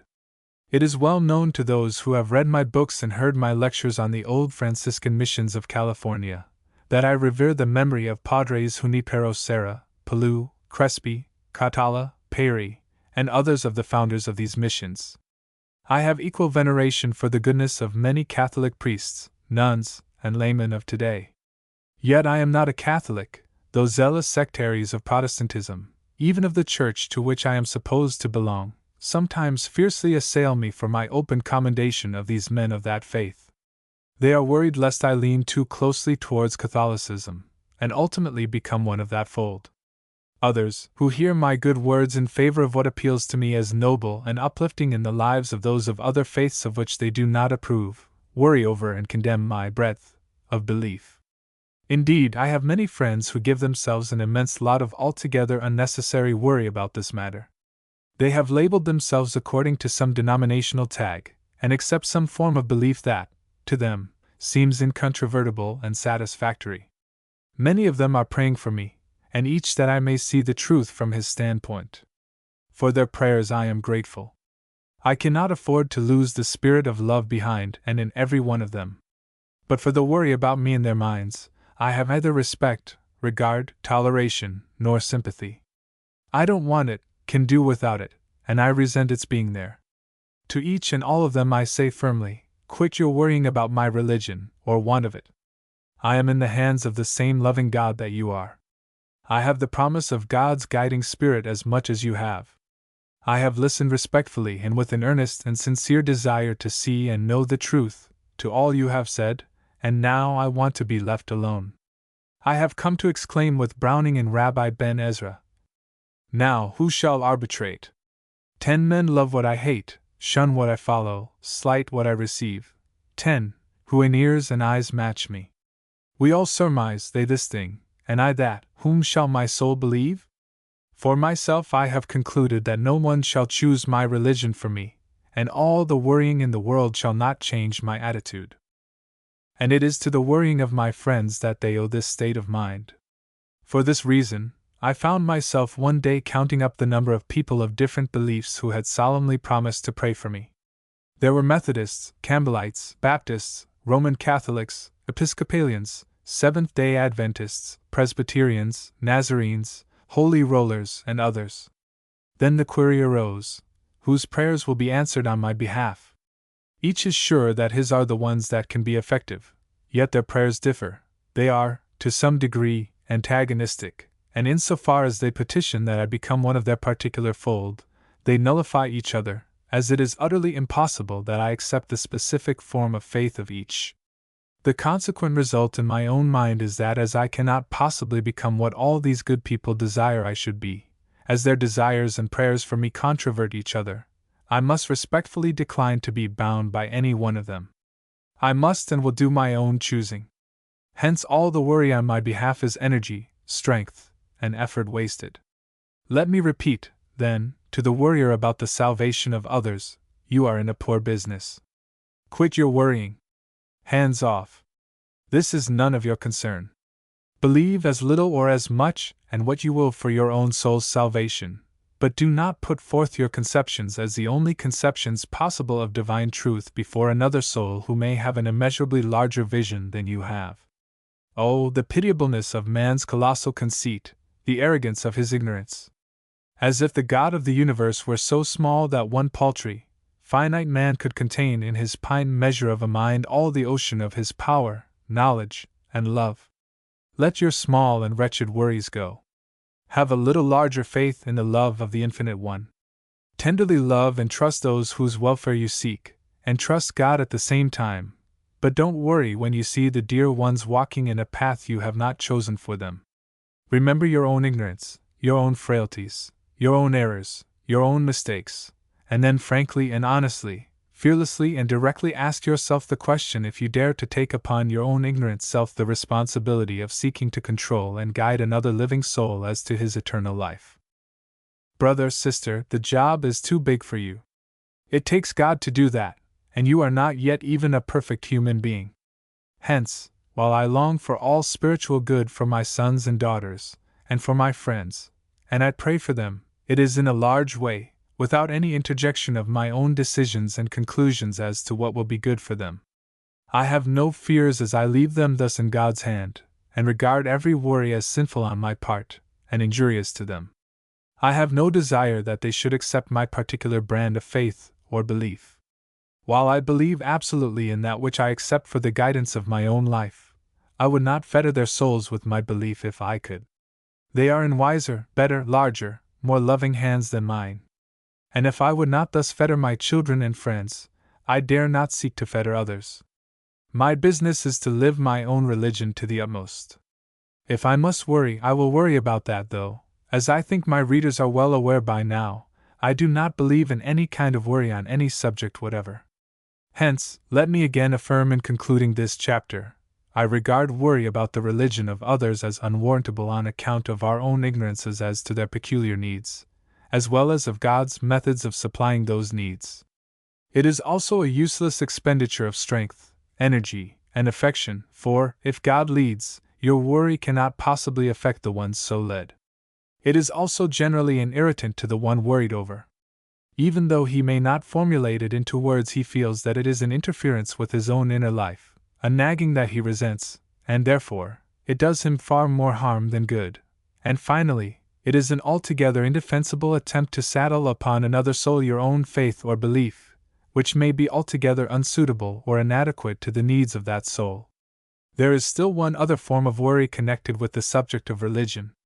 Many a good man and woman worries over the apparent well-being and success of those whom she, accounts wicked. They are seen to flourish as a green bay tree, or as a well-watered garden, and this seems to be unfair, unjust, and unwise on the part of the powers that govern the universe. If good is desirable, people ought to be encouraged to it by material success, so reason these officially good wiseacres, who subconsciously wish to dictate to God how he should run his world. How often we hear the question, "Why is it the wicked prosper so?" Or, "He's such a bad man and yet everything he does prospers." Holy Writ is very clear on this subject. The sacred writer evidently was well posted on the tendency of human nature to worry and concern itself about the affairs of others, hence his injunction, "Fret not thyself because of evildoers." In other words, it's none of your business. And I am inclined to believe that a careful study of the Bible would reveal to every busybody who worries over the affairs of others that he himself has enough to do to attend to himself, and that his worry anyhow is a ridiculous, absurd, and senseless piece of supererogation, and rather a proof of human conceit and vanity than of true concern for the spiritual good of others. Chapter 14: Ambition and Worry. Some forms of ambition are sure and certain developers and feeders of worry and fretful distress, and should be guarded against with jealous care. We hear a great deal from our physicians of the germs of disease that seize upon us and infect our whole being, but not all the disease germs that ever infected a race are so demoralizing to one's peace and joy as are the germs of such deadly mental diseases as those of envy, malice, covetousness, ambition, and the like. Ambition, like wine, is a mocker. It is a vain deluder of men. It takes an elevated position and beckons to you to rise, that you may be seen and flattered of men. It does not say, "Gain strength and power, wisdom and virtue, so that men will place you upon the pedestal of their veneration, respect, and love," but it bids you seize the spotlight, and hold it, and no sooner are you there than it begins to pester you, as with 100,000 hornets, flying around and stinging you, with doubts and questionings as to whether your fellows see you in this elevated place, whether they really discern your worth, your beauty, your shining qualities, and, furthermore, it quickens your hearing, and bids you strain to listen to what they say about you, and as you do so, you are pricked, stabbed, wounded by their slighting and jeering remarks, their scornful comments upon your impertinent and impudent arrogance at daring to take such a place, and their open denial of your possession of any of the qualities which would entitle you to so honored a position in the eyes of men.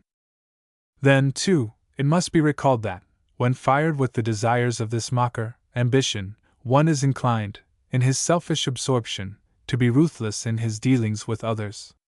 It is so easy to trample upon others when a siren is beckoning you to climb higher, and your ears are eagerly listening to her seductive phrases. With her song in your ears, you cannot hear the wails of anguish of others, upon whose rights and life you trample, the manly rebukes of those you wound, or the stern remonstrances of those who bid you heed your course. Ambition blinds and deafens, and alas, calluses the heart, kills comradeship, drives away friendship in its eager selfishness, and in so doing, lets in a flood of worries that ever beset its victims. They may not always be in evidence while there is the momentary triumph of climbing, but they are there waiting, ready to teeter the pedestal, whisper of its unsure and unstable condition, call attention to those who are digging around its foundations, and to the flyers in the air, who threaten to hurl down bombs and completely destroy it. Phaeton begged that his father, Phoebus Apollo, allow him to drive the flaming chariot of day through the heavens, and in spite of all warnings and cautions, insisted upon his power and ability. Though instructed and informed as to the great dangers he evoked, he seized the reins with delight, stood up in the chariot, and urged on the snorting steeds to furious speed.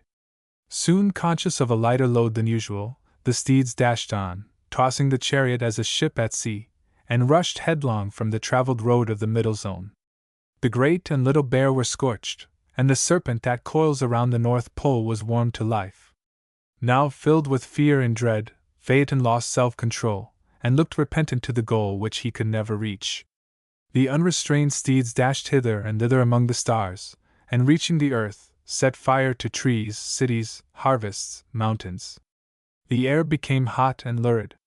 The rivers, springs, and snowbanks were dried up. The earth then cried out in her agony to Jupiter for relief, and he launched a thunderbolt at the now cowed and broken-hearted driver, which not only struck him from the seat he had dishonored, but also out of existence. The old mythologists were no fools. They saw the worries, the dangers, the sure end of ambition. They wrote their cautions and warnings against it in this graphic story. Why will men and women, for the sake of an uncertain and unsure goal, tempt the fates, and, at the same time, surely bring upon themselves 1,000 unnecessary worries that sting, nag, taunt, fret, and distress? Far better seek a goal of certainty, a harbor of sureness, in the doing of kindly deeds, noble actions, unselfish devotion to the uplift of others. In this mad rush of ambitious selfishness, such a life aim may seem chimerical, yet it is the only aim that will reach, attain, endure. For all earthly fame, ambitious attainment, honor, glory is evanescent and temporary. Like the wealth of the miser, it must be left behind. There is no pocket in any shroud yet devised which will convey wealth across the river of death, and no man's honors and fame but that fade in the clear light of the spirit that shines in the land beyond. Then, ambitious friend, quit your worrying, readjust your aim, trim your lamp for another and better guest, live for the uplift of others, seek to give help and strength to the needy, bring sunshine to the darkened, give of your abundance of spirit and exuberance to those who have little or none, and thus will you lay up treasure within your own soul which will convert hell into heaven, and give you joy forever. So long as men and women believe that happiness lies in outdistancing, surpassing their fellows in exterior or material things, they cannot help but be subjects to worry. To determine to gain a larger fortune than that possessed by another man is a sure invitation to worry to enter into possession of one's soul. Who has not seen the vain struggles, the distress, the worry of unsatisfied ambitions that would have amounted to nothing had they been gratified? In women's clubs, as well as men's, many a heartache is caused because some other woman gains an office, is elected to a position, is appointed on a committee you had coveted. The remedy for this kind of worry is to change the aim of life. Instead of making position, fame, the attainment of fortune, office, a fine house, an automobile, the object of existence, make the doing of something worthy and noble manhood or womanhood the object of your ambition. Strive to make yourself worthy to be the best president your club has ever had. Endeavor to be the finest equipped, mentally, for the work that is to be done, whether you are chosen to do it or not, and keep on, and still on, finding your joy in the work, in the benefit it is to yourself, in the power it is storing up within you. Then, as sure as the sun shines, the time will come when you will be chosen to do the needed work. Your own will come to you. Nothing can hinder it. It will flow as certainly into your hands as the waters of the river flow into the sea. Chapter 15: Envy and Worry. Envy is a prolific source of worry. Once allow this demon of unrest to fasten itself in one's vitals, and worry claims every waking hour. Envy is that peculiar demon of discontent that cannot see the abilities, attainments, achievements, or possessions of another without malicious determination to belittle, deride, make light of, or absolutely deny their existence, while all the time covetously craving them for itself. Andrew took pictures envy as a vile female. A deadly paleness in her cheek was seen, her meager skeleton scarce cased with skin, her looks awry, an everlasting scowl sits on her brow, her teeth deformed and foul, her breast had gall more than her breast could hold, beneath her tongue coats of poison rolled, no smile e'er smoothed her furrowed brow but those which rose from laughing at another's woes. Her eyes were strangers to the sweets of sleep, devouring spite for ever waking keep. She sees blessed men with vast success crowned, their joys distract her, and their glories wound, she kills abroad, herself's consumed at home, and her own crimes are her perpetual martyrdom. Ever watching, with bloodshot eyes, the good things of others, she hates them for their possessions, longs to possess them herself, lets her covetousness gnaw hourly at her very vitals, and yet, in conversation with others, slays with slander, vile innuendo, and falsehood, the reputation of those whose virtues she covets. As Robert Pollock wrote of one full of envy, it was his earnest work and daily toil with lying tongue, to make the noble seem mean as himself. Whene'er he heard, as oft he did, of joy and happiness, and great prosperity, and rising worth, 'twas like a wave of wormwood o'er his soul rolling its bitterness. Aye, and he drank in great draughts of this bitter flood, holding it in his mouth, tasting its foul and biting qualities until his whole being seemed saturated with it, hating it, dreading it, suffering every moment while doing it, yet enduring it, because of his envy at the good of others. Few there are, who, at some time or other in their lives, do not have a taste, at least, of the stinging bite of envy. Girls are envious of each other's good looks, clothes, possessions, houses, friends, boys of the strength, skill, ability, popularity of others, women of other women, men of other men, just as when they were boys and girls. One of the strongest words the great Socrates ever wrote was against envy. He said, "Envy is the daughter of pride, the author of murder and revenge, the beginner of secret sedition, the perpetual tormentor of virtue. Envy is the filthy slime of the soul, a venom, a poison, a quicksilver, which consumeth the flesh, and drieth up the marrow of the bones. And history clearly shows that the wise philosopher stated facts. Caligula slew his brother because he possessed a beauty that led him to be more esteemed and favored than he. Dionysius, the tyrant, was vindictive and cruel to Philoxenius, the musician, because he could sing, and with Plato, the philosopher, because he could dispute better than himself. Even the great Cambyses slew his brother Smerdes, because he was a stronger and better bowman than himself or any of his party. It was envy that led the courtiers of Spain to crave and seek the destruction of Columbus, an envy that set a score of enemies at the heels of Cortez, the conqueror of Peru.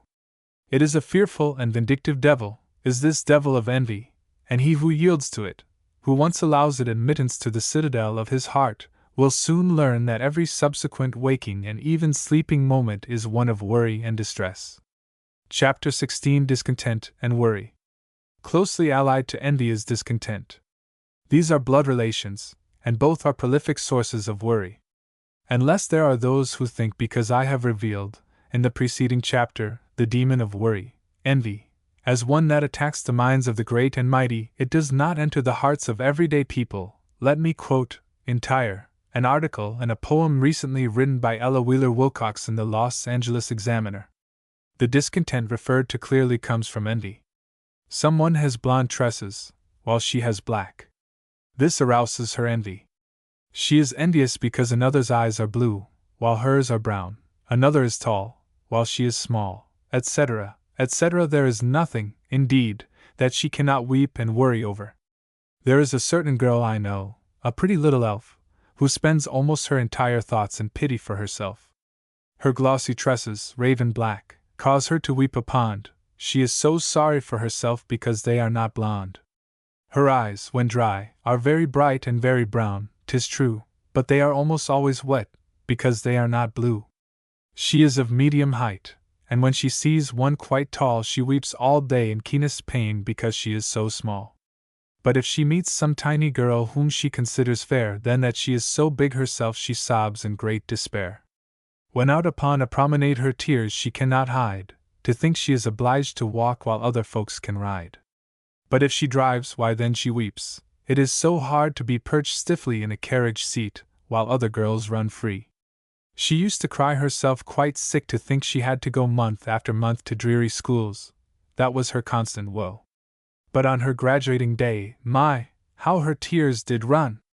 It seemed so sorrowful to know that her school life was done. One day she wept because she saw a funeral train go by. It was so sad that she must live while other folks could die. And really all her friends will soon join with her in those tears unless she takes a brighter view of life ere many years. The conceited girl or woman is tiresome and unpleasant as a companion, but the morbidly discontented woman is far worse. Perhaps you have met her, with her eternal complaint of the injustice of fate toward her. She feels that she is born for better things than have befallen her. Her family does not understand her. Her friends misjudge her. The public slights her. If she is married, she finds herself superior to her husband and to her associates. She is eternally longing for what she has not, and when she gets it is dissatisfied. The sorrowful side of life alone appeals to her. This she believes is due to her artistic nature. The injustice of fortune and the unkindness of society are topics dear to her heart. She finds her only rapture in misery. If she is religiously inclined, she looks toward heaven with more grim satisfaction in the thought that it will strip fame, favor, and fortune from the unworthy than because it will give her the benefits she feels she deserves. She does not dream that she is losing years of heaven here upon earth by her own mental attitude. We build our heavens thought by thought. If you are dwelling upon the dark phases of your destiny and upon the ungracious acts of fate, you are shaping more of the same experience for yourself here and in realms beyond. You are making happiness impossible for yourself upon any plane. In your own self lies destiny. I have known a woman to keep her entire family despondent for years by her continual assertions that she was out of her sphere, misunderstood and unappreciated. The minds of sensitive children accepted these statements, and grieved over. Poor mothers!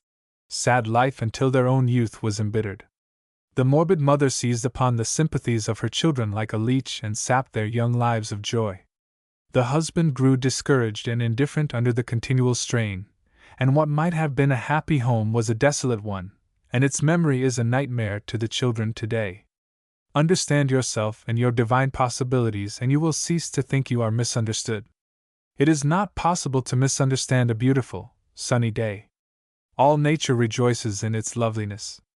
Give love, cheerfulness, kindness, and goodwill to all humanity, and you need not worry about being misunderstood. Give the best you have to each object, purpose, and individual, and you will eventually receive the best from humanity. Chapter 17: Cowardice and Worry. Cowardice is a much more prolific source of worry than most people imagine. There are many varieties of cowardice, all tracing their ancestry back to fear. Fear truly makes cowards of us all. There are the physical cowards, the social cowards, the business cowards, the hang-on-to-your-job cowards, the political cowards, the moral cowards, the religious cowards, and 57, nay, 101 other varieties. Each and all of these have their own attendant demons of worry. Every barking dog becomes a lion ready to tear one to pieces, and no bridge is strong enough to allow us to pass over in safety. No cloud has a silver lining, and every rainstorm is sure to work injury to the crops rather than bring the needful moisture for their vivification. What a piteous sight to see a man who dares not express his honest opinions, who must crawl instead of walk upright, in the presence of his employer, lest he lose his job. How his cowardice worries him, meets him at every turn, torments him, lest some incautious word be repeated, lest he say or do the wrong thing. And so long as there are cowards to employ, bully employers will exist. Nay, the cowardice seems to call out bullying qualities. Just as a cur will follow you with barkings and threatening growls if you run from him, and yet turn tail and run when you boldly face him, so with most men, with society, with the world, flee from them, show your fear of them, and they will harry you, but boldly face them, they gentle down immediately, fawn upon you, lie down, or, to use an expressive slang phrase, come and eat out of your hand. How politicians straddle the fence, refrain from expressing their opinions, deal in glittering generalities, because of their cowardly fears. How they turn their sails to catch every breath of popular favor. How cautious, politic, wary they are, and how fears worry and besiege them, whenever they accidentally or incidentally say something that can be interpreted as a positive conviction. And yet men really love a brave man in political life, one who has definite convictions and fearlessly states them, who has no worries as to results but dares to say and do those things only of which his conscience approves. No matter how one may regard Roosevelt, cowardice is one thing none will accuse him of. He says his say, does his will, expresses himself with freedom upon any and all subjects, let results be as they may. Such a man is free from the petty worries that beset most politicians. He knows nothing of their existence. They cannot breathe in the free atmosphere that is essential to his life. Like the cowardly cur, they run away at his approach. Oh, cowards all, of every kind and degree, quit ye like men, be strong and of good courage, dare and do, dare and say, dare and be, take a manly stand, fling out your banner boldly to the breeze, cry out as did Patrick Henry, give me liberty or give me death, or as that other patriot did, sink or swim, survive or perish, I give my hand and my heart to this vote. Do the things you are afraid of, dare the men who make cowards of you, say the things you fear to say, and be the things you know you ought to be, and it will surprise you how the petty devils of worry will slink away from you. You will walk in new life, in new strength, in new joy, in new freedom. For he who lives a life free from worries of this nature has a spontaneity, a freedom, an exuberance, an enthusiasm, a boldness, that not only are winsome in themselves, make friends, open the doors of opportunity, attract the moving elements of life, but that give to their possessor an entirely new outlook, a wider survey, a more comprehensive grasp. Life itself becomes bigger, grander, more majestic, more worthwhile, the whole horizon expands, and from being a creature of petty affairs, dabbling in a small way in the stuff of which events are made, he becomes a potent factor, a man, a creator, a god, though in the germ. Chapter 18. Worry about manners and speech. Many people are desperately worried about their manners. One has but to read the letters written to the answers to correspondence departments of the newspapers to see how much worry this subject of manners causes. This springs, undoubtedly, from a variety of causes. People brought up in the country, removing to the city, find the conditions of life very different from those to which they have been accustomed, and they are uncertain as to what city people regard as the right and proper things to do. Where one, perforce, must act, uncertainty is always irritating or worrying, and because of this uncertainty, many people worry even before the time comes to act. Now, if their worry would take a practical and useful turn, or, perhaps, I had better state it in another way, viz., that if they would spend the same time in deciding what their course of action should be, there would be an end put to the worry. We have all seen such people. They are worried lest their clothes are not all right for the occasion, lest their tie is of the wrong shade, their shoes of the correct style, and 1,001 things that they seem to conjure up for the especial purpose of worrying over them. Who has not seen the nervousness, the worried expression on the face, the real misery of such people, caused by trifles that are so insignificant as not to be worth 1/10 the bother wasted on them? The learning of a few fundamental principles will help out wonderfully. The chief end of good manners is to oil the wheels of social converse. Hence, the first and most important principle to learn is a due and proper consideration for the rights, opinions, and comfort of others. In other words, don't think of yourself so much as of the other fellow. Let your question be, not, how can I secure my own pleasure and comfort? But how can I best secure his? It is a self-evident proposition that you cannot make him feel comfortable and happy if you are uncomfortable and unhappy. Hence, the first thing to do is to quit worrying and be comfortable.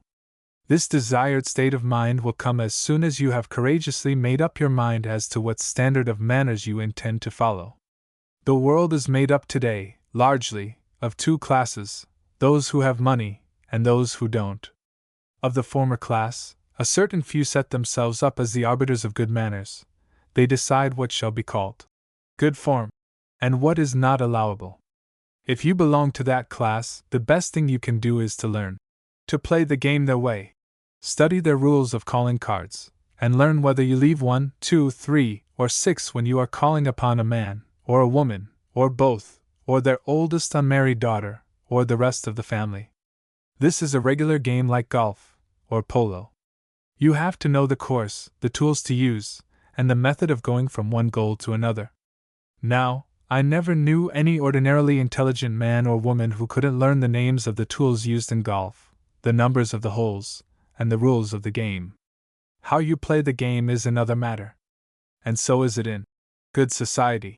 You can learn the rules as easily as the next one, and then it is up to you as to how you play it. You'll have to study the fashions in clothes, the fashions in handkerchiefs, and how to flirt with them, when to drink tea, and where, how to lose money gracefully at bridge, how to gabble incessantly and not know what you are talking about, how to listen intelligently, and not have the remotest idea what your vis-a-vis is saying to you. You'll have to join steam clubs, and read 10 new novels a day, go to every new play, know all about the latest movies, know all the latest ideas of social uplift, study art, the spiritual essence of color, the futurists, and the cubists. Of course, you'll study the peerage of England and know all about rank and precedence, and indeed, you'll have your hands and minds so full of things that will make such a hash of life that it will take 10 specialists to straighten you out and help you to die 40 years before your time. Hence, if that is the life you intend to live, throw this book into the fire. It will be wasting your time to read it. If you don't belong to the class of the extra rich, but are all the time wishing that you did, that you had their money, could live as they live, and, as far as you can, you imitate, copy, and follow them, then, again, I recommend that you give this book to the nearest newsboy and let him sell it and get some good out of it. You are not yet ready for it, or else you have gone so far beyond me in life that you are out of my reach.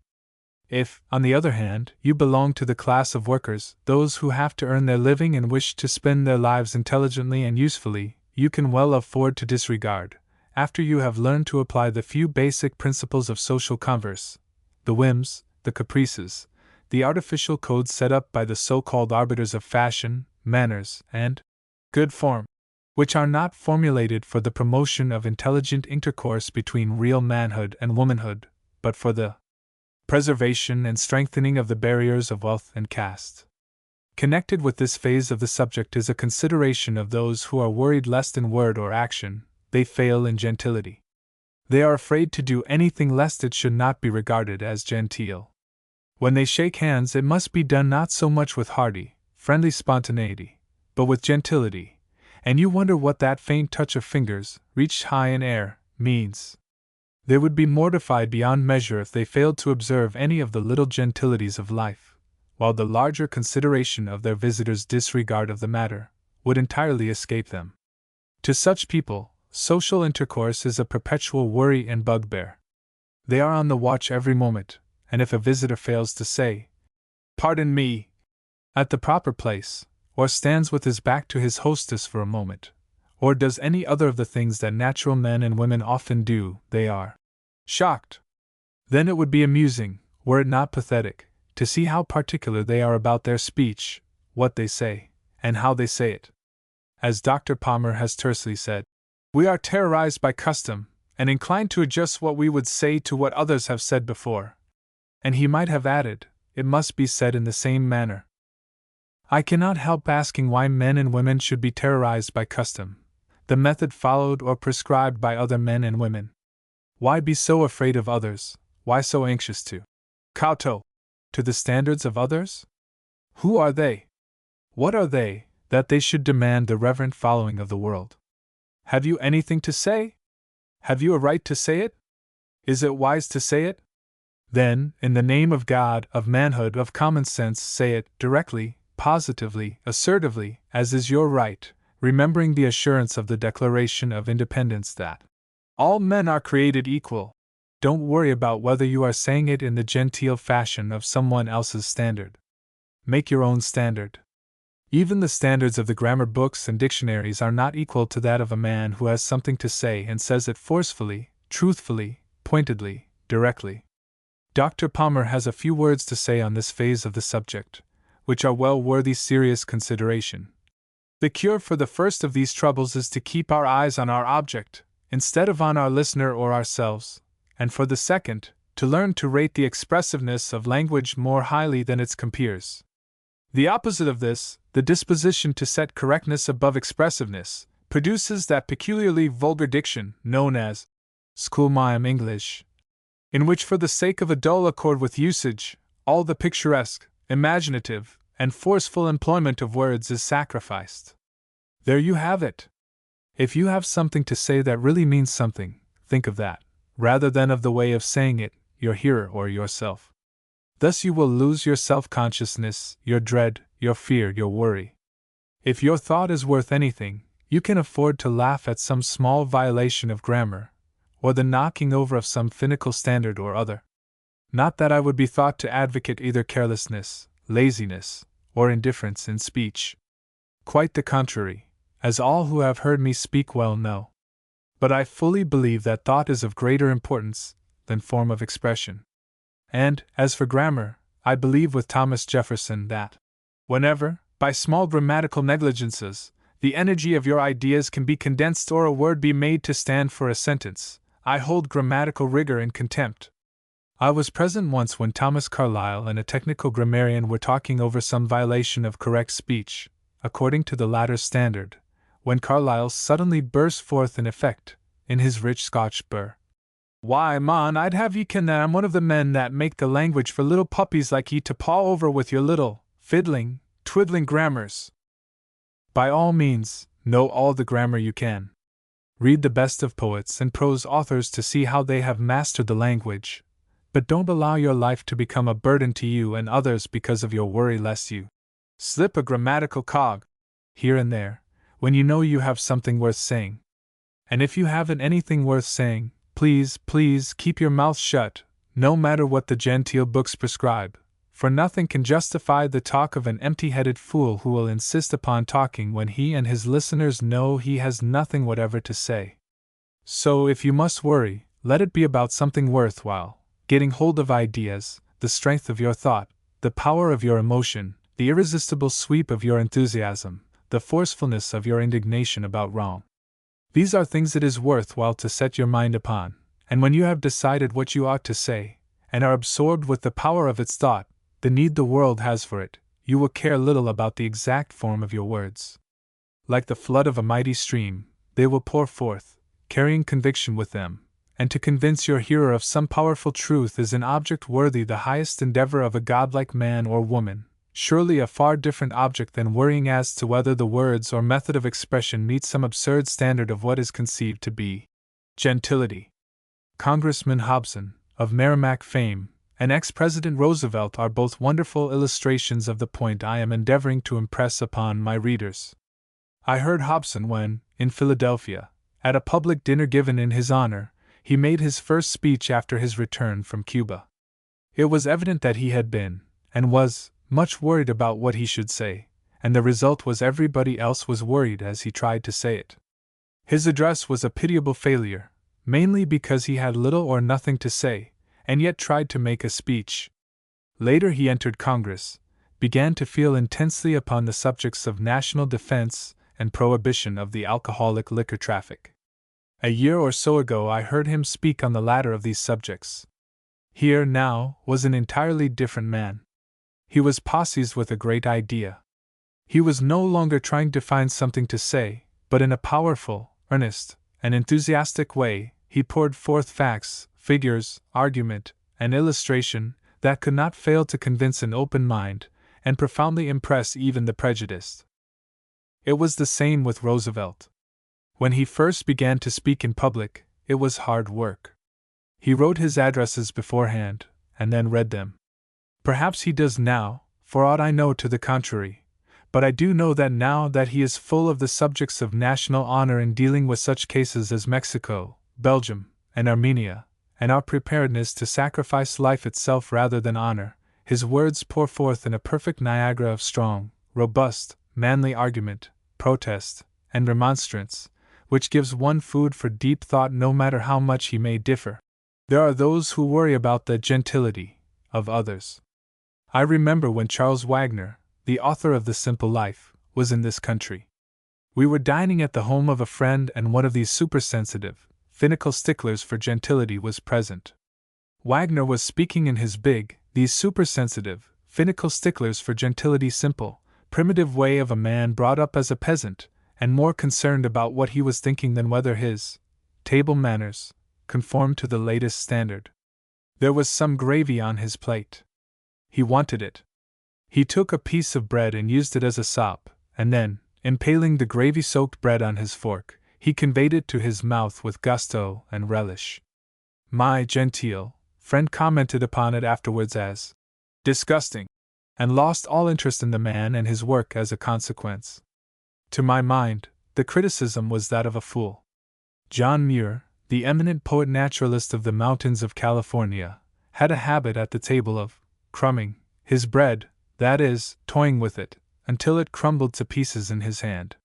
He would, at the same time, be sending out a steady stream of the most entertaining, interesting, fascinating, and instructive lore about birds and beasts, trees and flowers, glaciers and rocks, that one ever listened to.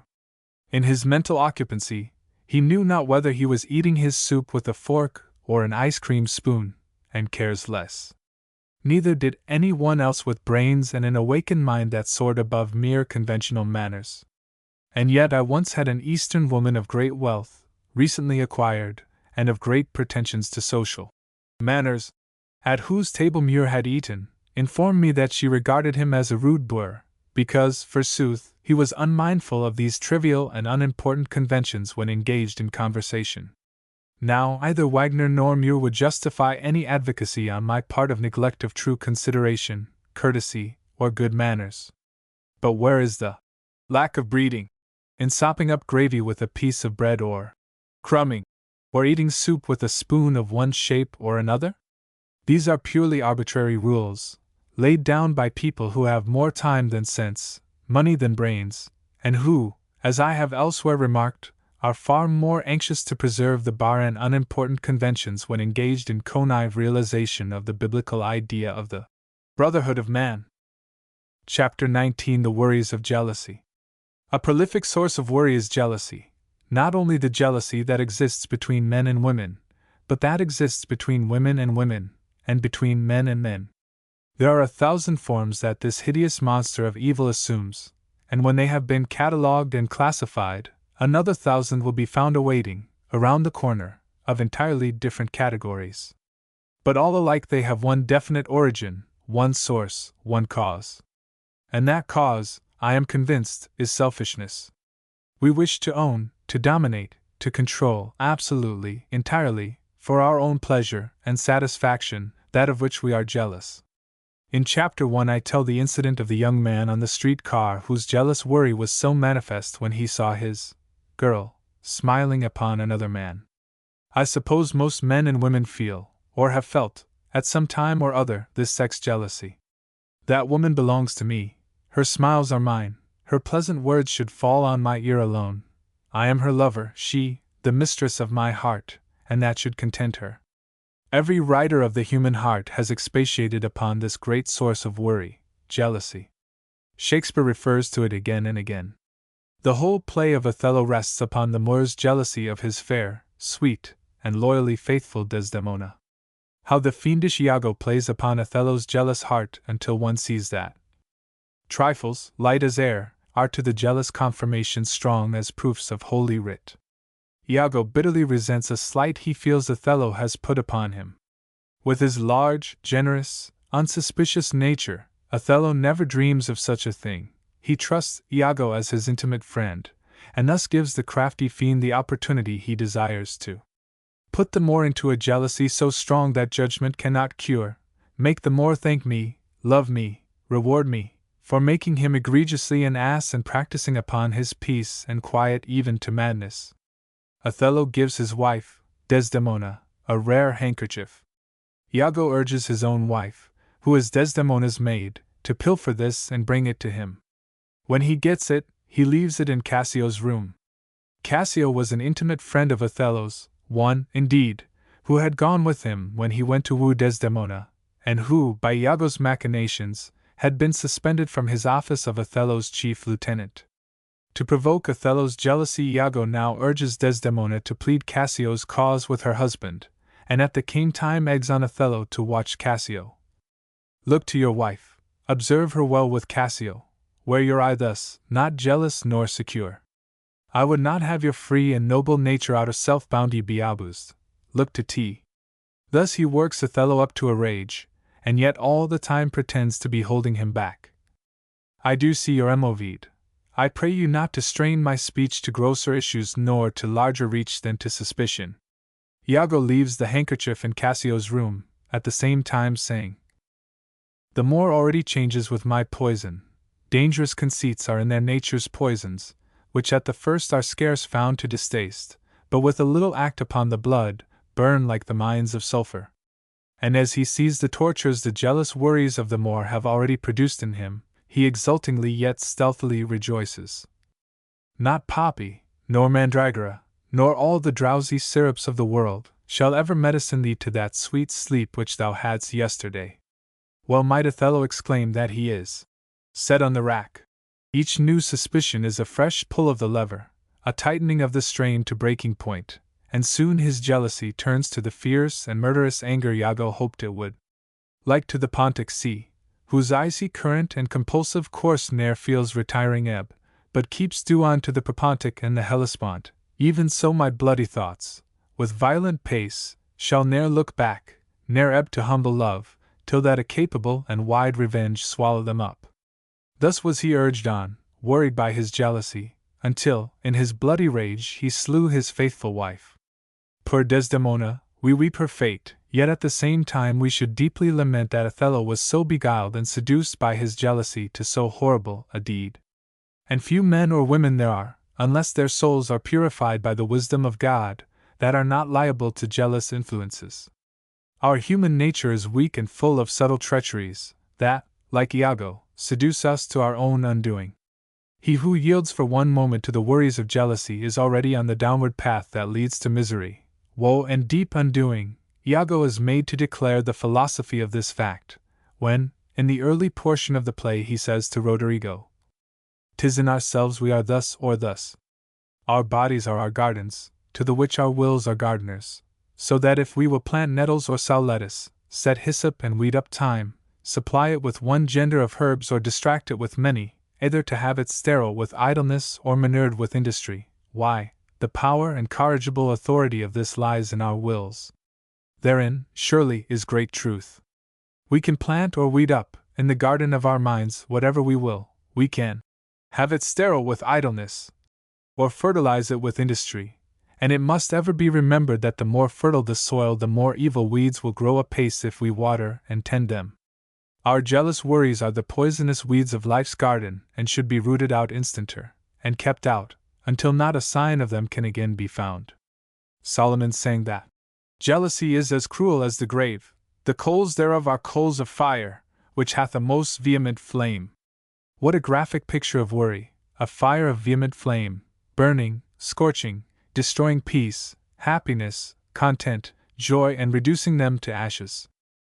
In my travel and observation I have found a vast amount of jealous worry in institutions of one kind and another, such as the Indian service, in reform schools, in humane societies, in hospitals, among the nurses, etc. It seems to be one of the misfortunes of weak human nature when men and women associate themselves together to do some work which ought to call out all the nobleness, the magnanimity, the godlike qualities of their souls, they become maggoty with jealous worries, worry that they are not accorded the honor that is their due, worry that their work is not properly appreciated, worry lest someone else becomes a favorite of the superintendent, etc., etc., etc., ad libitum. Worries of this nature in every case are a proof of small, or undeveloped, natures. No truly great man or woman can be jealous. Jealousy implies that you are not sure of your own worth, ability, power. You find someone else's being appreciated, you covet that appreciation for yourself, whether you deserve it or not. In other words, you yield to accursed selfishness, utterly forgetful of the apostolic injunction, in honor preferring one another. And the same jealousies are found among men and women in every walk of life, in trade, in the office, among professors in schools, colleges, universities, in the learned professions, among lawyers, physicians, and even among the ministers of the gospel, and judges upon the bench. Oh! Shame! Shame! Upon the littleness, the meanness, the paltriness of such jealousies, of the worries that come from them. How any human being is to be pitied whose mortal mind is corroded with the biting acid of jealous worry. When I see those who are full of worry because yielding to this demon of jealousy, I am almost inclined to believe in the old-time Presbyterian doctrine of total depravity. Whenever, wherever you find yourself feeling jealous, take yourself by the throat, figuratively, and strangle the feeling, then go and frankly congratulate the person of whom you are jealous upon some good you can truthfully say you see in him. Spread his praises abroad, seek to do him honor. Thus, by active work against your own paltry emotion, you will soon overcome it, and be free from its damning and damnable worries. Akin to the worries of jealousy are the worries of hate. How much worry hate causes the hater, he alone can tell. He spends hours in conjuring up more reasons for his hate than he would care to write down. Every success of the hated is another stimulant to worry, and each step forward is a sting full of pain and bitterness. He who hates walks along the path of worry, and so long as he hates he must worry. Hence, there is but one practical way of escape from the worries of hatred, viz., by ceasing to hate, by overcoming evil with good. Chapter 20: The Worries of Suspicion. He who has a suspicious mind is ever the prey of worry. Such an one is to be pitied, for he is tossed hither and yon, to and fro, at the whim of every breath of suspicion he breathes. He has no real peace of mind, no content, no unalloyed joy, for even in his hours of pleasure, of recreation, of expected jollity, he is worrying lest someone is trying to get ahead of him, his vis-a-vis is jollying him, his partner at golf is trying to steal a march on him, he is not being properly served at the picnic, etc. These suspicious-minded people are sure that every man is a scoundrel at heart, more or less, and needs to be watched. No man or woman is to be trusted. Every grocer will sand his sugar, chicory his coffee, sell buttering for butter, and cold storage eggs for fresh if he gets a chance. To accept the word of a stranger is absurd, as it is also to believe in the disinterestedness of a politician, reformer, office holder, a corporation, or a rich man. But to believe evil, to expect to be swindled, or prepare to be deceived is the height of perspicacity and wisdom. How wonderfully Shakespeare in Othello portrays the wretchedness of the suspicious man. One reason why Iago so hated the Moor was that he suspected him. The thoughts whereof doth like a poisonous mineral gnaw my inwards, and nothing can or shall content my soul till I am even with him. How graphic the simile! Gnaw my inwards! It is the perpetual symbol of worry, the poisonous mineral ever biting away the lining of the stomach, just as mice and rats gnaw at the backs of the most precious books and destroy them. Aye, as they gnaw during the night time and drive sleep away from the weary, so does suspicion gnaw with its sharp worrying teeth to the destruction of peace, happiness, and joy. Then, when Iago has poisoned Othello's mind with suspicions about his wife, how the Moor is worried, gnawed by them. By heaven, he echoes me, as if there were some monster in his thought too hideous to be shown. To Iago, thou dost mean something. I heard thee say even now, thou likedst not that, when Cassio left my wife, what didst not like? And when I told thee he was of my counsel in my whole course of wooing, thou criedst indeed, and didst contract and purse thy brow together, as if thou then hadst shut up in thy brain some horrible conceit. If thou dost love me, show me thy thought. And then we know how, with crafty, devilish cunning, Iago plays upon these suspicions, fans their spark into flames. He pretends to be doing it purely on Othello's account and accuses himself that it is my nature's plague to spy into abuses, and yet my jealousy shapes faults that are not. And then cries out, "Oh, beware, my lord, of jealousy! It is the green-eyed monster which doth mock the meat it feeds on. That cuckold lives in bliss who's certain of his fate, loves not his wronger. But oh, what damned minutes tells he o'er who dotes, yet doubts, suspects, yet strongly loves!" There, indeed, the woe of the suspicious is shown. His minutes are really damned. Peace flies his heart, rest from his couch, sanity from his throne, and yielding himself, he becomes filled with murderous anger, and imperils his salvation here and hereafter. Chapter 21 The Worries of Impatience. How many of our worries come from impatience? We do not want to wait until the fruition of our endeavors comes naturally, until the time is ripe, until we are ready for that which we desire. We wish to overrule conditions which are beyond our power. We fail to accept the inevitable with a good grace. We refuse to believe in our circumscriptions, our limitations, and in our arrogance and pride express our anger, our indignation, our impatience. I have seen people whose auto has broken down, worried fearfully because they would not arrive somewhere as they planned, and in their impatient fretfulness they annoyed, angered, and upset all around them, without, in one single degree, improving their own condition or hastening the repair of the disaster. What folly! What more than childish foolishness! A child may be excused for its impatience and petulance, for it has not yet learned the inevitable facts of life, such as that brakes must be repaired, tires must be made so that they will not leak, and that the gasoline tank cannot be empty if the machine is to run. But a man, a woman, is supposed to have learned these incontrovertible facts, and should, at the same time, have learned acquiescence in them. A train is delayed. One has an important engagement. Worry seems inevitable and excusable. But is it? Where is the use? Will it replace the destroyed bridge, renew the washed-out track, repair the broken engine? How much better to submit to the inevitable with graceful acceptance of the fact, than to fret, stew, worry, and at the same time, irritate everyone around you. How serenely nature rebukes the impatience of the fretful worrier. A man plants corn, wheat, barley, potatoes, or trees that take 5-7 years to come to bearing, such as the orange, olive, walnut, date, etc. Let him fret ever so much, worry all he likes, chafe and fret every hour. Let him go and dig up his seeds or plants to urge their upgrowing. Let him even swear in his impatient worry and threaten to smash all his machinery, discharge his men, and turn his stock loose. Nature goes on her way, quietly, unmoved, serenely, unhurried, undisturbed by the folly of the one creature of earth who is so senseless as to worry, viz., man. Many a man's hair has turned gray, and many a woman's brow and cheeks have become furrowed because of fretful, impatient worry over something that could not be changed, or hastened, or improved.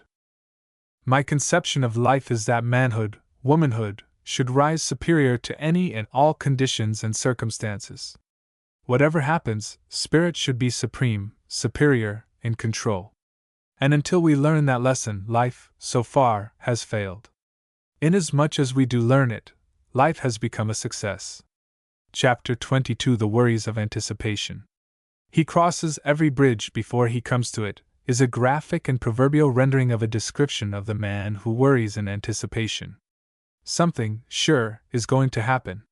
He is always fearful, not of what is, but of what is going to be. For 20 years he has managed to live and pay his rent, but at the beginning of each month he begins afresh to worry where next month's rent is going to come from. He's collected his bills fairly well for a business lifetime, but if a debtor fails to send in his check on the very day, he begins to worry and fear lest he fail to receive it. His wife has given him 4 children, but at the coming of the 5th he is sure something extraordinarily painful and adverse is going to happen. He sees, possibly here, I should say, she sees, their son climbing a tree. She is sure he will fall and break a leg, an arm, or his neck. Her boy mustn't ride the horse lest he fall and injure himself. If he goes to swim he is surely in danger of being drowned, and she could never allow him or his sister to row in a boat lest it be overturned. The child must be watched momentarily, lest it fall out of the window, search out a sharp knife, swallow poison, or do some irreparable damage to the bric-a-brac. Here let me relate an incident the truth of which is vouched for, and which clearly illustrates the difference between the attitude of worry and that of trust. One day, when Fladich, a pious minister of the Württemberg, was seated in his armchair, one of his foster children fell out of a second-story window, right before him, to the pavement below. He calmly ordered his daughter to go and bring up the child. On doing so it was found the little one had sustained no injury. A neighbor, however, aroused by the noise, came in and reproached Fladich for his carelessness and inattention. While she was thus remonstrating, her own child, which she had brought with her, fell from the bench upon which she had seated it, and broke its arm. "Do you see, good woman," said the minister, "if you imagine yourself to be the sole guardian of your child, then you must constantly carry it in your arms. I commend my children to God, and even though they then fall, they are safer than were I to devote my whole time and attention to them." Those who anticipate evils for their children too often seem to bring down upon their loved ones the very evils they are afraid of. And one of the greatest lessons of life, and one that brings immeasurable and uncountable joys when learned, is that nature, the great father-mother of us all, is kindly disposed to us. We need not be so alarmed, so fearful, so anticipatory of evil at her hands. Charles Warren Stoddard used to tell of the great dread Mark Twain was wont to feel, during the exhaustion and reaction he felt at the close of each of his lectures, lest he should become incapable of further writing and lecturing and therefore become dependent upon his friends and die a pauper. How wonderfully he conquered this demon of perpetual worry! All those who know his life are aware how that, when his publisher failed, he took upon himself a heavy financial burden, for which he was in no way responsible, went on a lecture tour around the world and paid every cent of it, and finally died with his finances in a most prosperous condition. The anticipatory worries of others are just as senseless, foolish, and absurd as were those of Mark Twain, and it is possible for every man to overcome them, even as did he. The cloud we anticipate seldom, if ever, comes, and then, generally, in a different direction from where we sought it.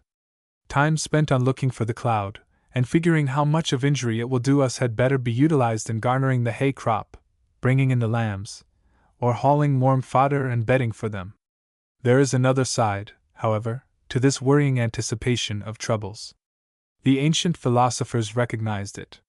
Lucan wrote, "The very fear of approaching evil has driven many into peril."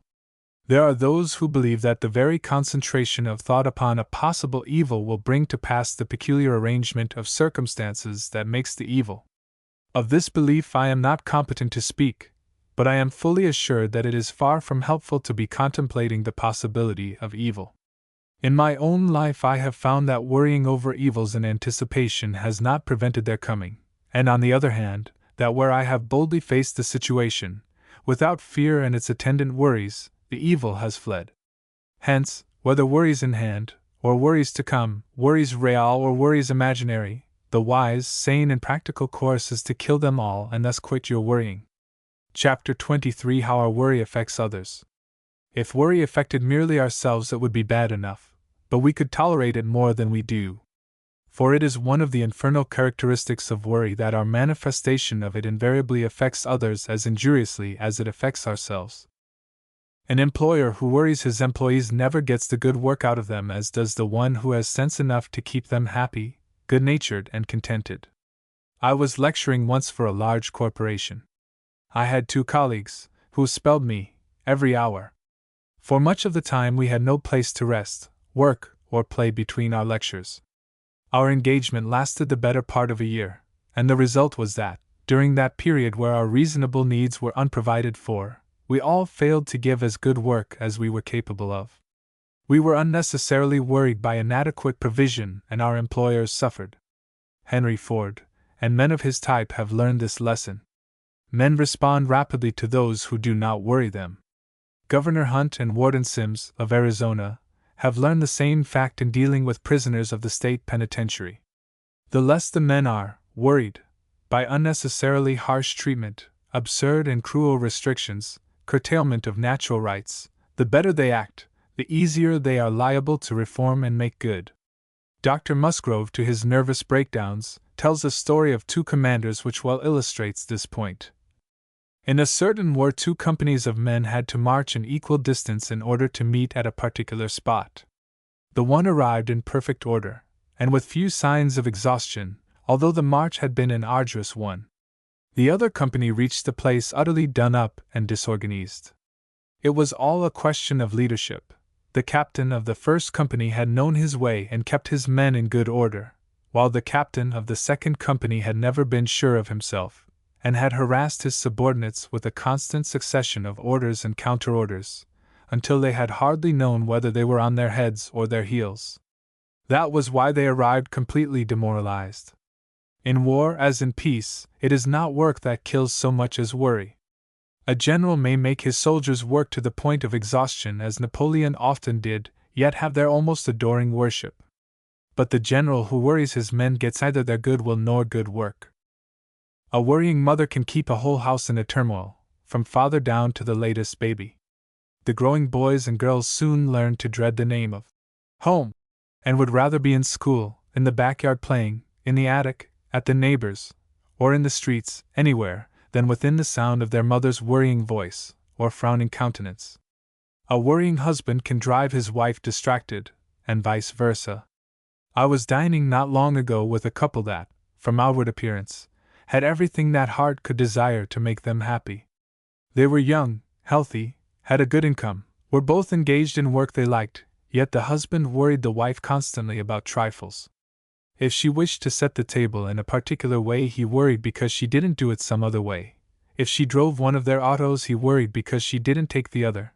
And when she wore a spring-day flowery kind of a hat, he worried her because his mother never wore any other than a black hat. The poor woman was distracted by the absolute absurdities, frivolities, and inconsequentialities of his worries, yet he didn't seem to have sense to see what he was doing.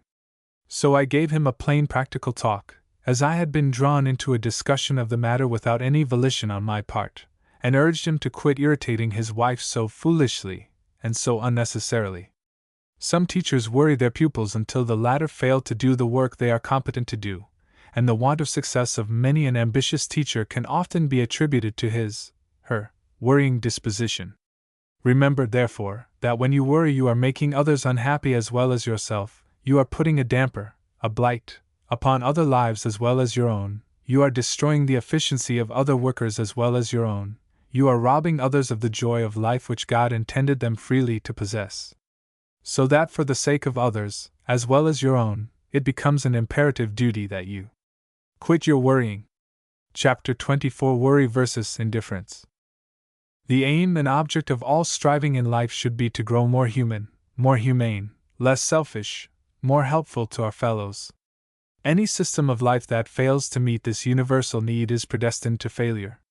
When, therefore, I urge upon my readers that they quit their worrying about their husbands or wives, sons and daughters, neighbors and friends, the wicked and the good, I do not mean that they are to harden their hearts and become indifferent to their welfare. God forbid! No student of the human heart, of human life, and of the Bible can long ignore the need of a caution upon these lines. The sacred writer knew what he was talking about when he spoke of the human heart as deceitful and desperately wicked. It is deceitful, or it would never blind people as it does to the inutility, the futility of much of their goodness. A goodness that is wrapped up in a napkin, and lies and used for the benefit of others, rots and becomes a putrid mass of corruption.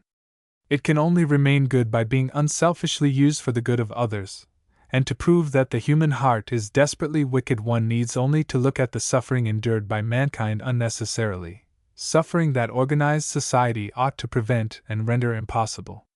The parable of the lost sheep was written to give us this needful lesson. The shepherd, when he found one of his sheep gone, did not sit down and wring his hands in foolish and useless worry as to what would happen to the sheep, the dangers that would beset it, the thorns, the precipices, the wolves. Nor did he count over the times he had cautioned the sheep not to get away from its fellows. Granted that it was conceited, self-willed, refused to listen to counsel, disobedient, the main fact in the mind of the shepherd was that it was lost, unprotected, in danger, afraid, cold, hungry, longing for the sheepfold, the companionship of its fellows and the guardianship of the shepherd. Hence, he went out eagerly and sympathetically, and searched until he found it, and brought it back to shelter. This, then, should be the spirit of those who have needed my caution and advice to quit their worrying about their loved ones and others. Do not worry, but do not, under any consideration, become hard-hearted, careless, or indifferent. Better by far preserve your interest in the human tenderness that leads you to the useless and needless expenditure of energy and sympathy in worry than that you should let your loved ones suffer without any care, thought, or endeavor on their behalf. But do not let it be a sympathy that leads to worry. Let it be helpful, stimulating, directive, energizing in the good. Overcome evil with good. Resist evil and it will flee from you. So long as those you love are absorbed in the things that in the past have led you to worry over them, be tender and sympathetic with them, surround them with your holy and helpful love. Jesus was tender and compassionate with all who were sick or diseased in body or mind. He was never angry with any, save the proud and self-righteous Pharisees. He tenderly forgave the adulterous woman, justified the publican, and never lectured or rebuked those who came to have their bodily and mental infirmities removed by him. Let us then be tender with the erring and the sinful, rather than censorious, and full of rebuke. Is it not the better way to point out the right, overcome the evil with the good, and thus bind our erring loved ones more firmly to ourselves? Surely our own errors, failures, weaknesses, and sins ought to have taught us this lesson. In the bedroom of a friend where I recently slept, was a card on which was illuminated these words, which bear particularly upon this subject. The life that has not known and accepted sorrow is strangely crude and untaught. It can neither help nor teach, for it has never learned. The life that has spurned the lesson of sorrow, or failed to read it aright, is cold and hard. But the life that has been disciplined by sorrow is courageous and full of holy and gentle love. And it is this holy, gentle, and courageous love that we need to exercise every day towards those who require it, rather than the worry that frets still more, irritates, and widens the gulf already existent. So, reader, don't worry, but help, sympathetically and lovingly, and above all, don't become indifferent, hard-hearted, and selfish. Chapter 25 Worries and Hobbies. Though these words are much alike in sound, they have no sympathy one with another. Put them in active operation, and they rush at each other's throats far worse than Allies and Germans are now fighting. They strive for a death grip, and as soon as one gets hold he hangs on to the end, if he can. Yet, as in all conflicts, The right is sure to win in an equal combat. The right of the hobby is absolutely certain to win over the wrong of the worry. Webster defines a hobby as a subject or plan which one is constantly setting off, or a favorite and ever-recurring theme of discourse, thought, or effort. But the editor of the Century Dictionary has a better definition, more in accord with modern thought, viz., that which a person persistently pursues or dwells upon with zeal or delight, as if riding a horse. Are you cursed by the demon of worry? Has he got a death grip on your throat? Do you want to be freed from his throttling assaults? If so, get a hobby, the more mentally occupying the better, and ride it earnestly, sincerely, furiously. Let it be what it will far more than pay in the end, when you find yourself free from the nightmare of worry that has so relentlessly ridden you for so long. Collect bugs, old china, Indian baskets, Indian blankets, pipes, domestic implements, war paraphernalia, photographs, butterflies. Make an herbarium of the flowers of your state. Collect postage stamps, old books, first editions. Go in for extra illustrating books. Pick up and classify all the stray phrases you hear. Do anything that will occupy your mind to the exclusion of worry. And let me here add a thought. The more unselfish you can make your hobby, the better it will be for you. Perhaps I can put it even in a better way yet. The less your hobby is entered into with the purely personal purpose of pleasing yourself, and the more actively you can make it beneficial, helpful, joy-giving to others, the more potent for good it will be in aiding you to get rid of your worries. He who blesses another is thrice blessed, for he not only blesses himself by the act, but brings upon himself the blessing of the recipient and of Almighty God, with the oft-added blessing of those who learn of the good deed and breathe a prayer of commendation for him. In San Francisco there is a newspaper man who writes in a quaint, peculiar, simple, yet subtle fashion, who signs himself KCB. During the Panama Pacific Exposition, one of his hobbies was to plan to take there all the poor youngsters of the streets, the newsboys, the little ones in hospitals, the incurables, the down-and-outers of the workhouse and poor farm, and finally, the almost forgotten old men and women of the almshouses. I saw strong men weep with deep emotion at the procession of automobiles conveying the happy though generally silent throngs on one of these occasions, and KCB must have felt the showers of blessings that were sent in his direction from those who saw and appreciated his beautiful helpfulness. There is nothing to hinder any man, woman, youth or maiden from doing exactly the same kind of thing, with the same spirit, and bringing a few hours of happiness to the needy, thus driving worry out of the mind, putting it hors de combat, so that it need never again rise from the field. Every blind asylum, children's hospital, slum, old ladies' home, old man's home, almshouse, poor farm, workhouse, insane asylum, prison, and 1,000 other centers where the poor, needy, sick and afflicted gather, has its lonely hearts that long for cherishing, aching brows that need to be soothed, pain to be alleviated. And there is no panacea so potent in removing the worries of our own life as to engage earnestly in removing the positive and active ills of others. People occasionally ask me if I have any hobby that has helped me ward off the attacks of worry. I do not believe I have ever answered this question as fully as I might have done, so I will attempt to do so now. One of my first hobbies was food reform and hygienic living. When I was little more than 12 years of age, I became a vegetarian and for 9 years lived the life pretty rigorously. I have always believed that simpler, plainer living than most of us indulge in, more open-air life, sleeping, working, living out of doors, more active, physical exercise of a useful character, would be beneficial. Then I became a student of memory culture. Professor William Stokes of the Royal Polytechnic Institution became my friend, and for years I studied his system of mnemonics, or as it was generally termed, artificial memory. Then I taught it for a number of years, and evolved from it certain fundamental principles upon which I have largely based the cultivation of my own memory and mentality, and for which I can never be sufficiently thankful. Then I desired to be a public speaker. I became a hobbyist on pronunciation, enunciation, purity of voice, phrasing, and getting the thought of my own mind in the best and quickest possible way into the minds of others. For years I kept a small book in which I jotted down every word, its derivation and full meaning with which I was not familiar. I studied clear enunciation by the hour, Indeed, as I walked through the streets I recited to myself, aloud, so that I could hear my own enunciation, such poems as Southey's Cataract of Lodore, where almost every word terminates in ing. For I had heard many great English and American speakers whose failure to pronounce this terminal, ing, in such words as coming, going, etc., used to distress me considerably.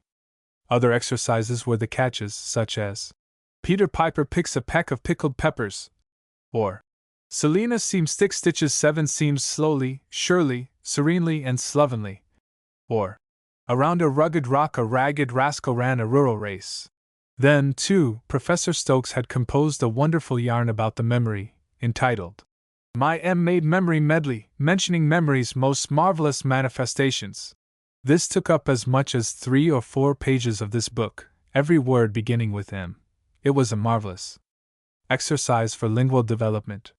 He also had the far-famed fairy tale of Fenella, and these were constantly and continuously recited, with scrupulous care as to enunciation. My father was an old-time conductor of choral and oratorio societies, and was the leader of a large choir.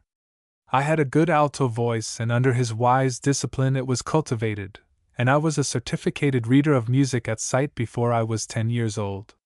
Then I taught myself to play the organ, and before I was 20 I was the organist and choir master of one of the largest congregational churches of my native town, having often helped my father in the past years to drill and conduct oratorios such as the Messiah, Elijah, the Creation, etc.